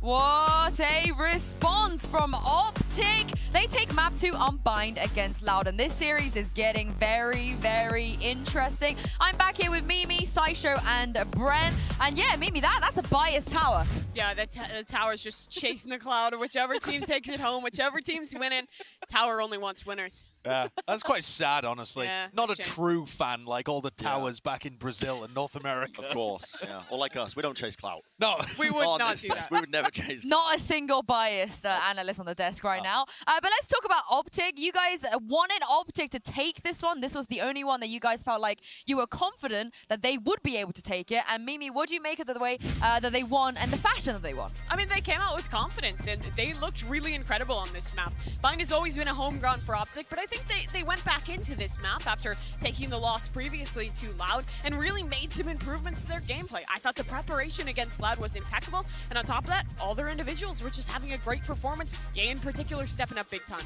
And that counter-strategy and adaptation is something that I wanted to take a closer look at. And this round in particular is a great example of it. They know that when Les has his Viper's Pit, he's going to be using it in A short, and he's going to be pretty isolated and alone. And so Victor just satchels past. They nade the common position where Les would be holding, and they punish him immediately. I think this was an excellent example that OpTic had done their homework. And then there was the follow-up round here. This is round 10. And this is an example of them taking note of the defensive positioning, the defensive protocols, of the way Loud were playing. Heavily for hookah, heavily for that A short control, and just punishing it with good crossfires and good duels that they were taking the entire time. OpTic's attack side set them on the right path in that map. Definitely. Yeah, and I think for Loud on their defense, we were really hyping this up, that their kind of main game plan was hold on to their short control and re-pinch to play those retakes in the late round on B. And OpTic did a really good job of not giving them opportunities to lean into that retake. Spike was always going down, but those retakes were so rarely successful. Yeah, I've seen some pretty good tweets about Marv being ice cold. Here he is in the Verizon high-speed moment of the match with a pistol round Sideshow to kick things off. Yeah, and I think that this kind of exemplifies what you mean about players heating up, because this is a 1v3 where Loud looked like they were completely in control of this round. It's a pistol round, they come in with a great game plan, and Marv shut it down. And that was only the first of 3 different clutches that started out this map. There was a clutch in round 1, then in round 2, then in round 3, all going the way of OpTic. And that is the kind of magical big game energy that you get from OpTic at times. Yeah, and speaking of magical big game energy, I have one of my favorite players right now who is joining us here in the arena. It is C9 Mel with Golden Boy. Thank you so much, Yinsu. Yes, I am joined by my fellow NA Challengers analyst, Mel, and of course she does play for a small team, you know, Cloud9, probably heard of her. Mel, how you doing? I'm doing good. You probably haven't heard of that team. You have to look it up on VLR, go really deep in the trenches, but managed to get here. Hey, you know, we have Game Changers coming up pretty soon. It's going to be pretty sick. I know, you know, you still a little process for you to get there, but you guys are looking pretty good. How's the season going for you guys? And overall, you know, you feeling pretty good about Game Changers? Yeah, 100% Series 3 coming up. I think we're looking really strong going into it, super confident, and international after that. We're really excited to see all the different teams. You know, I'm familiar with a lot of the world-class girls around the planet, and I'm just super excited to play them. Heck yeah, it's going to be awesome. Now, since, you know, you were one of my analysts at NA Challengers, you did a darn good job. Oh, actually, LCQ. Valorant was a challenger, but anyway, you know, I'm old, I forget things. But I figured we'd do some soft hitting analysis right now. Let's actually break it down. What do you see right now in the game? Loud, game 1, OpTic, kind of let that one slip away from them. Loud picks up the win. Now OpTic bounce back. What's your take? I mean, I just want to say now, Preds 3-1 OpTic, you know, going in. Okay, going in. All right. But on Ascent, specifically on defense, what I really noticed was how OpTic was playing their defense. They were going so aggressive, and I feel like that's a really good call to make from the FNS and coaching staff and the team, because it could throw off a lot of prep that Loud could have for them, right? Loud's like, okay, they're going to be playing like this, and then they just go in. FNS is pushing 4v2, taking more and more space. They're playing so aggressive, and I thought it was a perfect call. What do you think could potentially be the thing that maybe, you know, could be the downfall of your Pred? Because Loud, I feel like Loud's big thing is that they keep it going, they keep pushing, and the longer these games go, Loud have a better chance of coming back because they ride off of that energy. What's your take on that? I mean, it's going to be either way. I feel like it's 50-50. I feel like both of them are teams that could really go off that momentum. I think OpTic, we talk about, you know, going with that momentum, like they start kind of slow. I think now we're starting to see them start a little early. In Ascent specifically, we saw them start early, and then they're kind of like letting it go towards the end. But I feel like they clinch a second map. I think this is anyone's game right now. I still hope for the 3-1 OpTic, but it could go either way. Yeah, well, I mean, you know, coming up next, you know, I think Pansy said it best. The series is wide open here. Any players in particular that we, the fans at home, and our analysts up top should be keeping our eyes on here? Someone you want to put a focus on? Honestly, I can't say that both of the teams, like everyone just head for head. Every person on the team is just looking phenomenal right now. I feel like everyone can do anything. Anyone can pull off a moment. It's going to be crazy to watch. Mel, you're the best. This is why I love you. Thank you so much for your time. Appreciate you. But we're going to send it back over to Insu to break everything down with the crew once again, and hopefully Josh doesn't talk too much. I wouldn't take that personally. I wouldn't take that. What, you want me to go down there and fight him? Is that what you advocate? Yeah, I think this is the thing where people confuse us. Whenever there's B-roll on the screen, he hasn't gotten used to us yet. You know, we've only known him for, what, like 5 years? Maybe. I'm only going to speak in single sentences, single words. So now he knows? Yep. Okay, I'll do the same. Done. Like this. Analysis? Analysis. Good teams play. Next map. Breeze. Good map. Yeah. Maybe not. Not Split, Mimi, I hate to say. I know you were tweeting that you wanted to see Split, but we're going to be going to Breeze here. How much do you feel like the pendulum swings back into Lau's favor? Honestly, potentially not too much, because the last time OpTic did play this, it was against DRX, and they ended up winning 13-5 because they had fantastic ideas on their defense side, and guess what? OpTic is starting on their defense side again. Yeah, I think that it's really kind of defined by how they play with Victor and Ye on the Jet and on the Chamber when they go into this map. In the past, the composition, I think, has been leaning a lot more towards their attack and how Victor creates space for this team. But last time, they had a lot of cool ideas with the aggression, combining the Jet and KO to get space in caves, and also with double op setups. They've been toying with a lot of new ideas on Breeze that propelled them to that win over DRX. Yeah, and that was really impressive, but you've also got to remember that they've lost 3 times as well at Champions, and they looked really poor in those instances. And a lot of their focus and preparation has been on doing different things this time around. Yeah. I think they might have used a lot of what was working well for them on Breeze in that game against DRX. How much more do they have to show? They've only had 24 hours coming in here. I think Loud should definitely be considered favorites still, because Loud are insane at this match. I think that's an excellent point as well, because we were highlighting kind of the counter-stratting as well that OpTic were coming into bind with, but that is a massive opportunity for Loud to do the same on Breeze, because I think what they were doing, heavy pushing up into the extremities, into taking shop control, pushing the A up onto a deep angle with the operator, that is all very exploitable if you have the knowledge, if you've been watching the tape. And you know they have. They've got the advantage. They went through the upper bracket. But I think one of the other points there as well is that OpTic have been pushing on defense this entire time. Yeah. And the reason it works against Loud is Loud like to stack their players on one side of the map. At what point are we going to see Sadak make the adaptation to run much more spread and slower defaults and try and catch the aggro? If it happens in this map, it could extend for the rest of the series. And I think there is a good chance that they could do that, particularly since this is the map that normally you get to see less flexing onto that Cypher, onto that more traditional Sentinel. Playing against similar teams to OpTic, his job has been to receive that aggression. And I've actually been impressed when he's playing on the attack at how well he does to shut that down. Well, I mean, we're definitely going to see a map war no matter what. This series is not going to be a 3-0. We're not going to be able to close anything out here on Breeze. But what do you think OpTic need to do if they want to take the lead here? Because yesterday, they nearly threw that best of 5 down to a reverse sweep, which has never happened before. Yeah, I think that's a really good point, right? There's no opportunity for a reverse sweep here, so the momentum is going to be very different. But OpTic need to continue to apply the pressure. They've got their map, and they did very well on it, but the deeper the series goes, the less you get away from the prep, and the more it's just about adapting to each other on the fly. So I think this is potentially a turning point in the series. And I think this map right here, right now, is a big opportunity to showcase On Loud's perspective, I think that they are putting that experience that they got in prior tournaments to good use right here, right now. Because listen, you've lost the map. It was in a pretty dominant fashion on Bind, but you're coming into Breeze now. It's still anyone's game. You've got to remember, you know, essentially the past matchups that you've had, what it took to even get here in the first place. Yeah, and I think it's also for the younger players on this squad of Loud, their opportunity to come back into things. Breeze is a map that Aspas has a lot of potential to take over on when he's playing on that Jet. In the past, Victor has had kind of up and down performances on that Agent. So there really is a chance here for the team of Loud and for Aspas in particular to just claim this map and take over. I think another point that we need to bring up, right, is that with OpTic starting on the defense, they've been running double operator setups quite frequently here. And that can be a very heavy swing economy decision. Because if it fails, if Loud start running big site execs and they work, then they're stuffed. Well, we're heading to the Prime Gaming Agent select here. You guys have mentioned the Jet and also the Cypher as well. How do you counteract that Cypher? Because it has been really successful. We have actually seen it be counteracted. In their series versus DRX, DRX put in the prep work and were consistently pounding less on that B site when he was trying to anchor. They did a great job of getting rid of that Cypher utility and shutting it down. A lot of this setup has been shown. This comp has been shown numerous times. So if Chet and the team at OpTic have put in the work, they should be ready for it. But remember as well that this is Loud starting on the attack side. So the Chamber's job, the Cypher's job is not going to be to, you know, anchor a site. It's going to be to stop the aggression coming out from Victor and coming out from, you know, previously when we saw OpTic, we were seeing Marv flash Victor into positions, try and take an early fight. And when they left behind Ye with an operator. Yeah. So there's so many layers to the aggression there. The question is whether OpTic are actually going to play like they did against DRX. I actually didn't like the double operator setups. I think it limited them in the retakes a lot when they tossed away those rifles. I agree. In a lot of the scenarios when they're playing on their defense side. So there are multiple looks that they could go into here, but Victor is going to be a big, I think, center focus point for me. In that game versus DRX, they started out double opping, then had to move away from it. This is a map where both these IGLs are going to have to adapt as the game gets late. I love a big brain map. I can't wait to see what's going to happen here and throw this over to your casters, Pansy and Hypok.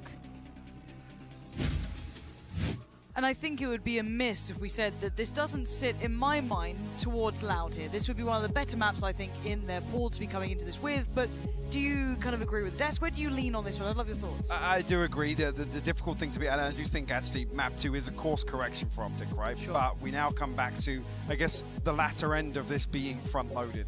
Right, Bind, it would depend on form on the day. OpTic looking absolutely, well, borderline flawless, to be honest with you. That 10-2 half and then closing out in convincing fashion. But the Des make a couple of really good points. And it comes down to homework. Now, if OpTic actually come back and do what they did on map 1, and really look to kind of disrupt the macro for Loud and really play off beat, that's what's going to be interesting here for Breeze. I just... the concept that you can reinvent yourself this quickly or be that prepared this quickly. Absolutely. I mean, credit to FNS and Chet in that regard, in terms of having the foundations there to achieve it. So we go in, it will be Loud on the attacking side and OpTic on the defending side. Yeah, you're going to be noted very swiftly here, and it's a relatively straightforward piece. Aspas going to crack the site open, taking down FNS, and the follow-up just as sharp. 2 already for Aspas, and the site's theirs. Sassy and Aspas coming in. The shock dart doing any damage initially. Aspas trying to slip closer and closer to the ball. And actually, Victor pops in and Crashes finds a second. Have they equaled this up? The spike's not been planted, so now there's problems. Pancada and Les, where are you going to try and bail this out from? I guess Les's position, doing his best Marv impression at this point. All the way around. See if you can make any impact out of this. Noting no one should relay big information to Pancada, who's in a whole lot of danger. He's in so much trouble. And now Pancada can at least find one, but he lost less in the meantime. He's got 2 players in front of him. OpTic somehow hold back the flood there. It's a 3v5 as well. Technically 3v4 with Les being so disconnected, but the Sheriffs in the hands of Aspas and Sassy, finding damage on the way back through. But Victor goes huge. Beautiful play inside the smoke there. And that's a scary stat. OpTic, the only team in history to beat Loud on Breeze. That's mind-blowing. There's just so many storylines, so much history to this matchup as well. And there's common denominators between it. With Loud's few losses here and there, how many of those are accredited to OpTic? The perpetual nemesis, it feels like. just gravitating towards each other. So hard to avoid each other, it feels, but always providing some of the best games we've seen. And there's contacts made. Yay, gonna go out the better in that one. Walk away, sitting pretty. On the other side, Aspas down to 24. No confirmation behind that though, but it being Aspas, a big indicator. And the wall to confirm it as well. Potentially a couple bits of utility. They're not feeling any pressure just yet though. No, but they should be able to get the spike planted. They've fought Sadak, and now with that going in, Ye's going to fall back a little bit, be a little bit more careful. Crashy's just farming. So far, no threats. Have to see if they're able to find anything as they do try and take step towards the side. Pancada less, all forced away, and only 1 to 4. It'll be Pancada finding Ye. The defuse will come in. 4 standing for OpTic, no problems yet. Loud just banking on getting away with the extra 300 from this, especially with Aspas taking such an early tag. 2 on the board for OpTic, 4 left standing. Actually, even if Ye wants to ride this through with potentially just a headhunter, now you're going to throw a rifle in the mix and the light shield. Crashy's great early progress towards that Hunter's Fury as well. And 3 light shields here for Loud. Aspas, Sassy, less. Stacked up here outside B once again. And that dart going to be sent towards backside. That should imply that this is a fairly pacey hit if that dart is sent immediately. I don't think it will know much because they're playing so far forward. Forced to challenge now, Marvel alone. He's now in danger actually. Kind of left by front pillar. Swings it off the flash. Still going to push one back but couldn't get back quick enough. Les is already there and taking the side control. Spike can go down somewhat uncontested unless Crashies just goes head first through this. Not the case. Passing the Aldrone, spoiling the players. And should be able to start stepping towards the site. No one's watching the cross until then. Sassy gonna swing back out, leaving just Victor and Crashies here. Marshall to work with, but Crashy's got so close here. Aspas completely unaware of the possibility. How is he here? How is he here? What? How did he get there? What were Loud doing on site? What was being held? Apparently nothing. Crashy just slips into Loud's formation on that post plant. I mean, the first is a given. The second and the third, outrageous. Give me the replay. He's to right. Whose job was it? Close right. One ladder. Close side, ladder. Holy shit! Yeah, we're all surprised. Cool, calm, and collected in comms as well. Yeah. Almost the expected outcome. I'm dazed after that one, and Loud will be furious at that too. The outcome, not the problem. It was how they got there that's the issue, and Marv trying to get in their faces, but that's a recoverable rifle eventually. Flash could go through, catch Victor on the jump peak. Aspas now at least has the angle to play with. Wall goes up. Spray in on this. Do they have that rifle back in hand yet? There it is. Aspas just grabbed it for finesse. Finesse, this is perfect. He's going to see one. One slips through, but that's fine. Sadak tries to backfill it. The tag, that's good enough. A 3v3 now, still chaotic enough that it could go down either way, but no progress to the site itself. And Crashes, you kidding me, dude? You can't walk main dry. This guy is just filthy with it. Infuriating. Crashies just adding insult to injury. Wow, thought they had a real nice shot here on this one. They're trying to make something happen, but Sadak shot. Gets Victor. Needs one more, but it's Ye, the final boss.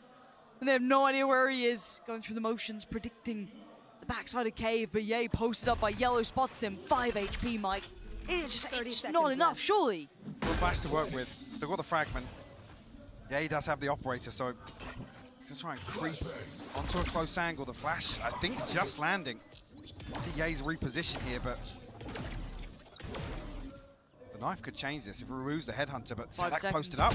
Oh, Ye steps in. Escorts Sadak out.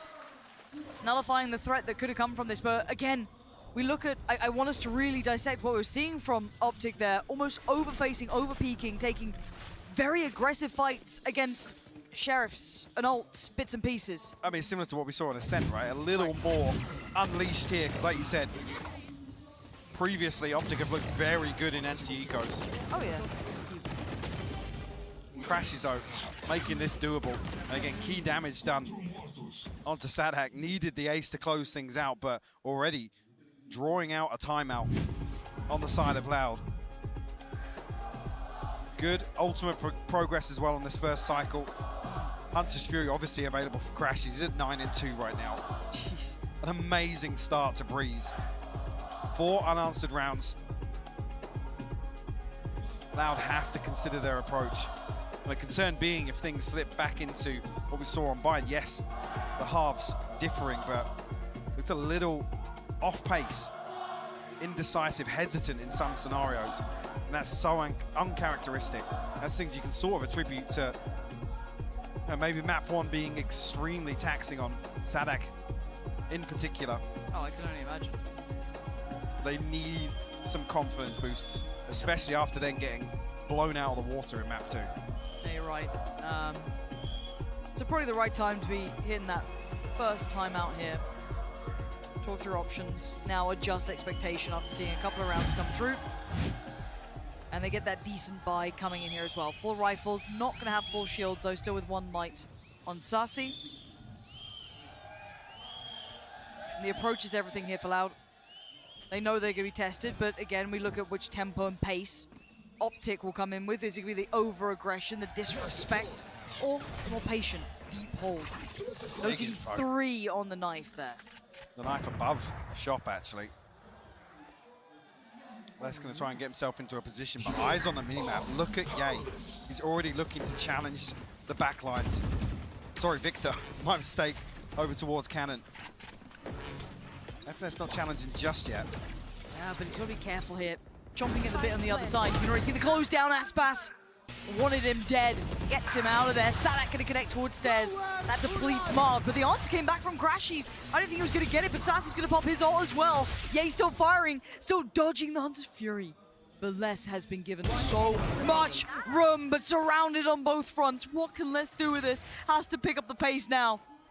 And that's the problem. He's heard the steps. He's already been seen and considered. Defuse going to come through, and Les can do nothing about this one. Has to sit and watch as the defuse is made.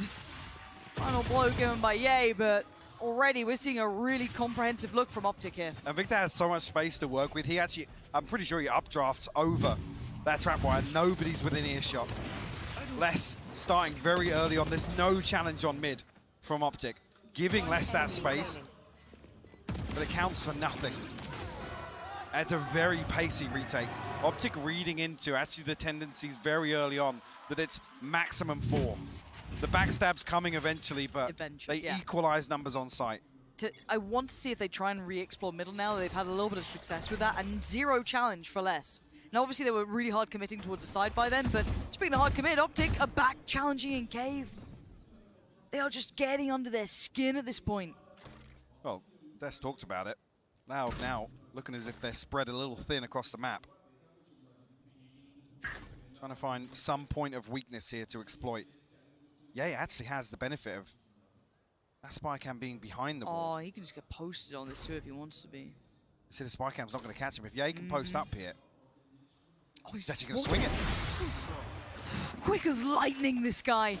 Les is gone. And with the reads already on Les, you should see this rotation coming through. There's already 3 members towards A site. You can see now Ye looking to explore towards mid. This is perfect. He's the shot! Pancada hands it out. Ye kept in check.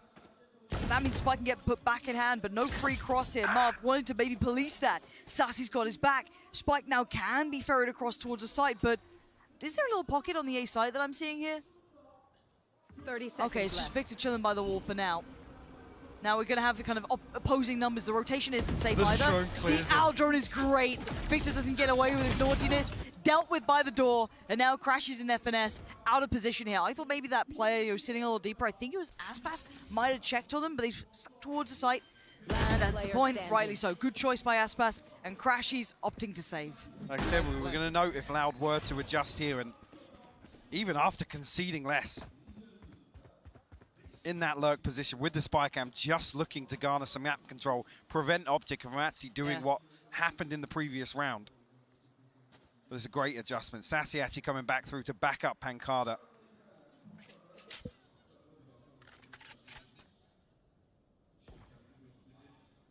Well, Crash is going to be able to hold on to this operator here. Pancada's on the hunt.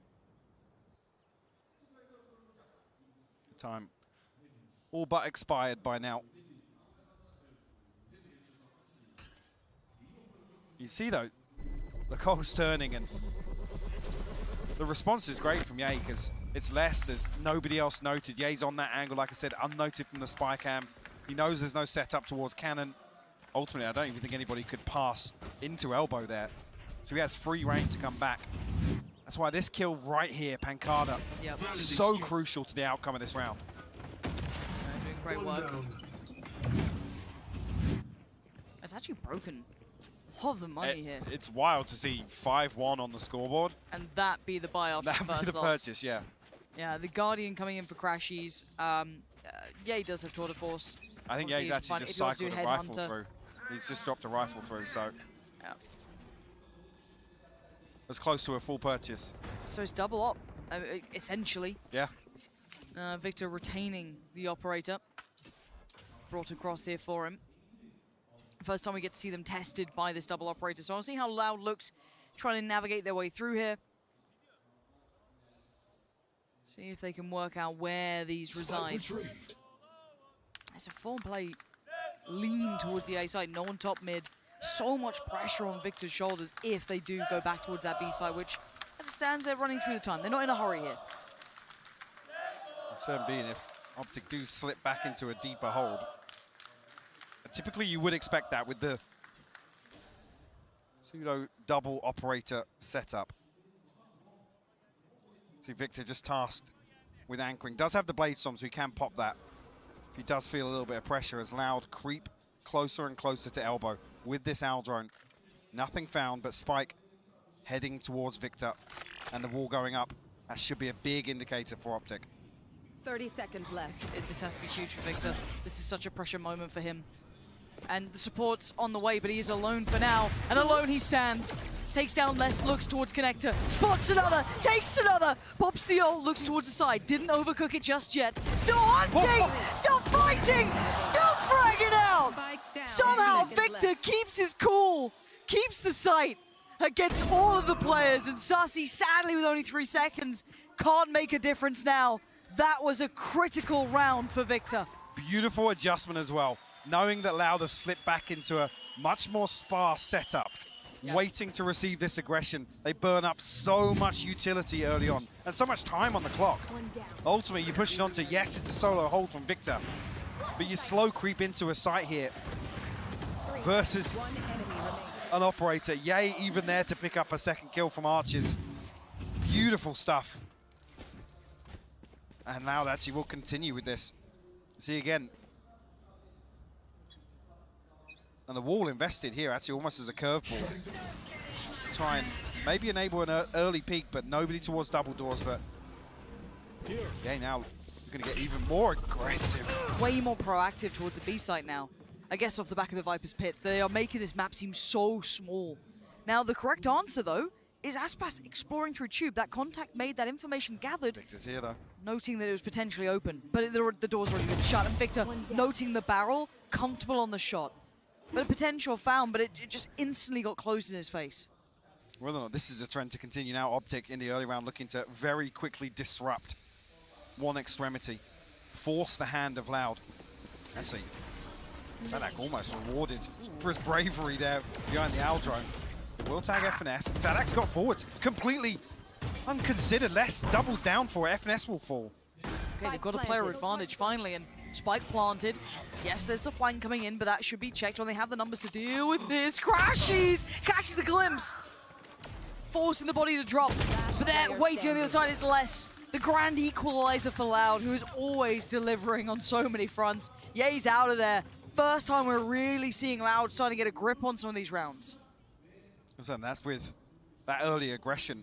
I said that it's literally bespoke to dig Less out of a position, find one kill on the extremity, and force Loud into a less favorable position. They actually get through. Like I said, Sadak not initially rewarded, but gets way ahead of the expectation of FNS. Moving in tandem with that Owl drone. Second on the board for Loud, but already this half heavily in favor of OpTic.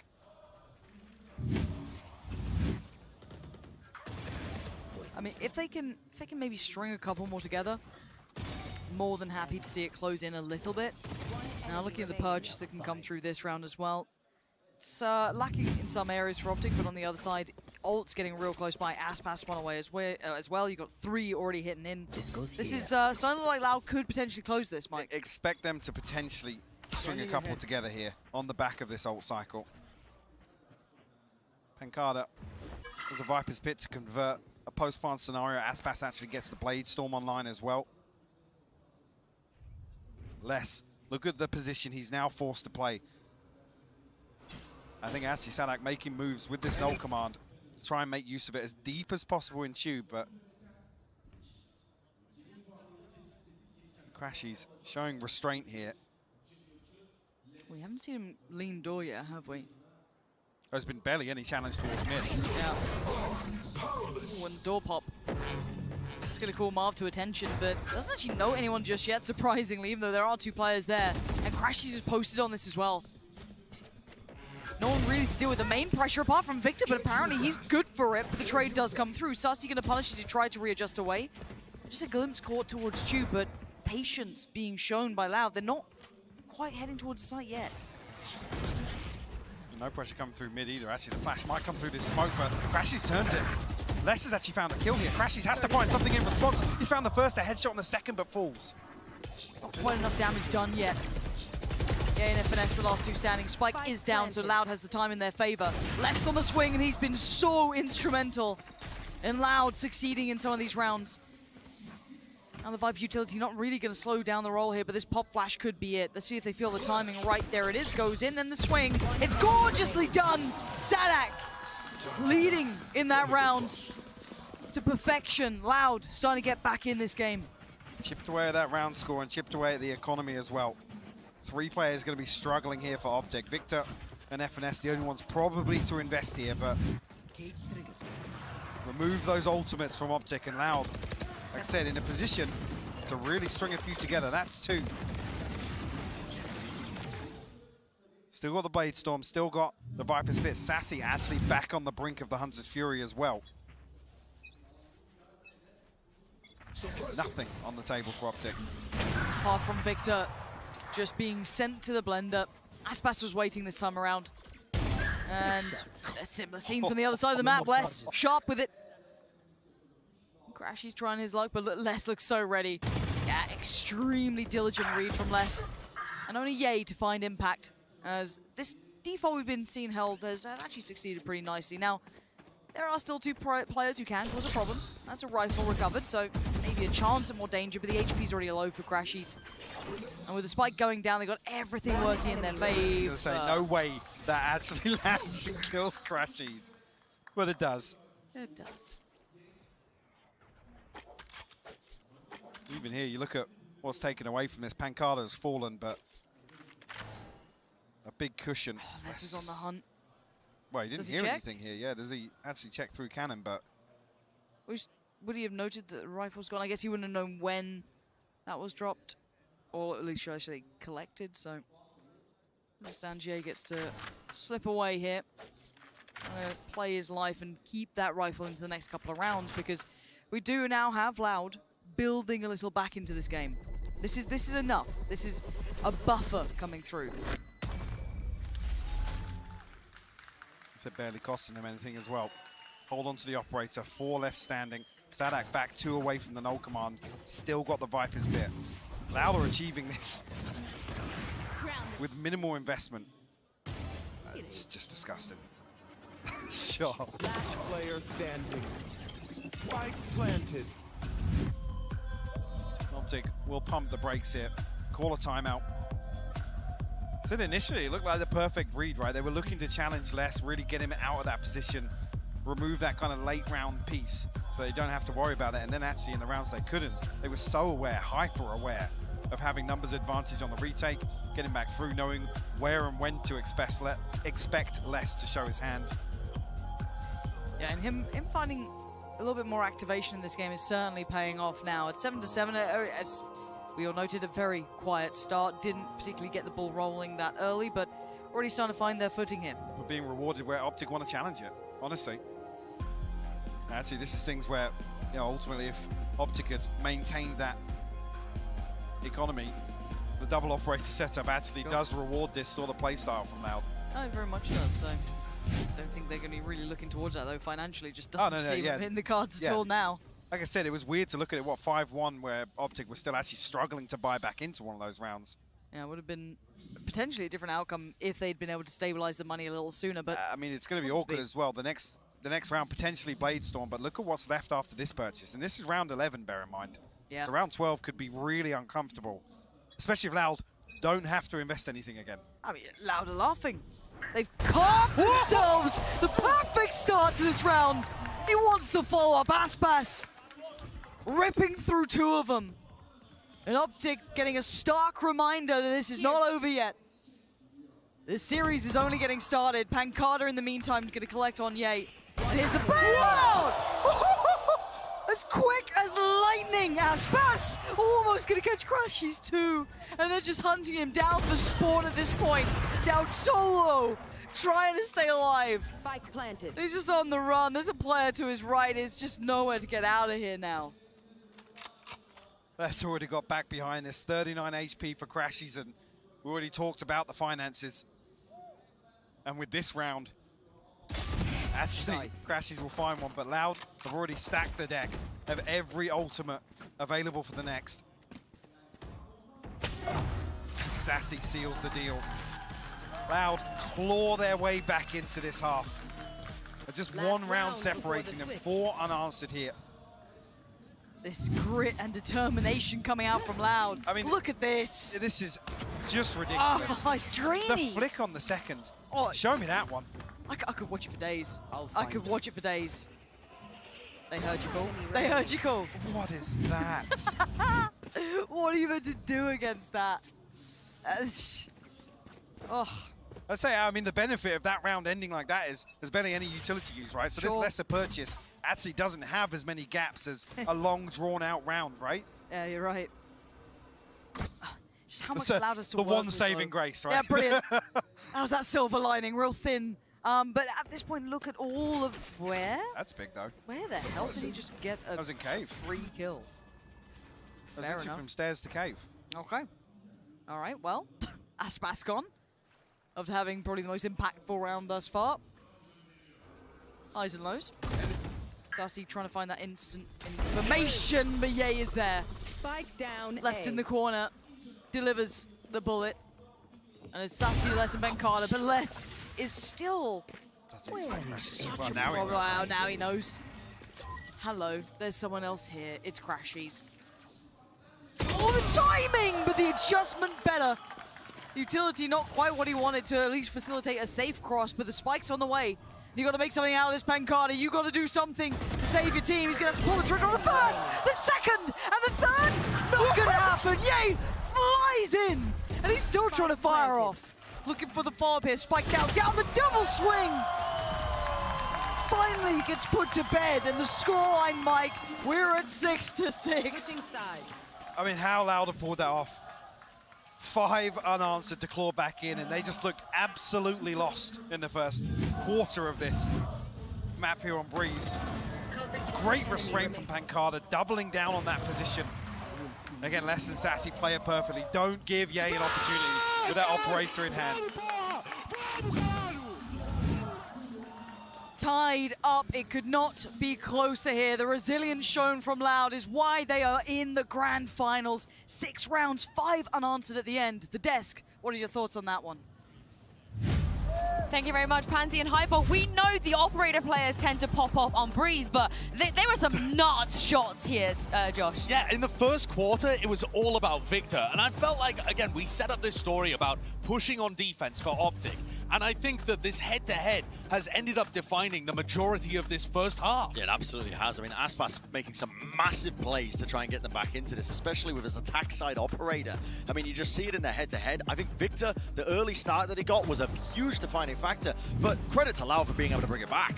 Take a look at how Victor was flanking as well. He makes his way around this trap wire so that he's able to get the flank. And this is how I expected the half to play around, with Victor trying to outplay less and get the better end over the Cypher player, and Loud was still individually popping off. And then in the second half, they just found the rhythm.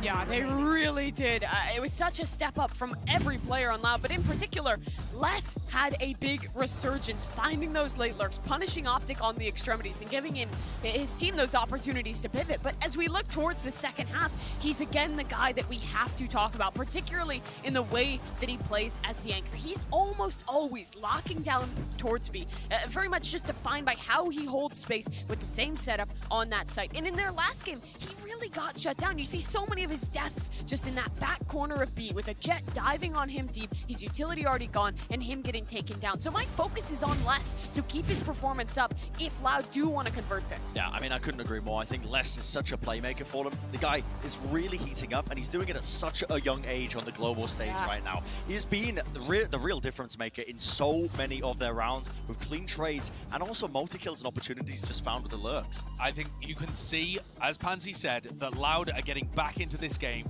Their belief is showing, the tenacity and grit is all there, and the players are heating up. I think this next half, it should be electric. Yeah, OpTic, they have to find a way to stop this momentum, or otherwise Pansy and Hypok, it's going to get a little bit dicey for them. I'm still working out my feelings after the Viper cosplay, I'm not gonna lie, Mike. But anyway, 6-6, the game actually could not get closer, and it feels like Loud are starting to believe this is now doable. Because it felt like a shutout at the start, the aggression was right, everything was starting to hit, and then it just, you know, the switch flipped. Now, what do we look at? Where are our key components we look at in the second half of both sides? What are you looking out for that could maybe be the swing factor of OpTic picking up this map, or Loud? I mean, potentially for Marv to come online, he was punished a number of times looking for those kind of pop flash plays early on in the round. So really here, looking for him to write that. And yes, you can talk about just looking at the numbers there, 2 and 9, but it's the manner in which he was dying. Is there anything Number of times. Yay? No, there isn't. Right. Loud's all the way, literally all the way posted deep on B is 3. Pancada. Now maybe as the wall goes up, they might consider the possibility. Another rotation coming through nice and early. It's Aspas here with the Sheriff.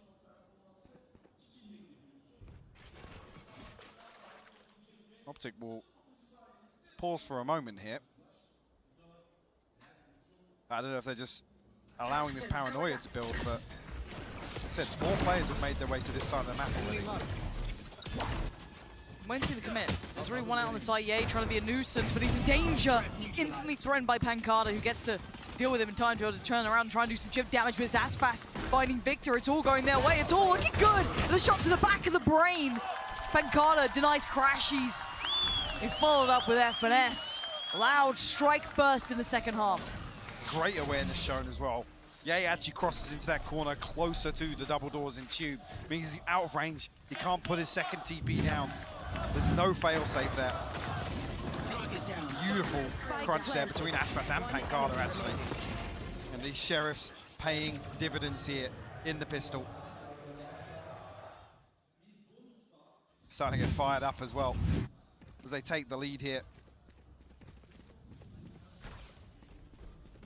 Just the light shield here for OpTic. Yay. 6 headhunter shots to make something work with. Like it might be a fast mid piece on the back of this poison orb, or maybe just to try and post Yay up a little deeper. They've achieved that very early on. Problem being with how deep Loud will play on B, they're just playing off the back of this spy cam, so Yay not going to be given much freedom once he crests this corner. Yes, he noted there. Taken out. Deals with it somewhat early because look who's creeping. Crashies They have no idea. He's behind him again. Not again, Crash. He's not again. He's done it to him. Finds less.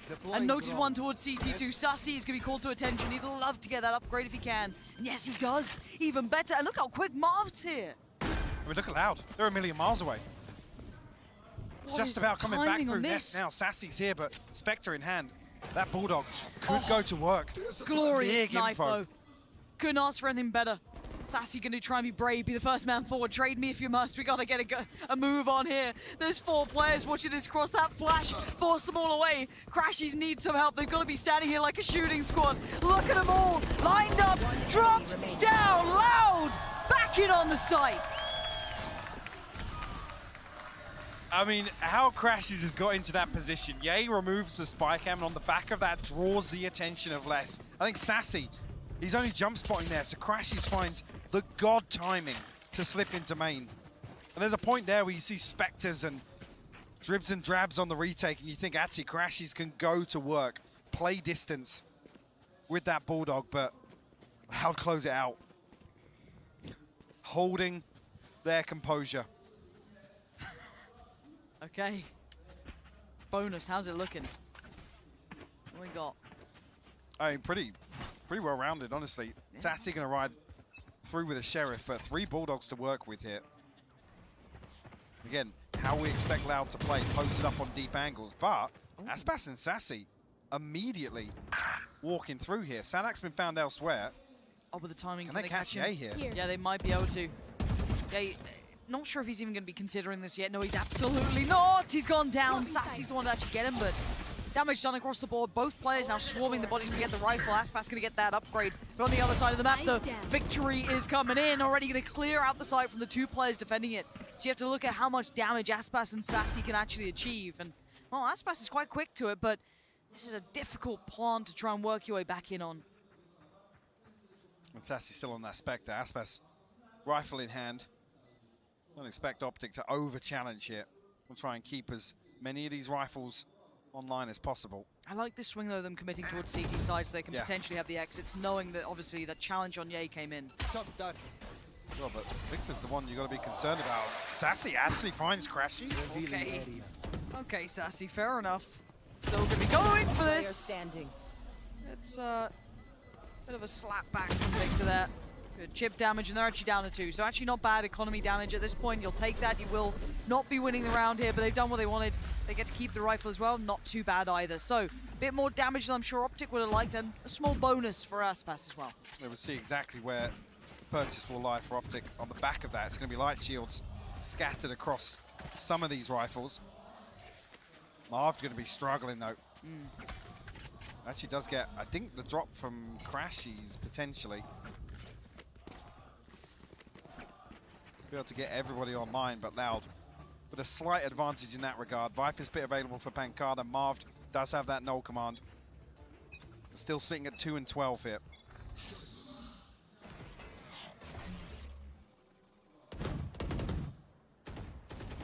OpTic looking to address mid just a little bit.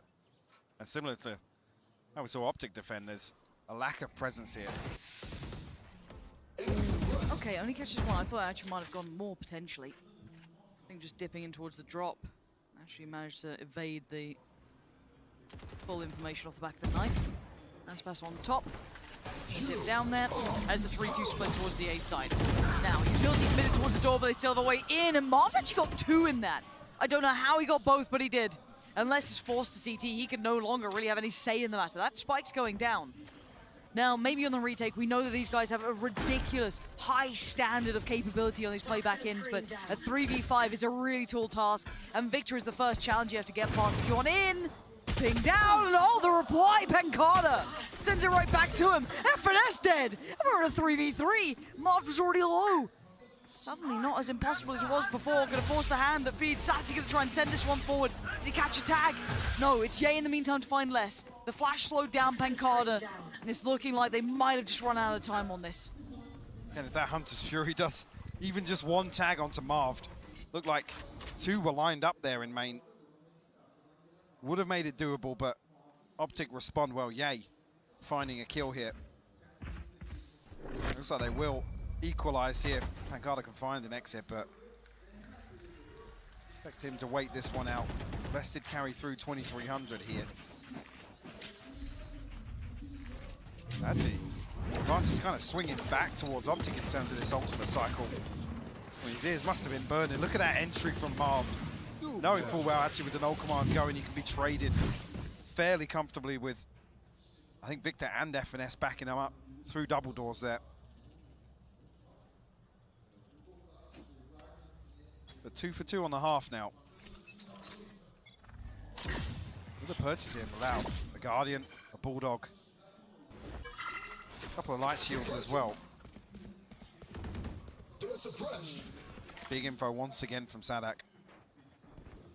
And a mid challenge coming down as well for Aspas. Gonna spot, I think that was FNS.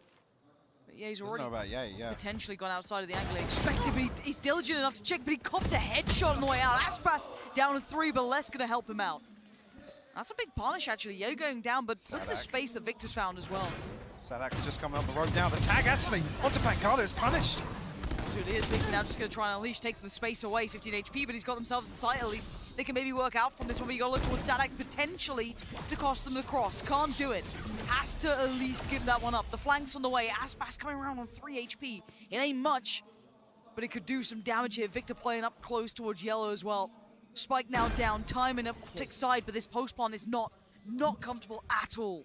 Aspas doesn't spot anything on default either. Marv now looking to challenge and finds the headshot, lands it. Aspas will fall. Standing ahead. Actually going to send that recon bolt through. Sadak still struggling to get anything done through the door. And actually, let's took back to the yellow. He's found the first. Yeah, let's fight some more! Loud right back in this game! Taking the lead away! Tearing it out of OpTic's hands to defuse the formality to it. I mean, you look at some of these setups, you think Loud that, yeah, there's no way. Sadak has so much to deal with, so much pressure coming towards him. And Les just slips the net. Gets ahead of that. Sassy with the perfect timing on that backstab. That's even after OpTic just showed it's literal perfection sometimes. The timing there from Victor to get on the back of that tag onto Pancada, create that opening.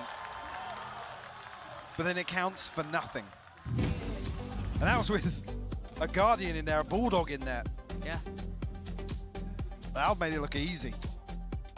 Just the timing, the synergy starting to really hit for me when I'm watching how Loud are playing in some of these retakes. And it's one of the stats I think the desk brought up at the very start of the day is how statistically strong they are at those retakes. And I mean, you see it so tangibly so often with them, you know, being an outlier on it. So again, wonderful to see that in motion here, but I'm just happy we get a close game.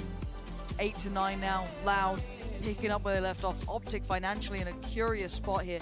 Able to fashion a purchase, but it will be missing certain areas. The bells and whistles will not be there, but a couple of ults coming in, so, you know, some moments to look towards. Well, the interesting thing to note, actually, is statistically, this is one of their worst. I think, actually, they're worst in terms of retake success, but it's on defense, their ability to find first bloods and convert 5v4s. Yeah. That's the fascinating thing here, because Loud are actually winning out in the side of their game on defense that actually you wouldn't expect them to. That's to say as well that OpTic actually are close to 70% post-plant conversion rate, which is mad. Yeah. Get out of my way! Spark's bit off the rip here for Pancada. Try and slow down any progress towards B. Does still have less here. See, actually, OpTic were trying to get ahead of this, potentially. Take flight. I don't know if Crashies can figure anything out with the drone.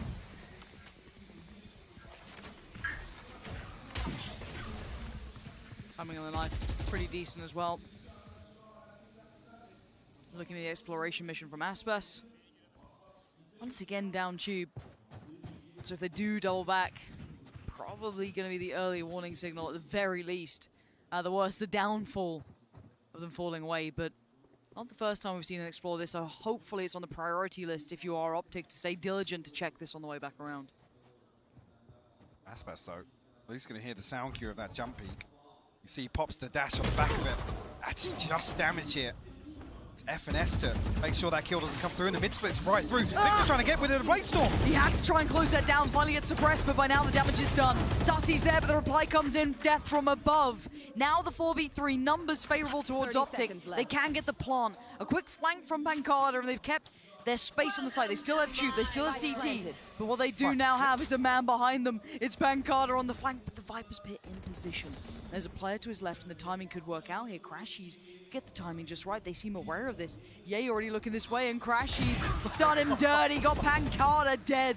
And now the final two players who are allowing a little bit of time for work feel irrelevant to the outcome. How are they meant to get back into this? Step into the green and just hope for the best. Not finding anything here. Marv actually finally coming through with that flash. The trade comes through, Crashies to clean it up. OpTic tie things up. This is on the back of early on. There's no rotation on the back. You can see the pings coming on the back of that Viper's Pit, but OpTic just set themselves up to pop through double doors. Beautifully executed. So Lesson and Carnage is so far away from this, they can't really slow that down. See now, actually, if OpTic feel as if they have a bit of freedom in mid, whether or not they actually resort back towards splitting a site. Loud back down on two Sheriffs, a Stinger, a Bulldog. Blade Storm available for Aspas, though. Sadak's immediately through Cave. Huge information. Vital so early on. And it really reassures Aspas he is in the right place for this. Now, eventually we'll have to pay attention towards main. Eyes trained on towards mid, and he's really made a meal of it. Nightmare scene does get at least the Stinger, but it's really not much to be writing home about here. Could have done with a kill off that. But the fast flank is in. Now Crashy's very diligent, but I think just missed the timing on the window. And saying all of this, Sadak, how much more can he do though? It is a 4v3, but the weaponry's still good, but they are pinned in towards elbow, Mike. Needs to want to bail him out from here, and FNS tried, but didn't get what he wanted.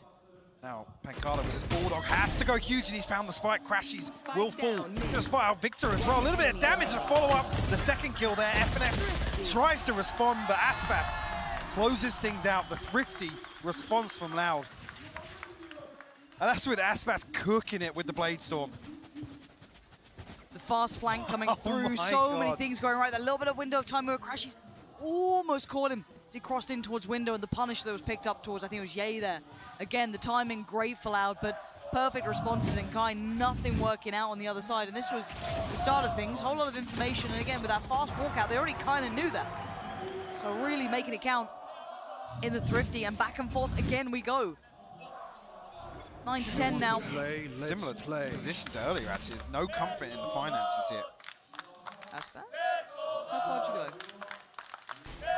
Let's see.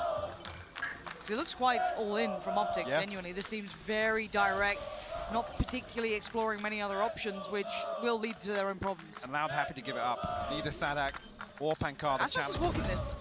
Yeah, he's walked straight up from door, and no one was watching it. Just dipped right back on in, and now this problem's galore, but Ye on the bailout, ready to save the day again. Melted and burned down, but still alive. And OpTic are panicking. And now surrounded, they didn't get to the deeper post plants. The pop flash to bail them out does at least give them a little bit more freedom, but the instantaneous trade. Rez gonna come in, maybe not. Toyed with. Oh, Ye predicts the push back in perfectly. And did Victor even see him? I do not know. We're tied all even. Answer right back in kind here for OpTic. What was that headshot from Victor? The Viper wall was up. What a ridiculous response here. Ye going huge for OpTic. The second here onto Aspas as well. Resets to this position. Perfect read on the timing. Show me the Victor kill. Like, that was ridiculous to close that out. Oh, but they've shattered the money now. It comes back to the same thing. No financial comfort.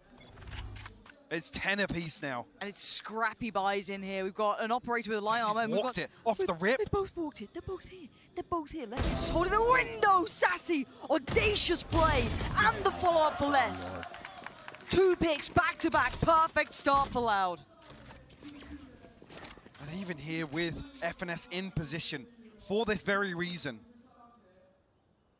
Sassy isolates Marved. Crash is going to come through with the drone here. Already less left to handle B site, at least on the back of the spy cam. Not really sure if it was noted there, but yeah, it was. Crashes comes through. Keep your eyes on Victor though. He's got himself into tunnel already here. Sassy slipped into archway. He's planning on playing off contact here, but Victor's come through and he's found the kill. Okay, it's 3 of them here. Now just 2, so it should be fine, right? You got Crashies and Ye. Ye with an operator though, and a little bit of room to work here. Straight towards the side they go. They want to shut this man down. They want him dead to right. They want him gone. They want him buried. Who dares step forward first? Crashes by Pillar, spots one, takes one. Trade comes in, it's all on Ye. Now the problem starts to really mount, and lovely work from Aspas, the timing good. Diffuse gonna come in and Loud once again take the lead. But Mike, the start of that round in my mind was everything. It really was, and like I said, FNS, or OpTic in general, prepared for this, right? But Sassy still threads the needle, finds that first blood. And then even less there, the contingency plan on it. One enemy remaining. Such a ballsy play to make here. OpTic will now feel the pinch again. It's actually crazy to just look at the money every single round.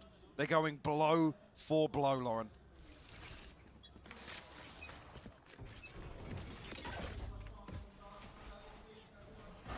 It is obscene how close this is. The back and forth between these two sides, both elevating in kind every single time. Another bailout on a Thrifty or an individual pop-up for a really creative play. This is the grand finals you truly love seeing. This rematch, fabled now. Let's see if it does hold true to a back and forth. This would be OpTic if that's the case. This could be the one to double down on though if you are allowed. Make it to 12. Knife going in, good timing. Should note, I thought maybe 2 there, but actually only catching 1. I'm not actually Sadak posts up a little deeper on this. You can see him creeping that way, but Crashes here with the spike. Marved has to stand his ground. Both tuck in, and actually Marved comes out on top. But they hit the brakes. They're not, you know, building off the back of it. With Victor posted here, though, he's got good information on this rotation. At least he's within earshot. That could be the green light, though, with FNS being suppressed. They have to go now. Finding Pancada, that it would be looking such an opportunity in the mouth and turning it down. So now already Pong going to come in, but on the other side, that's a connection. Hold on, FNS, can he do the dance well enough? Oh, keeps his life. Good work for him, and now the plant can come through. 10 seconds, none of these shock darts will find any purchase in time. So now it's the post plant. And OpTic, this is looking like it's that silliness of the back and forth, and Ye in the back lines. He's got 3 potential targets in front of him. Headhunter to hand, spots 1, goes a little astray. Let's get across the line towards Les, but predicts Sassy maybe swinging, but Aspas has gotten to the site. Jump spot confirms him there. He's got plenty of problems to try and work through if he wants this. No, they're giving him nothing. Yeah. Not even giving him an opportunity, and Ye comes through, gets around Sassy somehow. Slips past this tube hold, and OpTic will tie things up now as Sassy desperately tries to hold on to this rifle. Shot down. We'll find another one to Ye, but I don't think they can close the distance here. Crashes might actually catch him. No, Sassy sharp to it. Back and forth. Look at the timeline. What is that? From the round 17, it's been back and forth the whole way, and you'd think the economy would have had an impact or something, but it seems to go beyond that. It seems to not care if they're on a Thrifty or if they're on a full buy, if they have ults or not. It is back and forth. If it keeps going through this way, though, it should be Loud to convert it. Right? Right? Right. Right? Huh. I mean, they come into this. Sadak, the only one missing a weapon right now. Aspas with the operator in hand. Viper's Pit available. And Aspas actually one away from the Blade Storm, so that could be crucial here to be able to round out this purchase. The other side, OpTic, going to be feeling pretty happy with themselves with some upgrades in that previous round. Crashes on that Hunter's Fury as well. Like I said, just the psychological warfare in these early rounds. Loud looking to continue that trend as well. OpTic haven't really won out from, you know, one of these wide defaults, and Val are the ones to continuously punish that. It's actually then on the lesser purchases, not necessarily the thrifty rounds, but the lesser purchases where OpTic then look to stack up and hit a side together. It seems to work pretty well. Yeah, it does. I mean, I feel like the retakes have come on their buy rounds, which I know. is like... Huh. Okay, 11-11. Make a wish. This is so ridiculous that we are here. So this should be a loud round. Now, of course, they have a stinger, so fantastic. Yeah, they seem great with it. Look at the adjustment, though. Les and Aspas walking mid early on. But the site's completely free. OpTic are in for free. There's no challenge. And that's devastating. Victor! Insane impact of the spray. He just goes wild in towards middle, and Marv actually gets the benefit, gets the best of Les. And now the plant's in, and they read it perfectly. They could not have made a better guess of this one. Here. Aspas, Salak, Pancada, anything in the tank here. There's no ways in. They don't have that springboard yet. Where's that first pick going to come from? Look how deep FNS is playing off this as well. I don't know if he's actually playing for a lineup here, but Loud have to find value on site now. Marv's going to close things off with a fragment, actually set up for a flash here. Ye will find a kill. No, they don't want it anymore. You saw the 180 from Aspas. They are out of there. It looks like OpTic might have actually broken the back and forth trend. Finally pulling around back-to-back here. Oh, and Aspas. The shot just missing. And it looks like 12 will be theirs. OpTic taking this into map point. Loud still have the chance to find a reply. They need those rifles. They'll keep them. Two finally combined. Round 22, 23. The first they've got back-to-back in some time here. It was off the back of this, walking into the open site. And this is with the Viper's pick going down on A. So Loud feel as if actually they can lock down A and maybe find progress elsewhere. And it's mid they have their sights set on. Is there anything more Loud can do? Bulldogs, bits and pieces, scraps, Mike. They haven't got much. They really haven't. Blade Storm for Victor. Hunter's Fury for Crashies. And the crowd behind the green wall now. Sassy showing a little more restraint here. It's the Owl drone to clear through. Ye actually posted up in anticipation of Aspas. You can see on the X-ray. Almost kindred spirits here. Get out of my way. Predicting this so well, knowing that Aspas would love to have impact in a round like this. Weaken the other side, but he doesn't want to overdo it, overextend. This is all guesswork. This is all just consideration. And a bit of timing. Aspas, this could be everything for you and your side, or it could be dead and gone. It could be all for nothing, and that is a problem. Now you're surrounded, you don't know how much danger you're in. You just saw it. Aspas has to run. Gets to keep his life, 87 HP, and he's still standing. And he's gone back for more! He's got Marv! That's a spike now seen as well. So telling at this time. The rest of the team is on the way through caves. Just so well, punishing it. Oh! Can you believe it? Aspas beheads Crashies, and the other two turn plan. They're looking towards B. They want none of what he's selling. And off towards B we go. Victor and FNS, can you close it, or is it OT again? Less. The angle is gorgeous. The kill towards Victor. The follow-up is there. It's deserved at this point. It's going OT. What an insane exchange of rounds here in that second half of Breeze. There is nothing separating these teams. Bar 800-900 credits in some of these purchases. Absolutely ridiculous. Heroics from Aspas. Another outrageous Blade Storm kill. How? How does he do it? And Les as well, playing his life so effectively. FNS actually gets spotted on the spy cam. Les slips away. He makes them deep clear all the way through B site and punishes that. Such a safe pair of hands there. Okay, looking like the last cannons on either side, but it's Victor to really don it on towards this. You're running that. This is the first time we're going to see OpTic address mid with a potential flash play here on the defense. There's the flash. No one was actively working at that point towards taking space or actively holding the angle, seeing a little bit deeper towards bottom mid. So I wonder if Victor gets any reward for this. I mean, Pancada and Sassy literally just have a crossfire set up right now. They're expecting OpTic to walk mid. Because out of double doors, but with an operator, how deep does he actually push through here? He's committing on it. The Owl drone, he just saw it. Does he get to be able to tuck in? I don't think he saw Victor though. No. He's going forwards.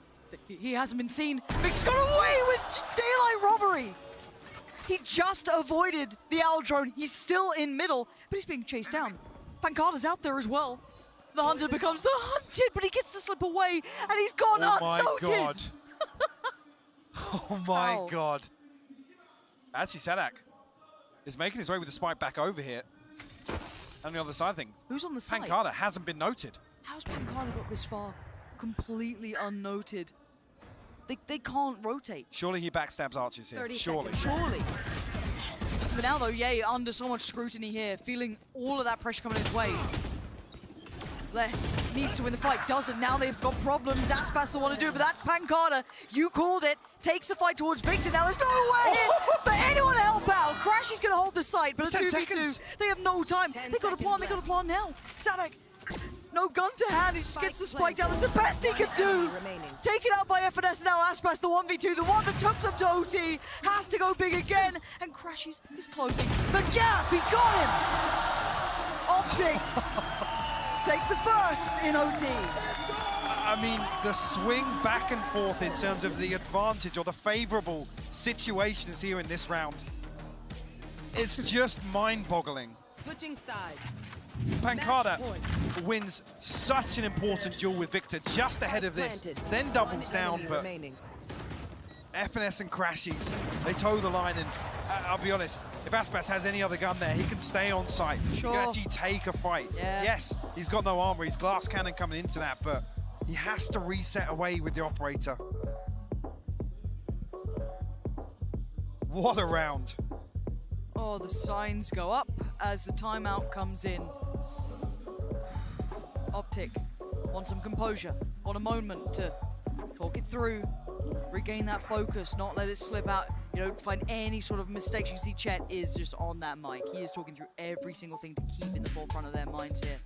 Looking like good moves though starting to hit as they do have that advantage now after Loud drew this back.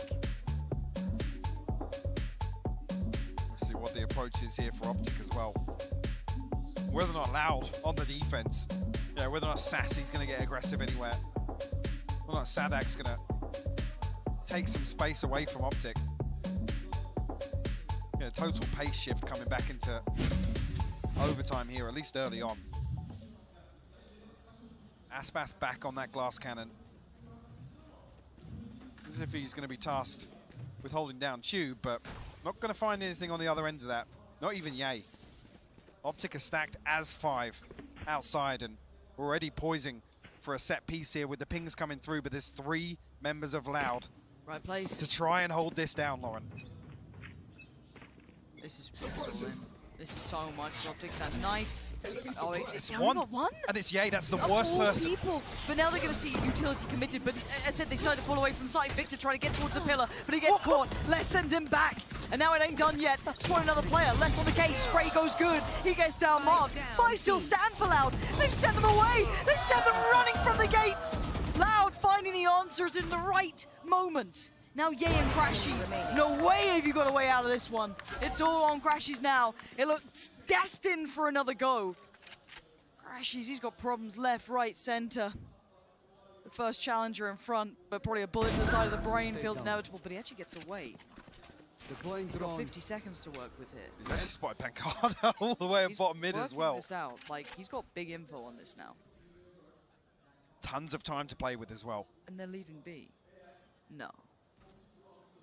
Leaving B with less down on 11 HP as well. No. No? Surely. He can't get He's got to go. Okay, so he's dealt with that early enough. 30 seconds. Still giving himself a chance, but he's going to pull the players back, but he's going to go for a mad rotation now. 20 seconds. Does he have time for this? And actually being spotted with the Owl Drones pulled Pancada off this. He's got the time to make it to site. I mean, it's going to take a hell of a lot for anyone on the side allowed to get ahead of this, but... He could have Hunter's Fury potentially if he's able to get the plant, then one more. Look at him. Look at this. You know he's got a couple of seconds on this one. Away we go. Plant going to come down. Nothing to stop it.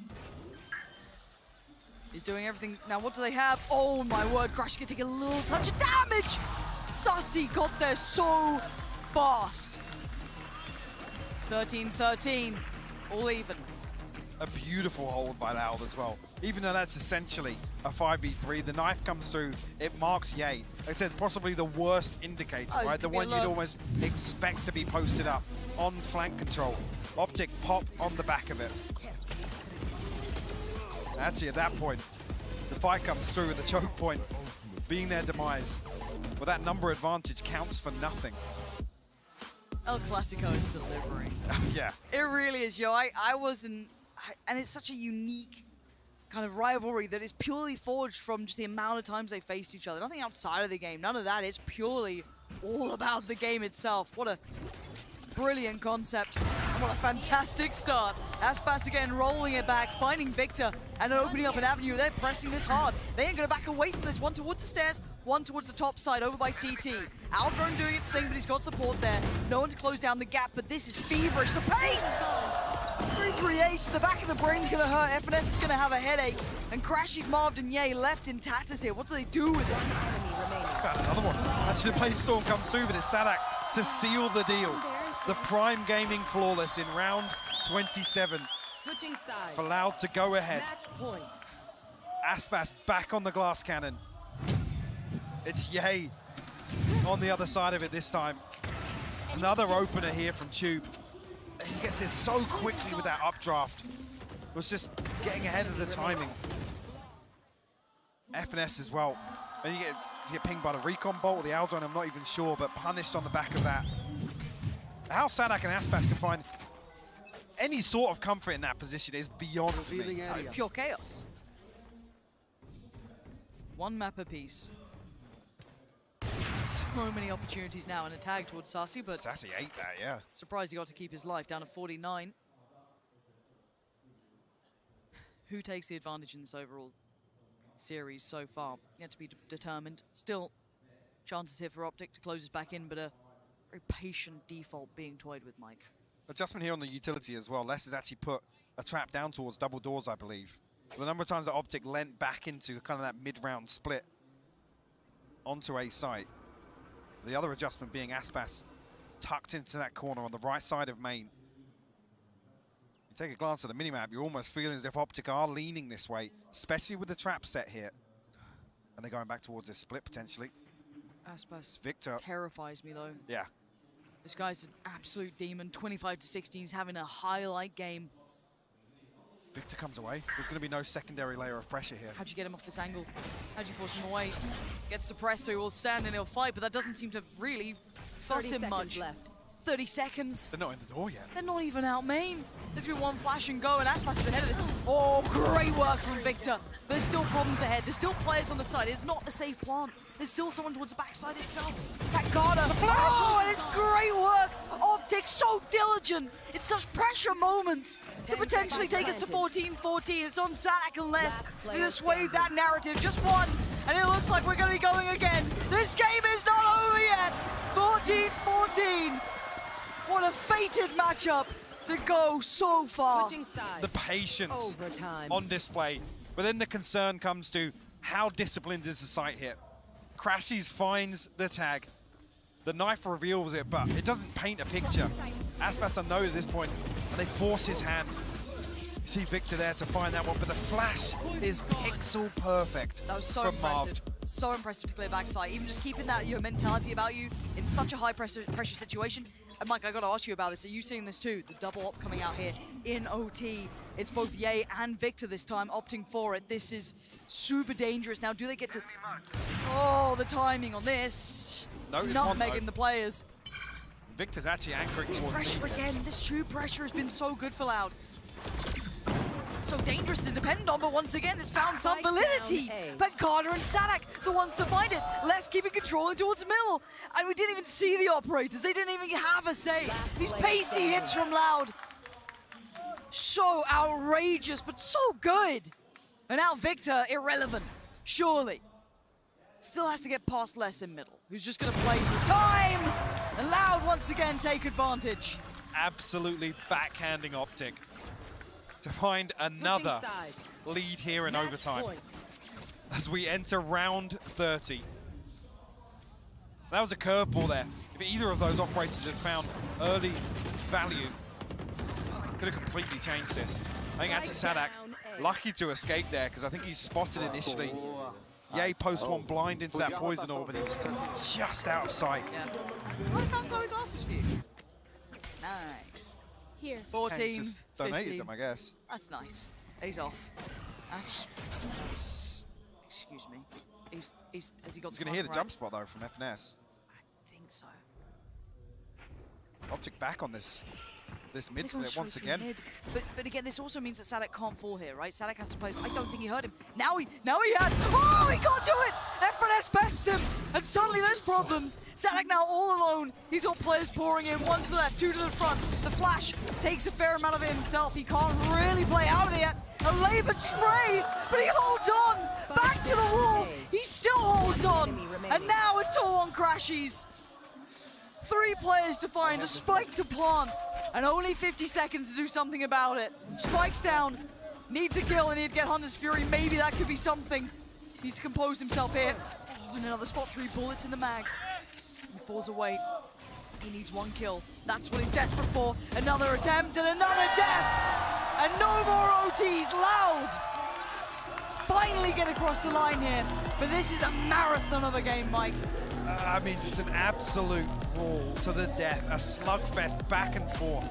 That second half, just roll your mind back to the 1-for-1 trading, round for round. For what, 6 rounds, 7 rounds, it was back and forth? Absolute madness. Both teams demonstrating just such insane mental fortitude. Talking about Ascent being exhausting. The series is already exhausting.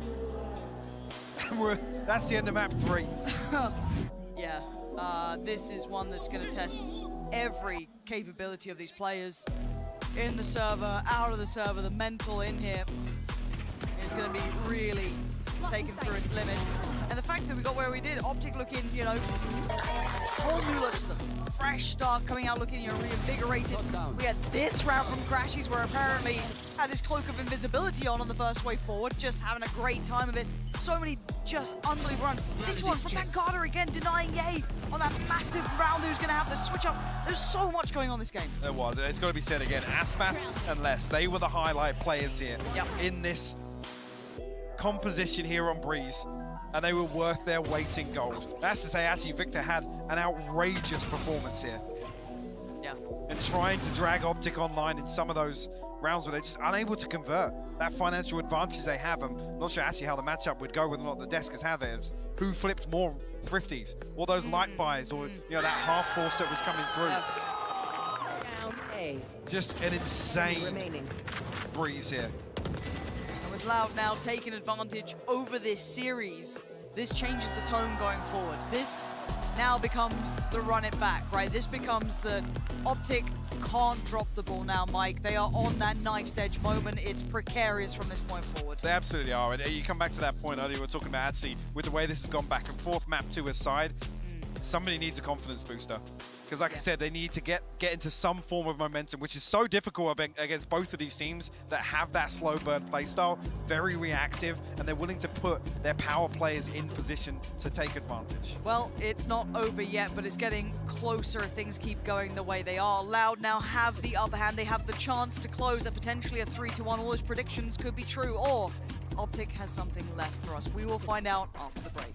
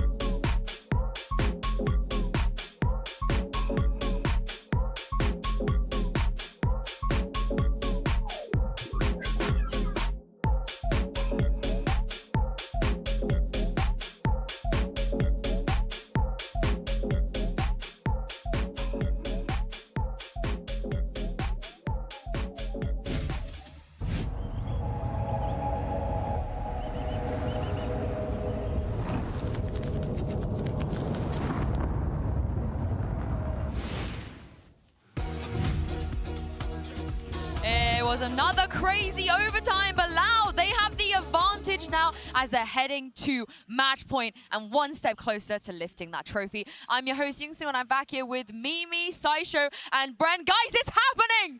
I know. It's happening! It is insane. This team is now on the verge of being the first ever non-NA or EMEA team to win a trophy. They're just one map away.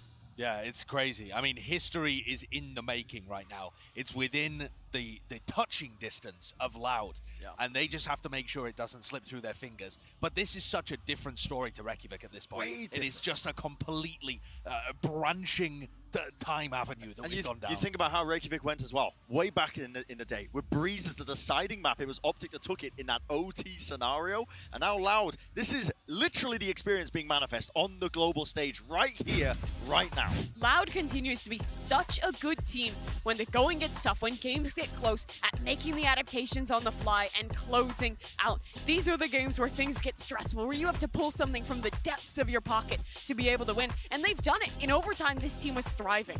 Yeah, I feel like Loud had so many...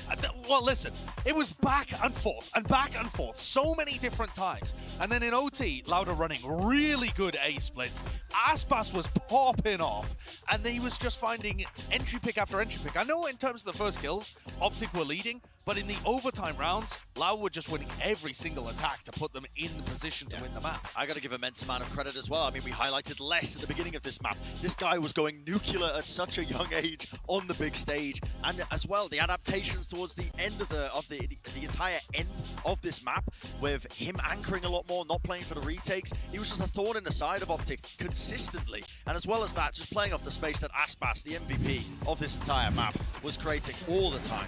Yeah, the young players that struggled at Copenhagen have come back into this event, into the grand final, the most important match of their careers, and have stepped up in such a massive way. Aspas on this jet in particular was just impeccable with the operator. What was this? I don't know. What was that? It's absurd. And also, you've got to contrast this against, you know, Aspas going crazy, killing Marved and FNS over and over and over again. And it felt like those two players for OpTic were never allowed to get into the game at all. They had moments where they might have been able to make something happen, but they both looked so much less comfortable than when OpTic were playing against DRX yesterday.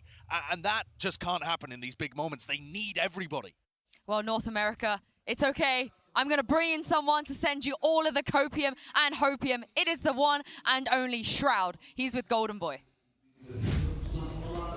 Thank you so much, Yinsu. Yes, I'm joined here by the young up-and-coming player Shroud, looking to make his name in the tournament space. No, but all jokes aside, man, it's a pleasure to have you here, dude. How you feeling? It's been a while since I've chatted with you. Thank you. No, I'm feeling good. I'm feeling good. I kind of came here just out of the blue, so it's been exciting to be here. I haven't been in a tournament like this in a very long time. Yeah, I mean, you know, you have experience playing on stages like this, whether it's like influencer events, but also in your pro career too. Yeah. I guess, like, you know, kind of give the people at home, like, what is that process? What are you feeling up there? Because I could tell it's a lot of jitters. It's a lot of worrying about making the wrong play at the wrong moment.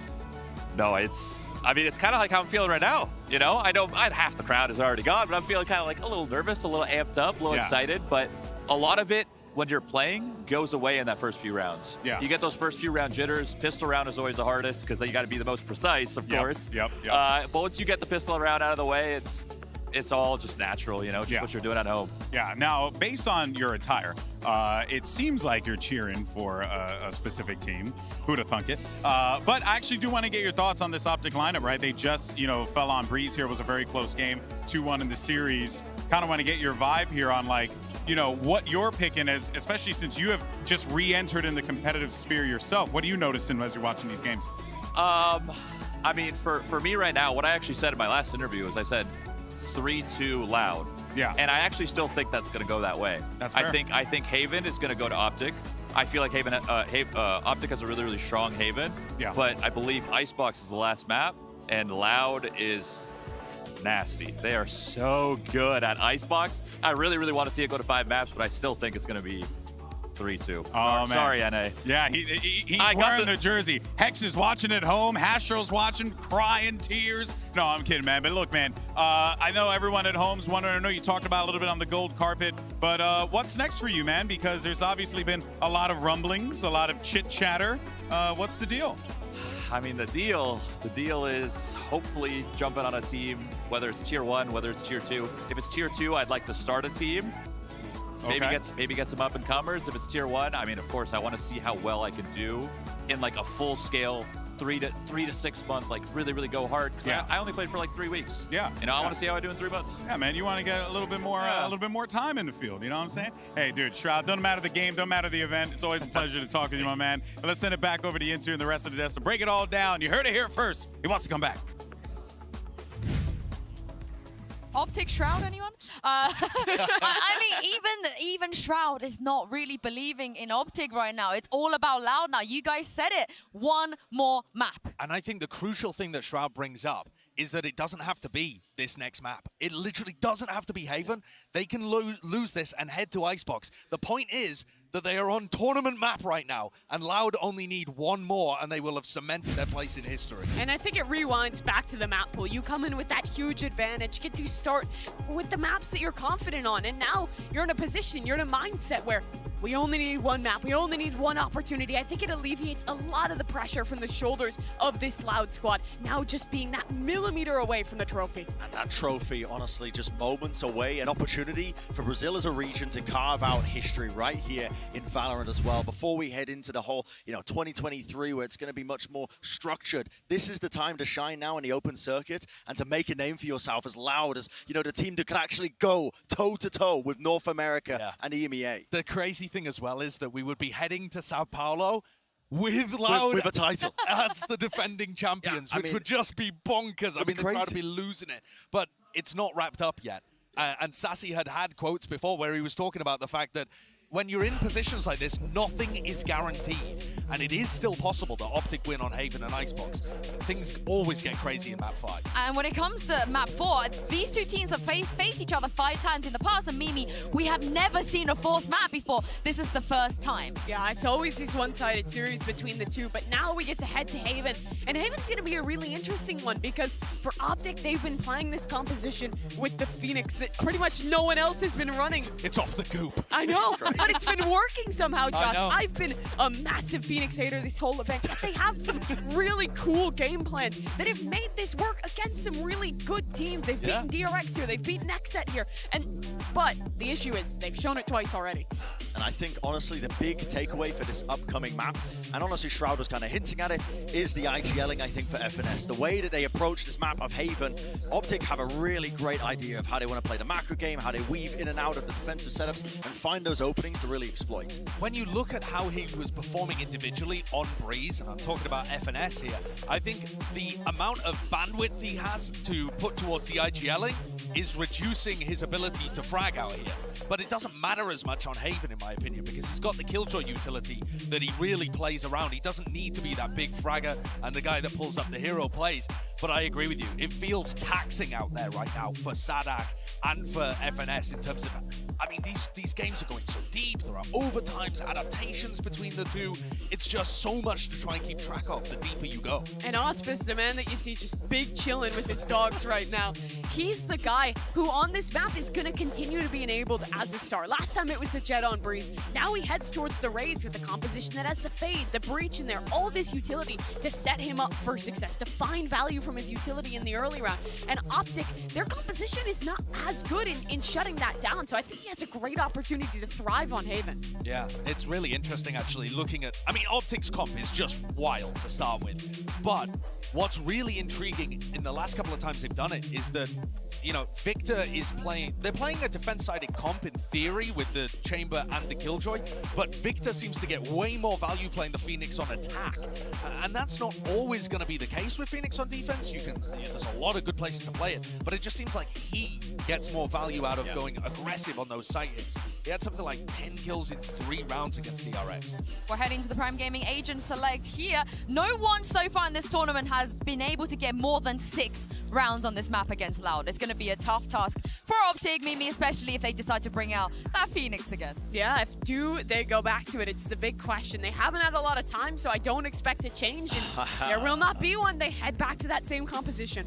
Yeah, and I think this is going to be a really exciting map to potentially decide the series, but to potentially bring us to the map number 5, because it does come down, again, just to reiterate it, the IGL head-to-head, the way these teams are adapting to each other, FNS and Sadhack, one against another.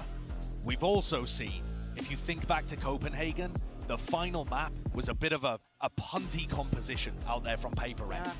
And the regret that was potentially felt there as they picked an unconventional comp and lost with it. We might see a similar thing again, where all of the narrative coming out of this is, why did they go for this crazy comp on Haven? But it's worked in the past. Can it work here when everything matters? The last elimination game they played, the final map, they pull out this composition, they pull it over the line, they qualify to this grand final. They're punting on it again, and if it works, it could be something legendary. Well, this is match point, series point, potentially tournament point here for Loud. They're on the edge of making history. Over to you, Pansy and Hypok, for map 4. But if this series is anything to go by so far, it should be far from a clear-cut case. We've had OTs, we've had crazy turnarounds, we've had some quite clear-cut map results in there too. But Mike, we stand on the verge of potentially Loud now taking this, right? This could be their opportunity now to truly claim their title and move it, forward, lock it in. Yeah. Tell me some hopium here for OpTic. Tell me what they've got that they can change this, because as all stands, it's Loud winning this thing. I mean, call it hopium. We're relying on Loud still not getting a solid grasp on how OpTic want to apply this composition. And Victor's been great. I mean, the pressure he's able to create from his ultimates, even just on some of the dry rounds, on utility alone. They have some really, really cool little set pieces behind it. But Loud, like I said, they've had the opportunity to sit back and watch this now, in effect. And where OpTic have been happy to play unorthodox and really upset the rhythm of some of these rounds, that's what's going to be tested here on Haven. Looking fairly all in. Initially here for OpTic, it's only one member of Loud, Sassy. This A side hold, I mean, that's close enough, but no early burst from OpTic. But no progress on the other extremity. No, and they're making quite quick progress here. This should be quite concise if all goes to plan. Clearing out the close corners on towards Sewer, but no one really paying much mind to it because we see it. Louder playing a little bit deeper. One towards CT, one towards Heaven. Victor going to take the space. Force him away and actually take that space himself. Doubling down on that, it's also Crashies, but both taking a little low here. Look at the HP. Crashies, Victor, and FNS, all a little chipped up. See Pancada sending through this smoke means he can't actually smoke off the trap on the flank, so he has to wait this out for the time being. The fault line's doing perfect. Actually catching 3 here, less. Flanks unlocked. Time to get the wrap on as well. Sassy noting 2, but somehow he's still alive. It's Sadhack to connect towards Victor, down to 3 now. Sadhack waiting on the player and towards Graffiti. Can they get him in time? Pancada pries away FNS, and it's all on 1. And then it was quickly none. 4 playing this back in perfectly. Loud on these retakes are golden. The fault line was beautiful. They actually only got the 1 kill off the back of that. Les swings through, finds that headshot. Unfortunately, all that damage done early on. I remember Victor and Crashies, I believe, tucked into Graffiti. Was so tagged up. I mean, Sassy should have had those kills, to be honest. He was so close to finding them. OpTic 7-0 in revenge matches. And now actually up against the ropes. But what a bittersweet moment this will be across the board. If you've loved this matchup, again, seeing Loud, for example, go out in groups. Last time we got to see this real matchup go down in another tournament. And what a reply would that be? Revenge truly served best when it's cold. And at this point, already damage. Oh, gonna catch Crashies. It didn't actually get the second player, but again, the walking wounded left. Marv outdoes on 1. Quick handling of this. Sassy fired up now. That leads to Sadhack's there. It's comfortable in the end. Softened at the start. That's the fault line, the C's and the paint shell. And like I said, the combo comes through pretty late just to catch OpTic off guard. Now we start testing, like I said, that homework factor. Some of the things that OpTic set up in the early round. 2 kills on the side of OpTic, Victor and Marv to get on the board here. Actually, 2 Bulldogs and a Vandal in the hands of Les here.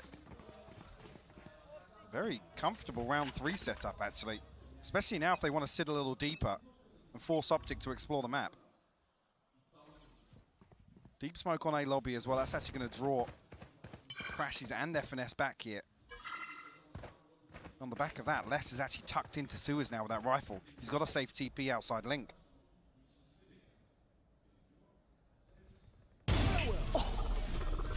Right. Rewarded for the early setup. Yeah. And that's just all on the back of that smoke. That smoke draws Crashies and FNS, puts them on high alert, and Les punishes. The theory's fantastic. Watching it pay off in real time, just perfect. Looks like they are reconvening over towards the A site. Already early work and space taken by FNS. I think Victor's by his side too. Yeah, you're going to kind of linger around middle. And not necessarily a bad call. Correct call as it stands, noting that we do have this less on the other side, sat deep towards kind of the stairs, almost CT, back up towards heaven. So there should be a plan here. I do wonder if they try and get someone potentially early towards CT or get a little ahead of it. It looks like they're trying that, absolutely. Feel they've been given a little bit of freedom here. How much space do they try and take? FNS trying to maybe set up Victor a little here, but see how diligent they are on the way back in. Once again, Loud are notoriously good at this. See, FNS caught on that one, and actually the answer might even fall to this, but pinch comes through. Sadak and Lesser found kills. Aspas over the top now. He's found Yay! He's found Marv. It's just instantaneous. Loud have a talent, and you are watching it in droves. Look at the HP bars. Barely breaking a sweat. They create that early advantage. Sassy has fallen, but that's it. A tag onto Les. It's all peaches and cream for them when they're working back in like that. I've never seen it look so easy. That's the third converted with 4 standing. And it's all on the back of this early setup, removing Crashies. What a beautiful round once again from Loud. It's ridiculous. And that's the plan from the get-go. You see, as soon as that first blood's drawn, they know they have the 5v4, they have numbers advantage. They reset back into that retake setup. The Guardian, 2 stingers to work with here for OpTic. Looks simplistic, straight through towards Garage if it keeps going this way. Yeah, gonna actually catch Pancada. No Tim falling away. And take Garage. Now they're gonna seemingly prop up one, gonna potentially Crashies in towards that and explore the rest of the map. They had everyone else sat towards the bottom of the middle, but it's over towards A long they're exploring. See Victor potentially note that. Less gonna be forced off the angle as OpTic start to look to potentially threaten that B site. Well, no, Victor actually pops the running back. Oh, nice. No, they're going to force Les off, and actually the spam comes through. Victor, he's found the kill. But Sadak's here. Sadak is here, and they have no idea. They have absolutely no idea. There's Sadak among them. He's going to find one. FNS falls quickly to the frenzy, but he doesn't get it. Where's the spike and all this being planted? That's going down. Made something out of nothing in this one, OpTic. Didn't have the best buy, but made it work. Sassy and Aspas. So much room to try and clear through and so little concept as to where they are. OpTic going to play this one passively as well. It's just Victor to hold close contact. Still got 2 flashes to work with, actually. The close range here, the Stinger going to cause real problems on the way back through onto B site.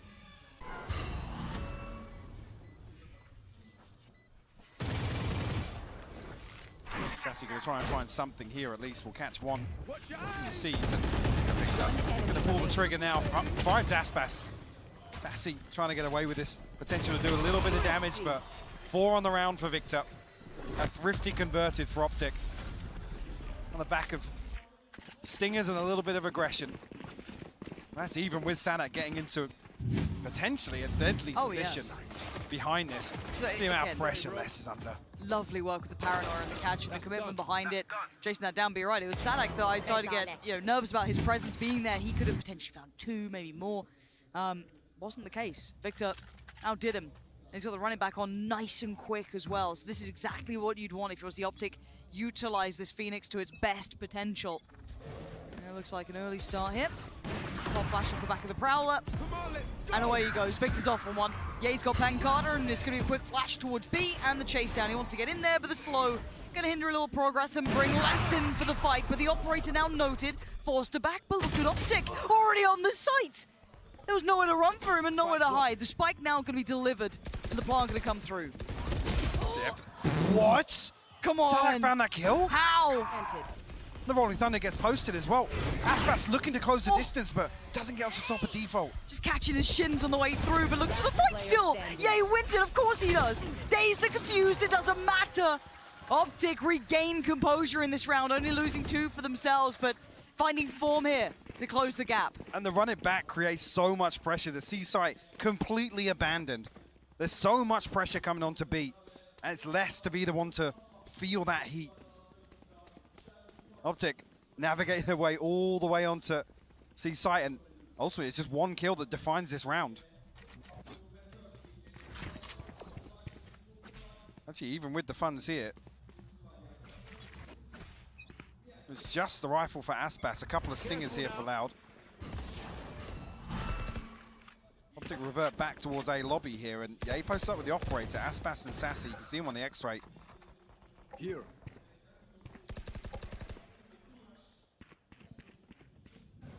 Just holding on to the angle though.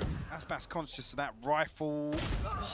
This time he's sharp for it. Real quick. It's taken away more than just the tip of the spear. That's Ye now. Moved.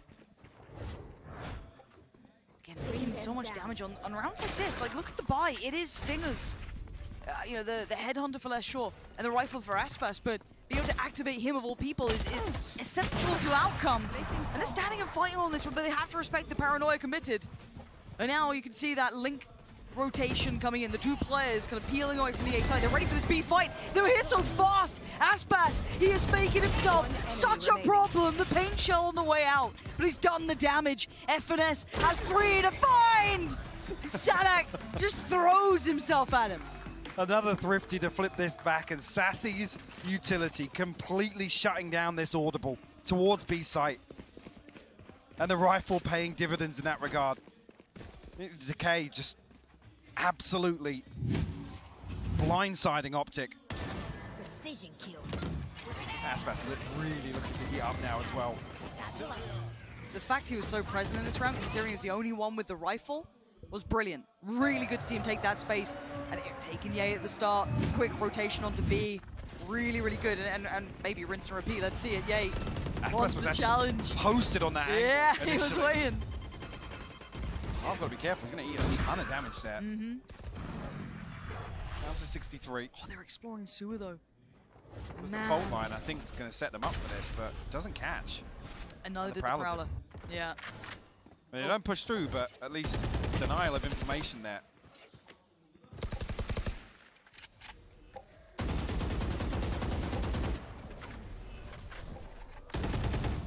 Thank God. Oh, Spike down. the door got broken and Crashy's punished for it. Pancada actually finds the headshot. A Victor now trying to get behind this, but Pancada now will slip into a more passive angle with less to complement that. With that operator, yeah, he's still exploring towards A. Loud been happy to give this up. Because they can take it back so easily. Exactly, yeah.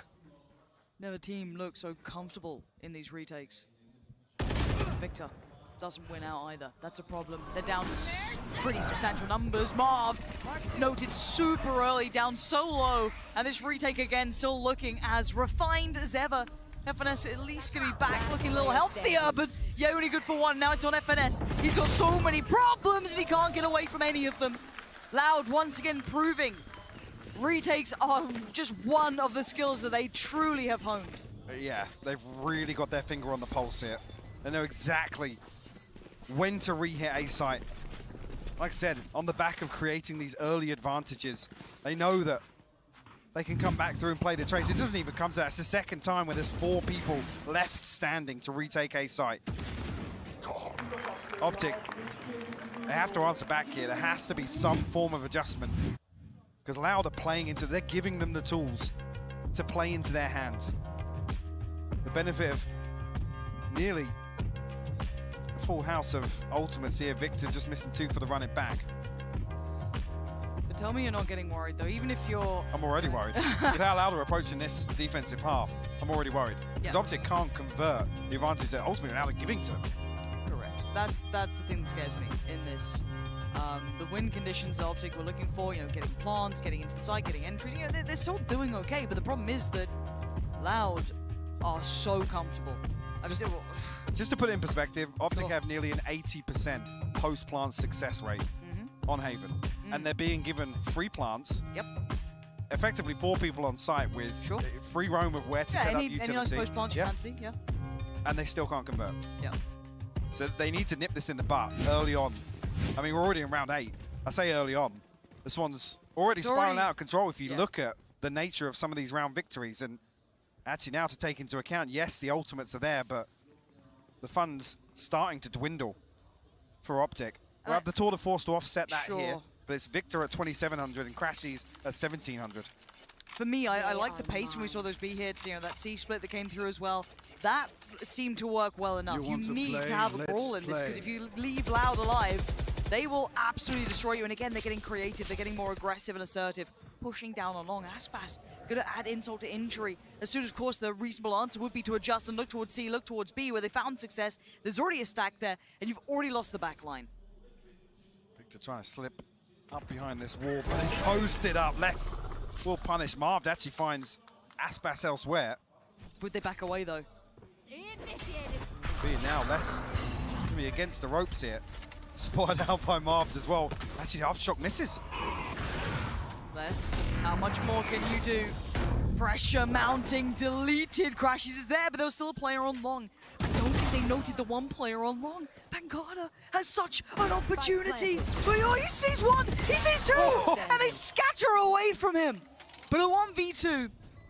You got Ye posted towards long, ready for the post plan. You got Marv on the way around, supporting probably through Garage here, but Sadak gonna try and at least get up towards Plat. Clear sight, sees nothing. Looks towards Garage, notes nothing. Marv still has a paranoia as well. Ooh, trying to bait the shot there, seen Ye. So, now he's seen Ye. And considering it looked like Loud had the right read on this, that was the adjustment coming in. Credit to OpTic for still sticking the landing. Absolutely. Again, the Aftershock just missing on the lockdown. At least gives OpTic a little more confidence. There's going to be no secondary angle being held from CT, and they can really pressure less. I mean, it's not often you say it, but Pancada's just a little bit cleaner with that. That can completely change the outcome, because Marv is so disconnected. Yeah, you're right. 5-3 now. You need to see it strung together, though. See if OpTic do have variety to this. Because once again, you're going to see a quick rotation, though. Now, last time we saw them get punished through B connector when they went for that B hit off the back. These two players are on that A site. But already, a lot of presence noted, but have they got a plan in mind? I want to see if they've read these rotations now. Well, look at this now. On the back of the success on A site and giving it up, they can stack 3 towards Garage and C. And actually with less on the operator. I mean, they also have a 2-man hold on B. I think they've read this. I think, considering how quickly that Prowler became committed, they've got to have noted they pulled the players away this early. It's actually a lot of information being found just by seeing this utility already committed. They could, I guess they could go back towards A, but again, it's once again, retake time. It's terrifying. The concern being is now you look at it, and actually Rolling Thunder, Showstopper, to come back through on the retake. And that makes it even more comfortable. Correct. Or at least on the side of Loud, even more confident for them in the retake. Oh, yeah. And they still, obviously, if you're OpTic, you still have to clear up here. So it becomes really apparent that you've not felt pressure anywhere else on the map by this point. Now, you can't blame them. They have to be diligent. It'd be, we'd be blaming them for not clearing their corners if they didn't. So in they go. Similar scenes. And now we have to see if they can withhold. Can they withstand Loud in these retakes? Open plant, so I think OpTic are going to give up sight here. This could be the adjustment that actually finds them converting one of these rounds. Could be the best plan they've had so far. There's that Showstopper coming in, both of the key components you were talking about. That's only one on the side, so he's trying to get a note 1, maybe 2 up towards heaven. Aspas posts it! Finds a recipient, that's going to be Crashy's gone. And they got to know this now. If you're Loud, you know they are sitting deep on this one. The smoke's going to go in, the paranoia's there. Victor, you got to get on this. Someone's got to stop this. Finally, they deny the defuse. The flash is great. Victor's still alive and 3 still standing. OpTic not out of this one. The adjustments worked. They found their answer. They've dealt with Loud. And now actually it swings back in the opposite direction. Loud have to address this. If some ultimates come online, and particularly actually if Victor can put his running back to use and clear out that A site, allowing a free plant, allowing that deep reset in the post-plant hold, could become concerning. Marv finding 2 blind kills there. Fair enough.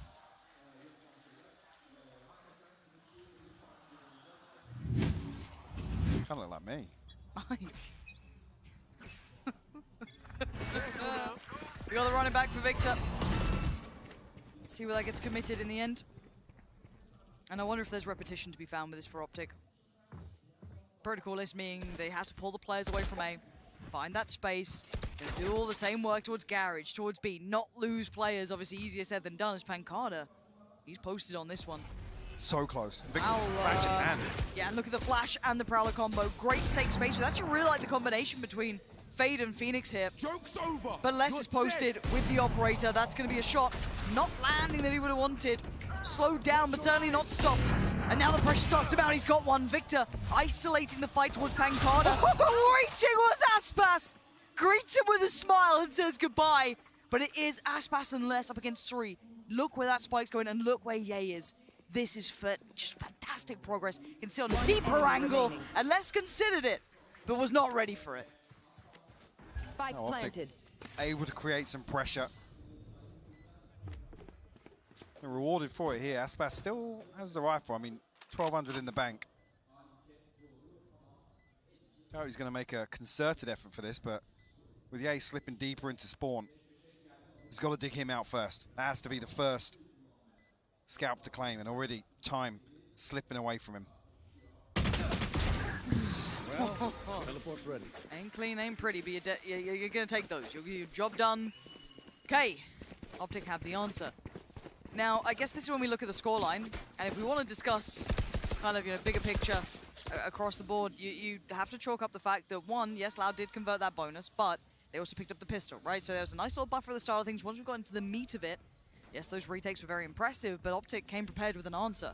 So technically, this is, even though the scoreline is sitting all even, I'm trending a little towards OpTic, considering the vast majority of the rounds that they've garnered are in the full gun rounds. Let's see if that holds true, as once again we're seeing this kind of combination here. We'll flash out the window. We did see the Prowler last time, not this time. This is noted. Temptation to follow that out. Marved. Ooh, gets himself the angle, but it's Victor to find success towards middle as Sadak tried to explore a little. And also it's the walk out. OpTic now trying to gain an advantage on the back of Loud being so eager to find some space elsewhere behind this early presence shown. Here. More OpTic Here. stacked up outside B. Smokes go up. Now there's one on the other side. Not full coverage here though. Actually, the paranoia in the paint shell. I don't know if that'll find a kill, but definitely prevented the spike. But Victor looking to get aggressive. Marv now with the backfill. Louder found all the kills though. 3 of them. And now it's looking like an absolute travesty. As it's only Ye, 41 HP and 48 seconds. Oh, he pulled the trigger. I thought the discipline might have kicked in. Not the case. Loud. Stabilize. And they absolutely needed this. They would have been broke for round 12 if OpTic had closed this out. 3 survive. Carry these weapons across. The operator maintained as well. Actually, Sadak and I was going to say Sassy, whether or not they can spread the funds effectively here. So with Sassy to play it out with a light shield, but the important thing being the operator available here. Yeah. FNS on that lockdown. So last time used reactively in Garage, whether or not they set up for a sight hit here. Actually, the ping towards Sewer maybe implying. Sadak again, happy to explore this, and this time Les catches Marved ahead of getting into position. So where do they go now? Rock and a hard place. Pancada holds it down. Sadak gonna fill the void. Quick flash to buy some time, but the pressure's still mounting. Les has found another. Les is everywhere at once. Paranoia's coming through. Everything's starting to look good for Loud in this round. Probably leading into the half on this one. It looks inevitable, and Les crashes, turns on a dime, and does that. He's looking for Les as well, as Les is encroaching towards this. He's still got a minute. Yeah. He's got a lot of time to play with here. And he got close in that last clutch. He found some room for himself, but 2 of the opposing players are playing right next to each other. I mean, they're going to read this as he's pushing spawn, right? If he's not gone for this plant, you have to assume he's playing aggressively. Does he see anything? No. He's going to get the free plant here. We'll have the ultimate available. This goes reveal back, but it's 30 HP to work with. And finally now, Loud starting to figure it out. There's the problem. It's been given away. 30 seconds left. He does have his ult online though. It's just one shot. That's all Loud need to land. Trying to play the timing, going around the world. Good spin up towards long if he wants it. But they're sitting so pretty. Both of them on such good HP. And they're clearing methodically. They're checking every single corner. Horn goes towards long. That will at least keep some confirmation that he's not there. Instantly they turn and look towards Sewer! It got a little scary, got a little dicey. But once again, the retake holds strong. Loud carving themselves a lead here, Mike. It's only 7-5, but it's given them an advantage now. Absolutely has, yeah. So to come out of that with a 2-round advantage, especially considering the disadvantage at the start they started with, brilliant stuff from OpTic. It certainly is, but it's not over yet. This is only the first half. Let's go back down to the desk. I love this series. It's so close between these two teams. I know before Agent Select, we weren't quite sure how we felt about the Phoenix, but now you've seen it against Loud. Josh, what are your opinions of it? Well, I think Victor did a great job at actually recovering the half because it was looking dire there to start with. You know, Loud were really able to get a snowball going off the back of Aspas. He's having a fantastic map. And now the questions become, you know, when we are looking forwards about Victor and whether or not he's going to be able to keep this up, because this was Victor's best half, at least when you look back at how they've played previously. Yeah, but for Aspas, it's been good for him as well. And I think for Loud, they've been defined by how they were playing in these retakes. So often completely even up this A site and trusting their ability to fight back in. This is one of those rounds. This is actually the bonus round that they managed to convert. And they're just super well coordinated on these rehits, particularly with this double initiator comp and Aspas feeling enabled on that raise. But as the half progressed, OpTic really found their way back into things and again made those adaptations on the fly. Is 5 enough? The question is, exactly, yeah. Josh, is 5 enough? Because when you look at OpTic and how they play Haven, on their attack side, that is where they've been collecting all the rounds to take away that map so far over the course of this tournament. And so I'm wondering now, as the sides are going to swap around, OpTic are going to be playing on a defensive side. It sounds odd they're playing a double Sentinel comp, but they have looked weaker on that side. And I think 7 rounds for Loud, listen, they take the pistol round. I think they may have just carved out a spot in history. They may have one step away. You win this map, you close out Haven, and you're the first Brazilian team to ever take a trophy home. What an achievement it could be. Loud just 6 rounds away from that trophy. Pansy and Hypog, let's see if they can close this one out. They've given themselves the footing here, Mike. They've given themselves that pathway to glory. 7-5, they've absolutely given themselves a chance, but it's not completely out of the woods yet. There's still danger. There's still what we were seeing from OpTic. It's not over yet. It's how bad do OpTic want this. Absolutely, and last time actually previously versus the RX, it was Marved and Ye to really be the driving forces on defense. Victor struggled to find any sort of success here, and now actually swing immediately on this angle will force Victor and Crashy's a little deeper on site, but already reinforcements here in A-Link. Loud aren't stopping though. They're straight onto site. Yeah, but already OpTic fell away from this. It's looking for like, actually, I want to say it was mid-tempo in this, because looking at FNS's position, and they've got the Molly going to be clearing out towards Graffiti. The burst on the side, but it gets manhandled, sent back by the Frenzies. But then, a double dip, triple, they've all gone back in, and it's a massacre. Absolutely stomped. As OpTic try and get ahead of the curve, get ahead of that plant coming through. Loud have their heads on a swivel. That looked good initially, as soon as that molly goes up. I mean, FNS is here so quickly. Problem being, this is too many frenzies. Tucked up so close on site. That's a pacey start to the second half. Pistol on the board. Actually, 3 rifles to come through here, 2 Bulldogs on the board. OpTic only have classics to work with, and the stun actually going to go onto the orb. Do they try and punish this? Trying to feed Victor another ult orb, and some utility invested here. Actually, Victor finds one here on the triple swing. OpTic want to take the fight to Loud. They don't want to let him get set up this time. Okay. Well, ferocious. Ye slipped through as well. Got to be conscious though, because Pancada's already at C-Long. He's got a lot of space to work with. Loud have to take a breather.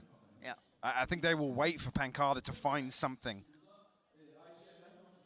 Only 3 shots in the Headhunter.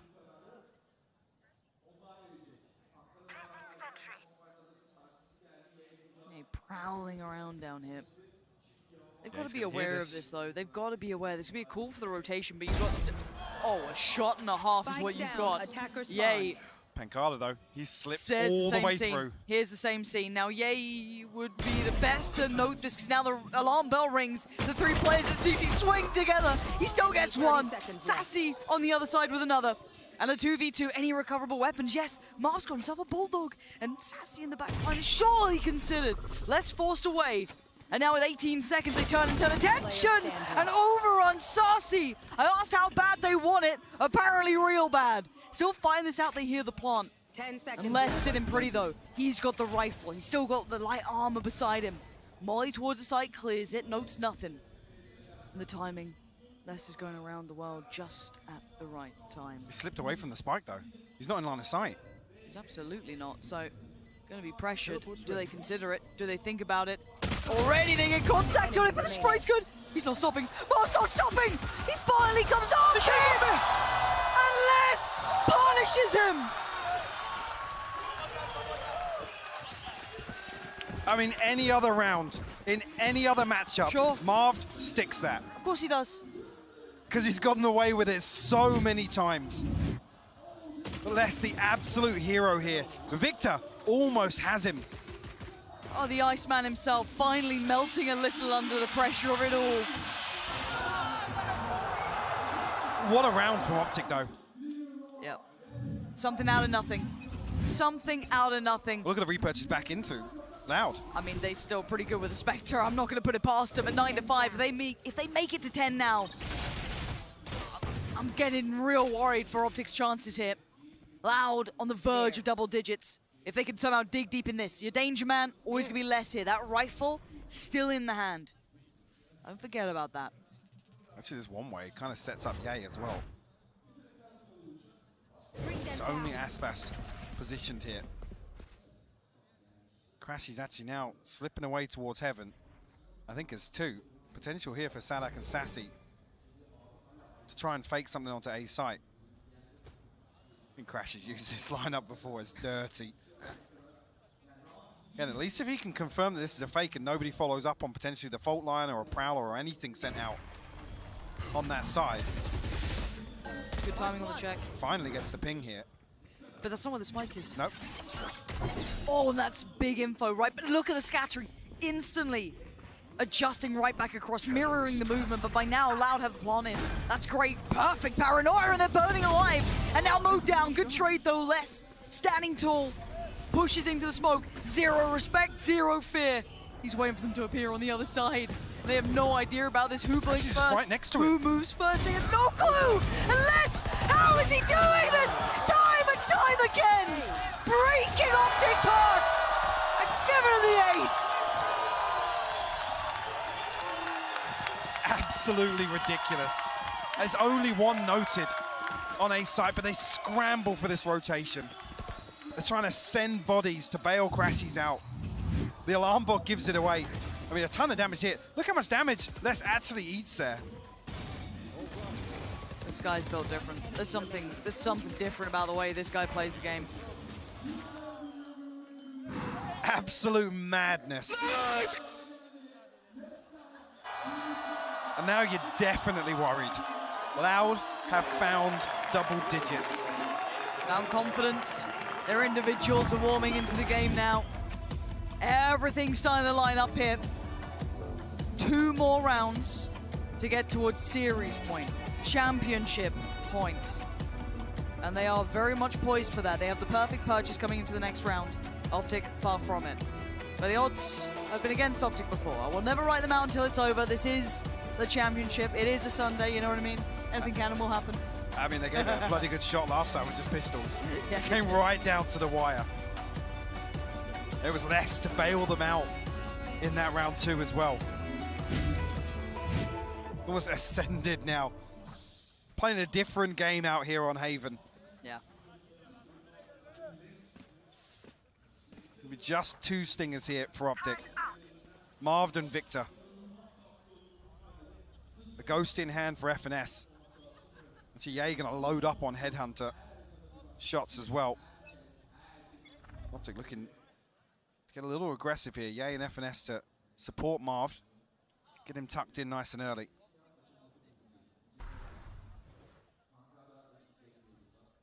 And Crashies will be in range to hear this utility going into sewers. It's not the first time Loud have showed presence here. I think that previous round definitely going to be present in the thought process here for OpTic. Don't want to give any opportunity in terms of over-rotating here. actually stick to their guns.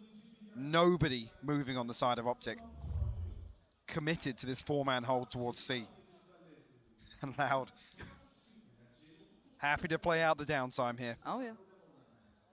Sweat. Build that pressure. The tension almost palpable at this point. You know that OpTic is starting to get, you know, those dire thoughts. You're not out of it yet, but it's looking like that landslide is falling your way. And the frenzies, the stingers, whatever they can 30 seconds scrape left. together is simply not looking enough. We wait though. All gonna go up.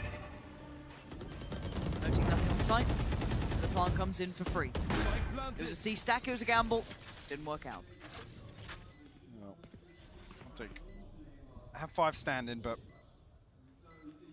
I mean, with how disciplined Loud have played, don't even expect these stingers to get much done here.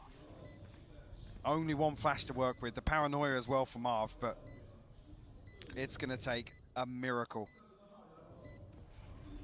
Loud just set up already with this utility so late on in the round. It didn't cost them anything to get in here. So they have so much to slow down this retake. You're right, it's all those time purchases starting to really mount up here. Even the They're straight out of it. Flash is good, might catch Pancada, but it's just nothing. It's odds and ends. A whimper at the end of the round as 11 is carved on the board for Loud now. We could be moments away. 1 more round and it's championship point. And OpTic haven't got off the starting blocks here in the second half. We saw them turn the tides in the first. Talking about their ability to stop that early momentum and get around on the board. They were successful previously, but it's going to take a miracle here. 6-round deficit. OpTic barely anything left in the tank after this in terms of the finances. A run it back to work with. Actually, Les going to pop the tour de force off the rip here. Victor pretty deep here. I mean, if he does want to throw out the run it back, you have to clear all this space. It does. Right, flash is good. Going to force the TP away.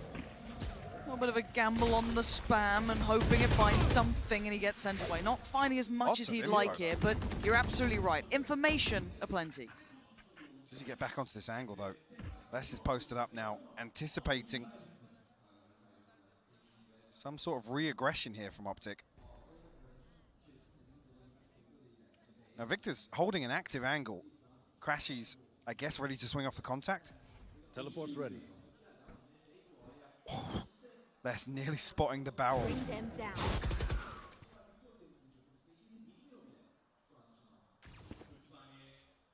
They wouldn't dare peek into this. Now Victor has no flashes left. Yeah, and then they're already leaning towards C. This is all building towards a C crunch anyway. You've still got the players on long. You've got 2 working through Garage. It's going to be a Finesse who's now going to be drawn to attention. Great control on the first. Silences Aspas. Pancada soon to follow. Finally traded out though. Sadak going to build in through Garage. Yay with a great position, but Blind can't do much more. And it's still Marv to the back of the side. The Iceman himself needs to stay cool. And he's done well with 1, but it's not going to be enough. As Sassy now in the 1v2. Plant going to come in, but they are closing the gap fast to save Plant, but then now there's players on long. Did he note the one close through Garage? He absolutely has! And with 40 HP, he's done the unthinkable! He's taken them to 12! And now 1 round away! More heroics from these Loud players. Sassy delivering here on Haven. What a ridiculous clutch. Just ridiculous. That's 12 off the back of this. He's so composed as well. He knows he's absolutely gone on the ropes. We are 1 round away. The last purchase potentially for OpTic. It's now or it's never. It's do or it's die. And it's a double stack towards Sua. Pancada already ripping the head off of Ye's shoulders. Would they predict the second? Oh, yes they do! Pancada breaking Victor in 2. And now there's only 3 standing. And it's all building towards this A site. They've got so much utility to work with again. Pancada and Aspas have both found 1.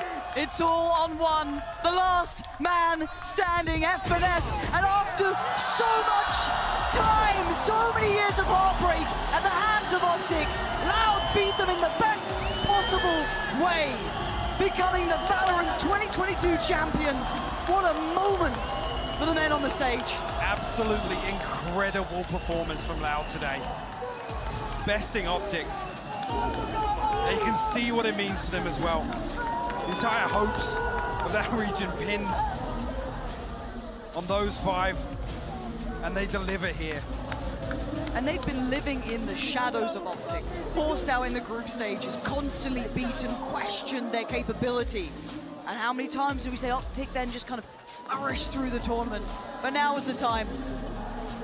They fought so goddamn hard to stand on that stage and to face their biggest foe in the final, the grand final, and beat them here.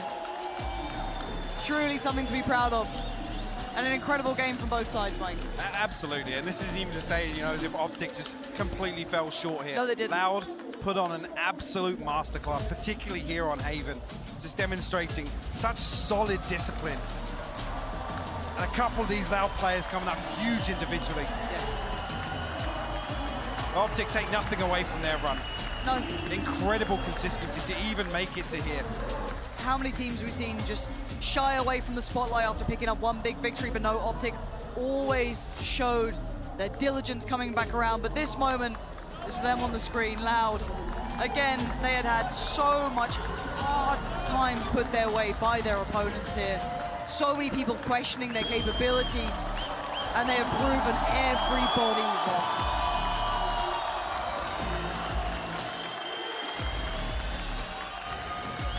And what a moment. Fantastic stuff. And even, again, talk about some of the key players here coming online in the final map as well. Pancada and Les individually, just outstanding performance from them. Even then, you have to mention the others. Sadak, Aspas, Sassy. That clutch from Sassy, ridiculous. And we get it now, the dream. Lined up for Sao Paulo. I know Josh was talking about it earlier. Can you imagine? Brazil will carry the title into that event next year. That's what I think everyone's looking forward to now. The region has a champion to follow, to cheer for, to set the bar once again, to carry that flag forward. But you're right, bringing that trophy all the way home. That's... it feels almost scripted. It almost feels scripted. Oh man, let's take a glimpse back. Let's have a look back at some of the moments that led to this, at least here, because again, I think watching this game through and through, seeing and both of us casting this rivalry so often, this is the best I've ever seen Loud, flat out. Absolutely, and just to think as well, there are so many times where both teams look to really switch things up, right? Yeah. Because this is a comfort zone matchup, right? They're so well versed. They know each other so well. That's even to think about actually how things started on Ascent, right? When OpTic really taking the fight to the back lines of Loud, looking to disrupt them as much as possible. And actually Loud doing the exact same thing. You come back onto Breeze then. It was just such an amazing series to watch. El Clasico does certainly hold up to its price at this again. Look at it. Any other day, Marv would have held that and we know it. You know it. But these moments, these pressure scenarios, these stages bring the best out of it. And this, an ace at this point. Come on, Les. Come on. But wasn't it basically that then into like the Sassy clutch, like one round later? Yep. Just heroics on both sides of the coin here, Lauren. Absolutely. Every single player has been just formidable from start to finish, and it's been an honor being part of that journey, part of that experience, because for some reason we always seem to cast the matchups and they've always been so good. And again, for you guys at home to get your thoughts through to us, down below, get the MVP vote going. I mean, where would you go with this? Where would you call this one? Honestly, I've got to give this to either Aspas or Les. I think individually some of these rounds, just you come back to that word once again, heroics. And that's even again, you got Sassy in that mix as well. That clutch, honestly, was outrageous on Haven. Mike, it's been an absolute honor to once again be part of this, part of the experience with you guys at home, finally having you in the building with us for those who are able to make it out here. But overall, all said and done, what a great conclusion, at least, to this year's biggest rivalry. Absolutely, yeah. I'm just so glad we got to, and it delivered again. I mean, last time it came out, there's questions in the matchup. Some of these results, the 3-0, for example, stands out a little bit. But for Loud to flip this one in the nature we did, I mean, we had 2 overtimes here in this series. Like, absolutely delivered for me. One of the greats going down in the history books. This is one to be remembered. And honestly, thank you for having us with us. Now, for now, we're going to go back down to the stage, though, to hear from the players themselves exactly where we want to be. Teşekkürler Alican. Müthiş bir yılı İstanbul'da hep birlikte geride bırakıyoruz. Yüzlerce takım içerisinde binlerce oyuncunun mücadelesine hep birlikte milyonlar olarak tanıklık ettik. Artık tabii ki şampiyonun kupaya ulaşma zamanı geldi. 2022 VALORANT Champions turnuvasını kazananı Loud.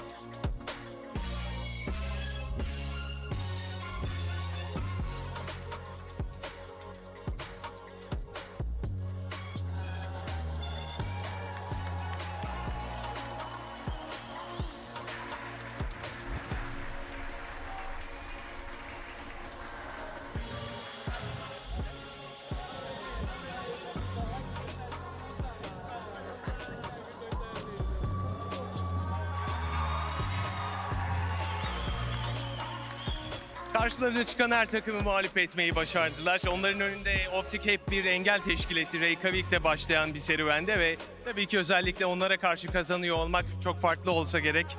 Onlarla bir röportajımız olacak tabii ki ama öncelikle kendilerine kupa kadar eşsiz bir hediye veriyor olacağız. Kendi radyanit küplerini alacaklar. Hediyeleri olan radyanit küpleri vermek üzere Riot yetkilileri John Needham, Anna Dunlan ve Valen Rosel'i davet ediyoruz. They came here and beat every opponent they faced so far, and OpTic has been the arch enemy all the international events so far this year, and they had the means to revenge their here in the Champions Finals. So I'm sure it means a lot when they become the best team of 2022. And we will have our interview with them now, but we would like to give them a unique present. So please welcome to the stage Riot executives John Needham, Anna Dunlan, and Valen Rosell, who are representing and giving the Radiant Cubes.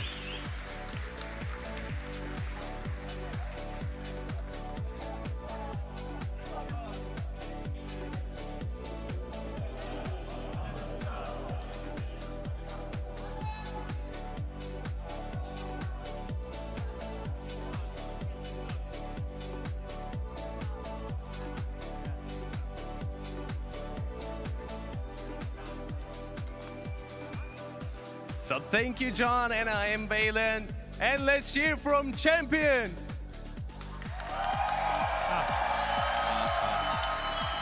Sadak, starting with you. You and your team just won the championship, winning against your biggest rival so far. How do you feel? Então, vocês acabaram de ganhar o campeonato contra o seu grande rival. Sadak, como é que você se sente? Sem palavras. I have no words to describe this feeling. Yes. Öncelikle tabii Sada turnuvayı kazandıklarını ve senenin şampiyonu olduklarını söyledim ve Merhaba arkadaşlar.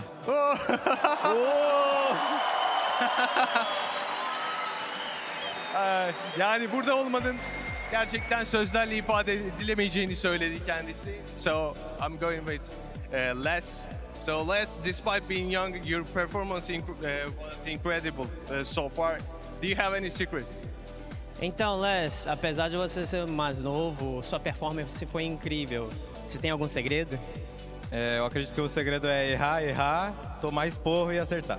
So I believe my secret is actually to make mistakes, get some people complaining about you, but then getting it right. Okay. Lese özellikle tabii genç olduğunu ve performansının ama genç olmasına karşılık harika olduğunu sordum. Yani özel bir sırrı olup olmadığını sordum. Les kendisi çok hata yaptığını, hata yapmaya devam ettiğini ve daha sonrasında insanların yaptığı hatalardan dolayı yine yakındığını ama sonrasında onlara ödettiğini söylüyor. So, going with you, what is next for the guys? What do you think becoming VALORANT World Champion? What do you think? How are you feeling? E aí, pancada, o que vocês têm guardado pela frente depois desse campeonato? O que tem guardado pela frente só Deus sabe, né? A gente vai viver cada dia um após o outro, aproveitar o título agora, que foi muito importante para todos nós, então é isso aí. So, actually getting this championship was really important to us, but sincerely speaking, only God knows what's gonna be like safe for us in the future. We're just gonna be living one day by the other and just keep walking. Okay. Genel olarak tabii Pankada'ya gelecekte sizleri neler bekliyor ve dünyanın şampiyonu olduğunuz, dünyanın VALORANT şampiyonu olduğunuz şeklinde bir soru yönelttim. Kendisi de günden güne kazanmaya devam ettiklerini ve her eventte olduğu gibi maçtan maça düşündüklerini söylediler. So, going with you, Aspas. I think you can understand the question. So you have 6 dogs so far, Teddy dogs, and what is the meaning of the dogs? And you plan to get more? Então, Aspas, eu acho que você entende essa pergunta. Você tem vários cachorros, 6 cachorros. Qual o significado deles? Eles são os cachorros do Champions. Eu tinha 2 do Brasil que eu trouxe. Aí acabou que foi virando um cachorro por vitória. E agora são os cachorros dos Champions. Cada um representa uma vitória.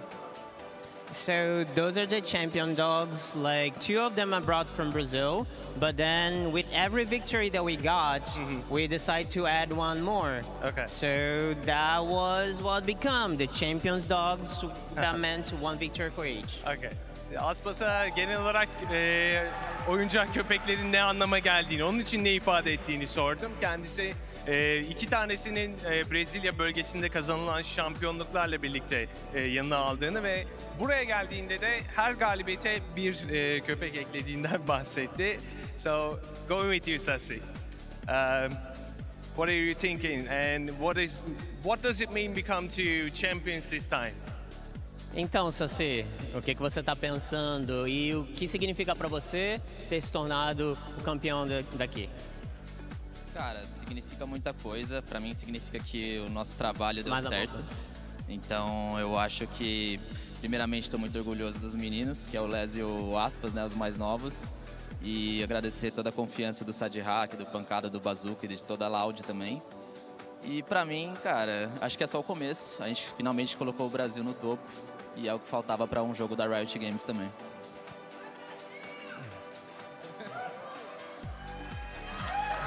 Yeah, there you go.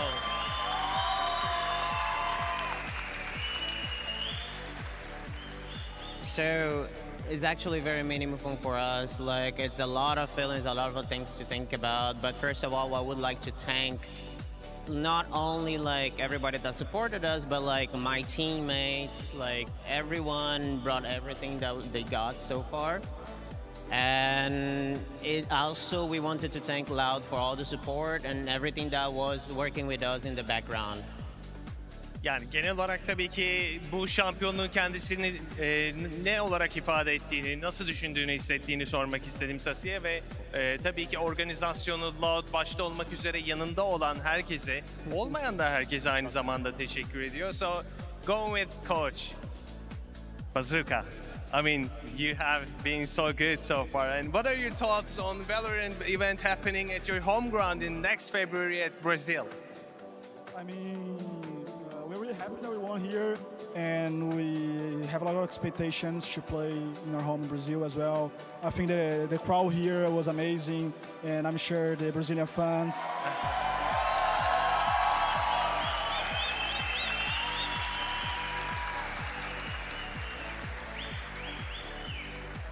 And vamos! And I'm sure it's going to be a great event in Brazil as well. Ya Bazooka Koç'a genelde şöyle bir soru sordum.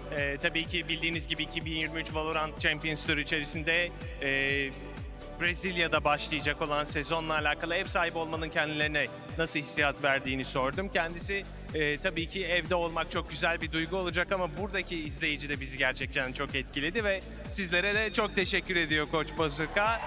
Ve son bir kez daha 2022 Valorant Champions'a burada şöyle kocaman bir alkış. And personally, thank you and congrats everyone. And I'm gonna be tossing back to Hostas.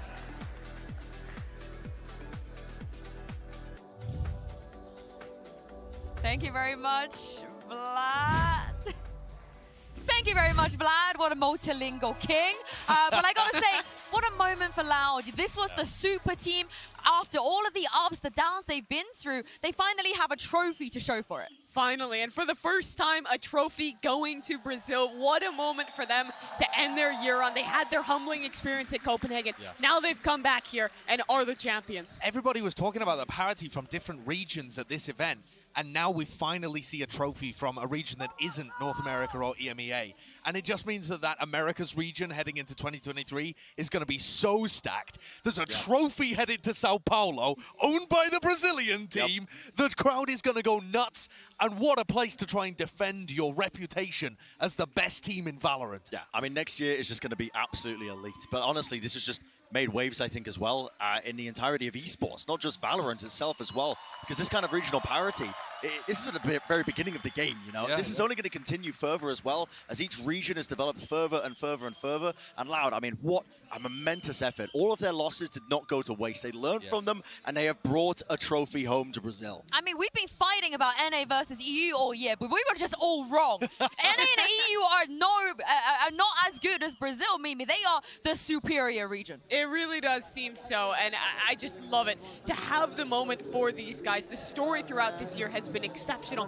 3 young players, 2 players that have been working for so long to make this happen, that have always been representing Brazil. It really is momentous. You saw the emotion from these guys when they first won the game as well, and they realized that they completed their dreams. You heard Sassy talking about it earlier as well. He never got an opportunity to win an international League of Legends event, and he was just hoping that he could do it here. How on earth has the guy been able to transition so well in such massively different titles? Does he want to go to TFT? But the perseverance and the dedication and the ability to work with whoever will give him the best chance of winning a trophy, it's all paid off. No, I mean, it's literally just an amazing moment. And honestly, I'm so happy we got to see this as well. Still leaves up as well the question in the air of which team, which region is going to be the first to claim 2 titles as well. Or Brazil. which team itself. Yeah, I mean, it might be Why Brazil. are you questioning this? We're going to Brazil. They're going to do the back-to-back, and they're going to do the 2-time. I'm calling it right now when it comes to next year. But it's also such a good way to end out kind of the open circuit era of Valorant here, in that there have been so many different teams that have been dominant, that have won their tournament. But we've never had an era. We've never had a team who could win 2 tournaments, who could win a back-to-back, who could continue to define a year or a moment by themselves. There's always something new in a new meta to be able to come out and claim that trophy. Yeah, I think if you were going to define the last couple of years of Valorant, it would be the era of parity. The era where it feels like any team can have a tournament run and get on top. And that, to me, makes the consistency of teams like OpTic and now Loud so much more impressive, because you aren't on top of the pack. Loud are not an absolutely dominant team, destroying everybody and blowing people out. They do that in Brazil, but when they come to the global stage, they've had to battle through monstrously good teams to get to this point and win in the grand finals. The competition could not be higher, and yet they've won. Yeah, I mean, it's just absolutely incredible as well. It makes me so excited as well for the Americas League. I mean, for just next year as well, you're going to see these rivalries develop as well. You're going to see Brazil try and defend the title in their home city as well. I mean, next year it's just got so much up in the air and so much, honestly, to look forward to. I don't, again, I'm going to double down. They're not going to try and defend that title, Brent. It's happening. The script is happening. Hard ask. I mean, we're literally going. We're going there, like you said, maybe never been a back-to-back, never being a 2-time. And if they're able to do that in Brazil, Brazil next year, then all of the boxes have been checked. We got no more narratives. We're going to run out. What are you going to do? I don't know. All my narratives, that's what carries my casting. Yeah. Just repeating the storylines. What a phenomenal day, though, for these players. I think it bears remembering again how young some of them are. Because we've talked a bit about Sassy and Sadak and how much they've put into this team. But at the start of this year, a super team was built around Sassy and Sadak. And what makes a super team? Superb players. They had to get Les and Aspas. Aspas was only known as like a ranked demon at the beginning of this year. He didn't have experience on the top level squad. Now he might win a finals MVP and be one of those players that you're looking at as a superstar of the future. Les as well, so young, has had his ups and his downs, but he sits on top of the world right now. And what's been amazing about it too is for these players, how much Brazil and South America as a region in general has gotten behind it. People at home love these guys. And I mean, what an achievement for not only the players in the server, but also just for the entire nation of Brazil to be able to, again, have an esport where they are the best. I'm also glad that you mentioned the younger players, the older players, because when it comes to MVPs, I feel like in the past tournaments, there's been an obvious choice. There's been your kind of, your Yays in there, back in the Sentinel, there's your Tenzes in there. But for this team, I feel like there's a shout for potentially any one of the five. They've all been so good. And that's what makes a super team, right? And that's, don't get it wrong, that is what Loud are. They've taken some of the best possible players at every role and put them together onto one team. Aspas, was someone starting on him? No, I think Aspas was about to get kidnapped by the crowd. Sadax had to drag him back. He was too interested in the fan interactions.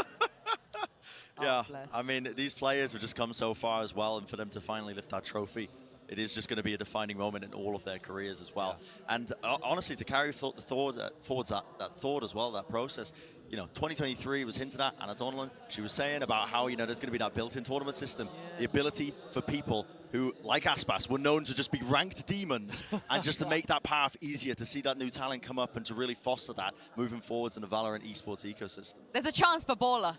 There's a chance. He could do it. He could do it. But I feel like we should do an unofficial desk MVP of the tournament. I think we did this last Champions when Ascend lifted the trophy. Who would you guys have as your unofficial desk? Not for this match, but the entire tournament overall. Let's do a tournament one.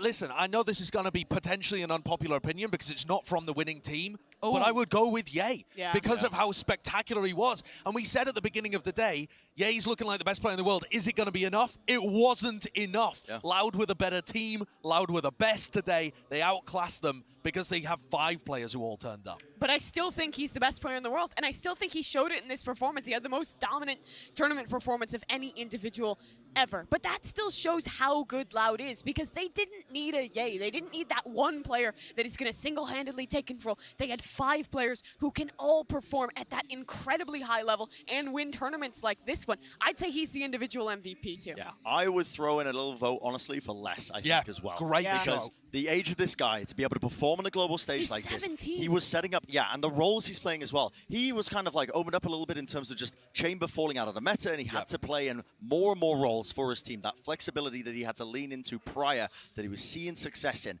and Les performed so damn well, man. I mean, the trading for his team was sublime. The huge multi-kill moments as well, to keep his team in this map as well, in this series. Just absolutely sublime gameplay. Pancada would have been my shout. I'm sorry. Pancada would have been my shout. But what we think doesn't matter. It's about what you guys think at home. You guys voted for the Inzo Grand Finals player of the match a little bit earlier.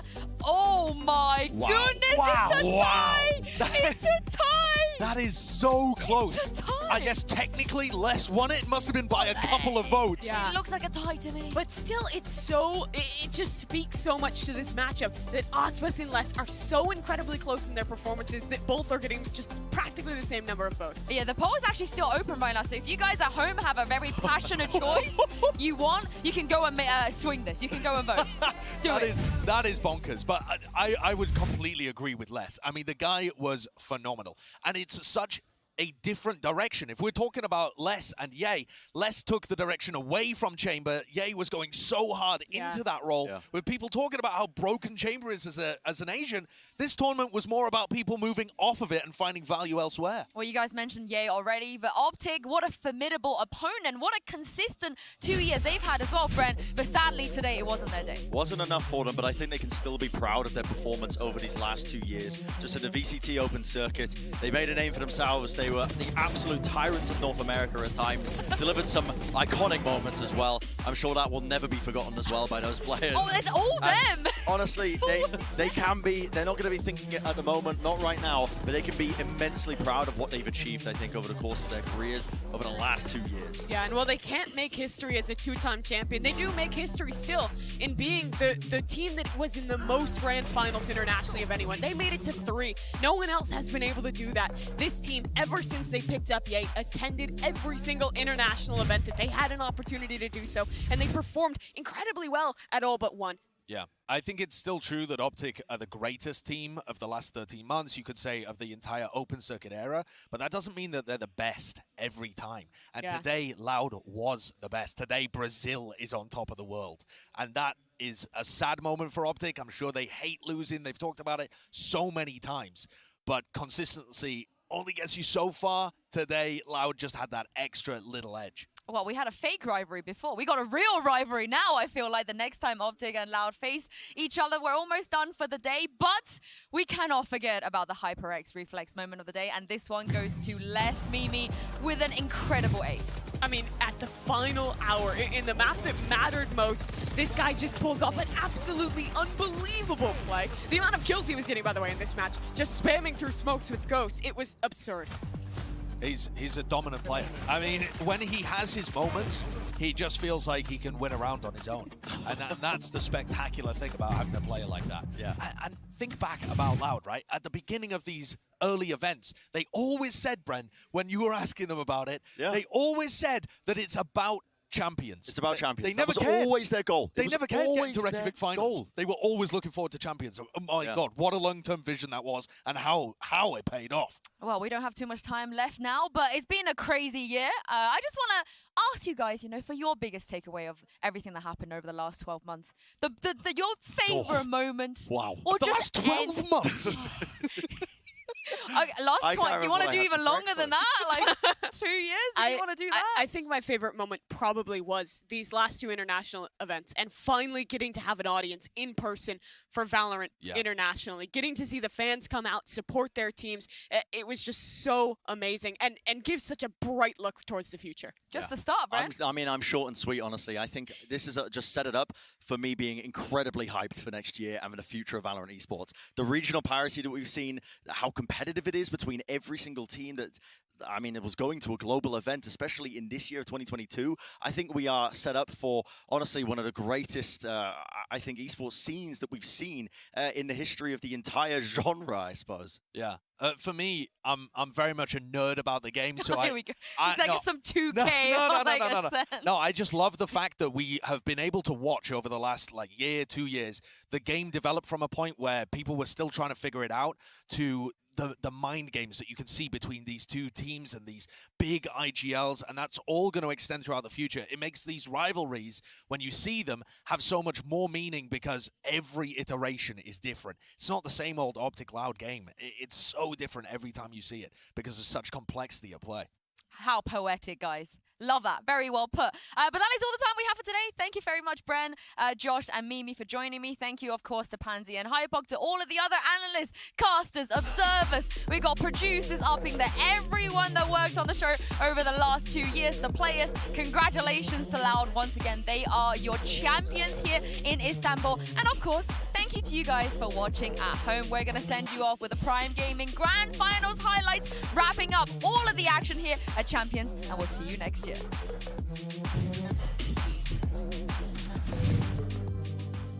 We've seen Challengers, Masters, Last Chance Qualifiers, and now it's time for the grand finale. Hello, merhaba, and welcome to VALORANT Champions. We are coming to you live from the VW Arena here in Istanbul, Turkey, to kick off 16 days of competition. The world's best teams are here, and in the end, one of them will be taking home the trophy and the title of being world champion. The stage is sick, this venue is sick, and it's just so good to be here in Turkey with the players. This is going to be a good one. Yeah, it's going to be a good one, but I love Dapper Yapper. That is just such a good turn. Do we go into who's who? Get up, got soldiers, moving forward. Go up in the flames, your heart is softer, fire and bolder. Go up in the flames, 'cause I can't stand to live this way. So once I'm gone, okay. Heart is softer, fire and bolder. Go up in the flames. All about timing. Back to back. Where are the players playing up the ropes? I don't believe it! And a shot is found! An ace to clutch it through! We're both. Come on. Oh, the man. Dapper and the Yapper. We're both Dapper Both of Yappers. us. Oh, okay. I think. Pure silence. No way! No way!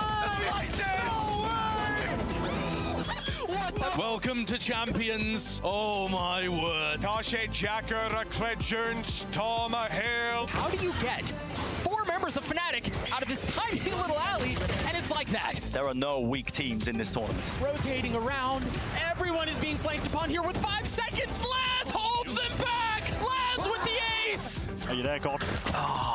I might need you right now. I'm not gonna lie. Scream's doing it again. Liquid's doing it again. What? And these shots, they can try and defend it down one after another. Cruz with 5, but not the ace. All right, forget about it. How about you go get me a coffee, all right? I'm gonna walk off the stage if you keep doing this. Fire, passion, they got it all. Sugetsu came in to save the day. This is going to be outrageous. They're 13 rounds away from sending one of these 2 teams home. No pressure, guys. It's only map 3, an elimination match. Either win here or go home. I got you, please. You don't want to be eliminated from champions this early. And that is that. Oh, they were so close. And the second place curse lives on. Crew move forward, and they will send Zersha home. They got to take it with a smile. They did so well to get here. And for Boom, man, such a rough defeat. Zeta's heart's broken, but Loud roar their way through the game. It's over before you know it, and Edward Gaming are going to be sent home. Furia giving it everything they had. What a sick team. Bringing it to bear on his opponents. Artis will drop Mazzino. Artis will drop another. This is unbelievable stuff from Artis and Ace sending Crew back to Latin America. I mean, they tucked him in, they read him a story, kissed him the foreheads, and then said, good night. The only member of Zeta still sitting at his seat. Ren, if the rest of the games at Champions are anything like that one, this could be the best tournament yet. We've started with 16 teams, and the competition has been cut to 8. Since 2021, baby. You know it. I'm out here trying to get a green card. I'm putting me in the red coat. And I've only got one thing to say to you.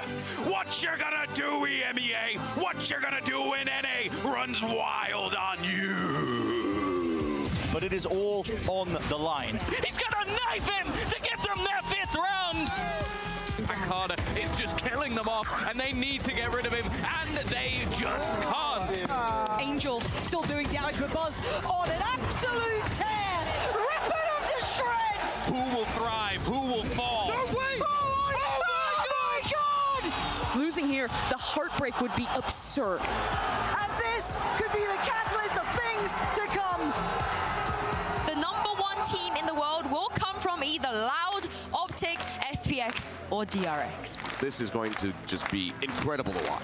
We've got a hell of a lot of storylines, we've got a hell of a lot of talent, and we've got some absolute bangers. Winning here will give you a massive advantage and one step closer to a big, big trophy. The stadium is divided between these 2 squads, but only one can continue after this. They'll rotate, but Aspas has kept the control. Aspas alone wins this round. 4 kills. Loud dominate OpTic. We're heading to Brazil. Loud want to take a trophy there. Hey guys, what's up? I wanted to just ditch after that one. Oh my God, Buzz gets another. It's all there. All hail King Buzz. Long may he reign. DRX has done it. They usurp the throne. Take down FPX.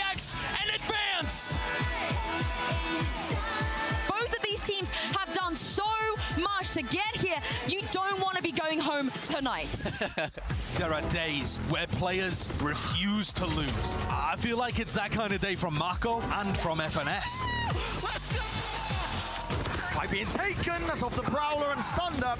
Mako, you absolute demon! One after another. Let's go, guys. Play perfect. We're capable of that. Looks like the curse is still alive. We'll have to check out Mimi's amulets next. Mitchell Mann never could have comprehended the power of the 9-3 curse. He's given the right angle at the back of the site with a frenzy in play, and at hand marked, ripping them apart. And the best! And the best!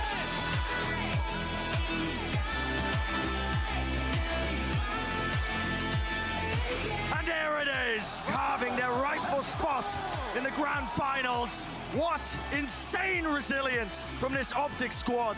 And for TRX, they overcome their own narratives, their own curses, but not enough to bring it over the finish line in the final moments.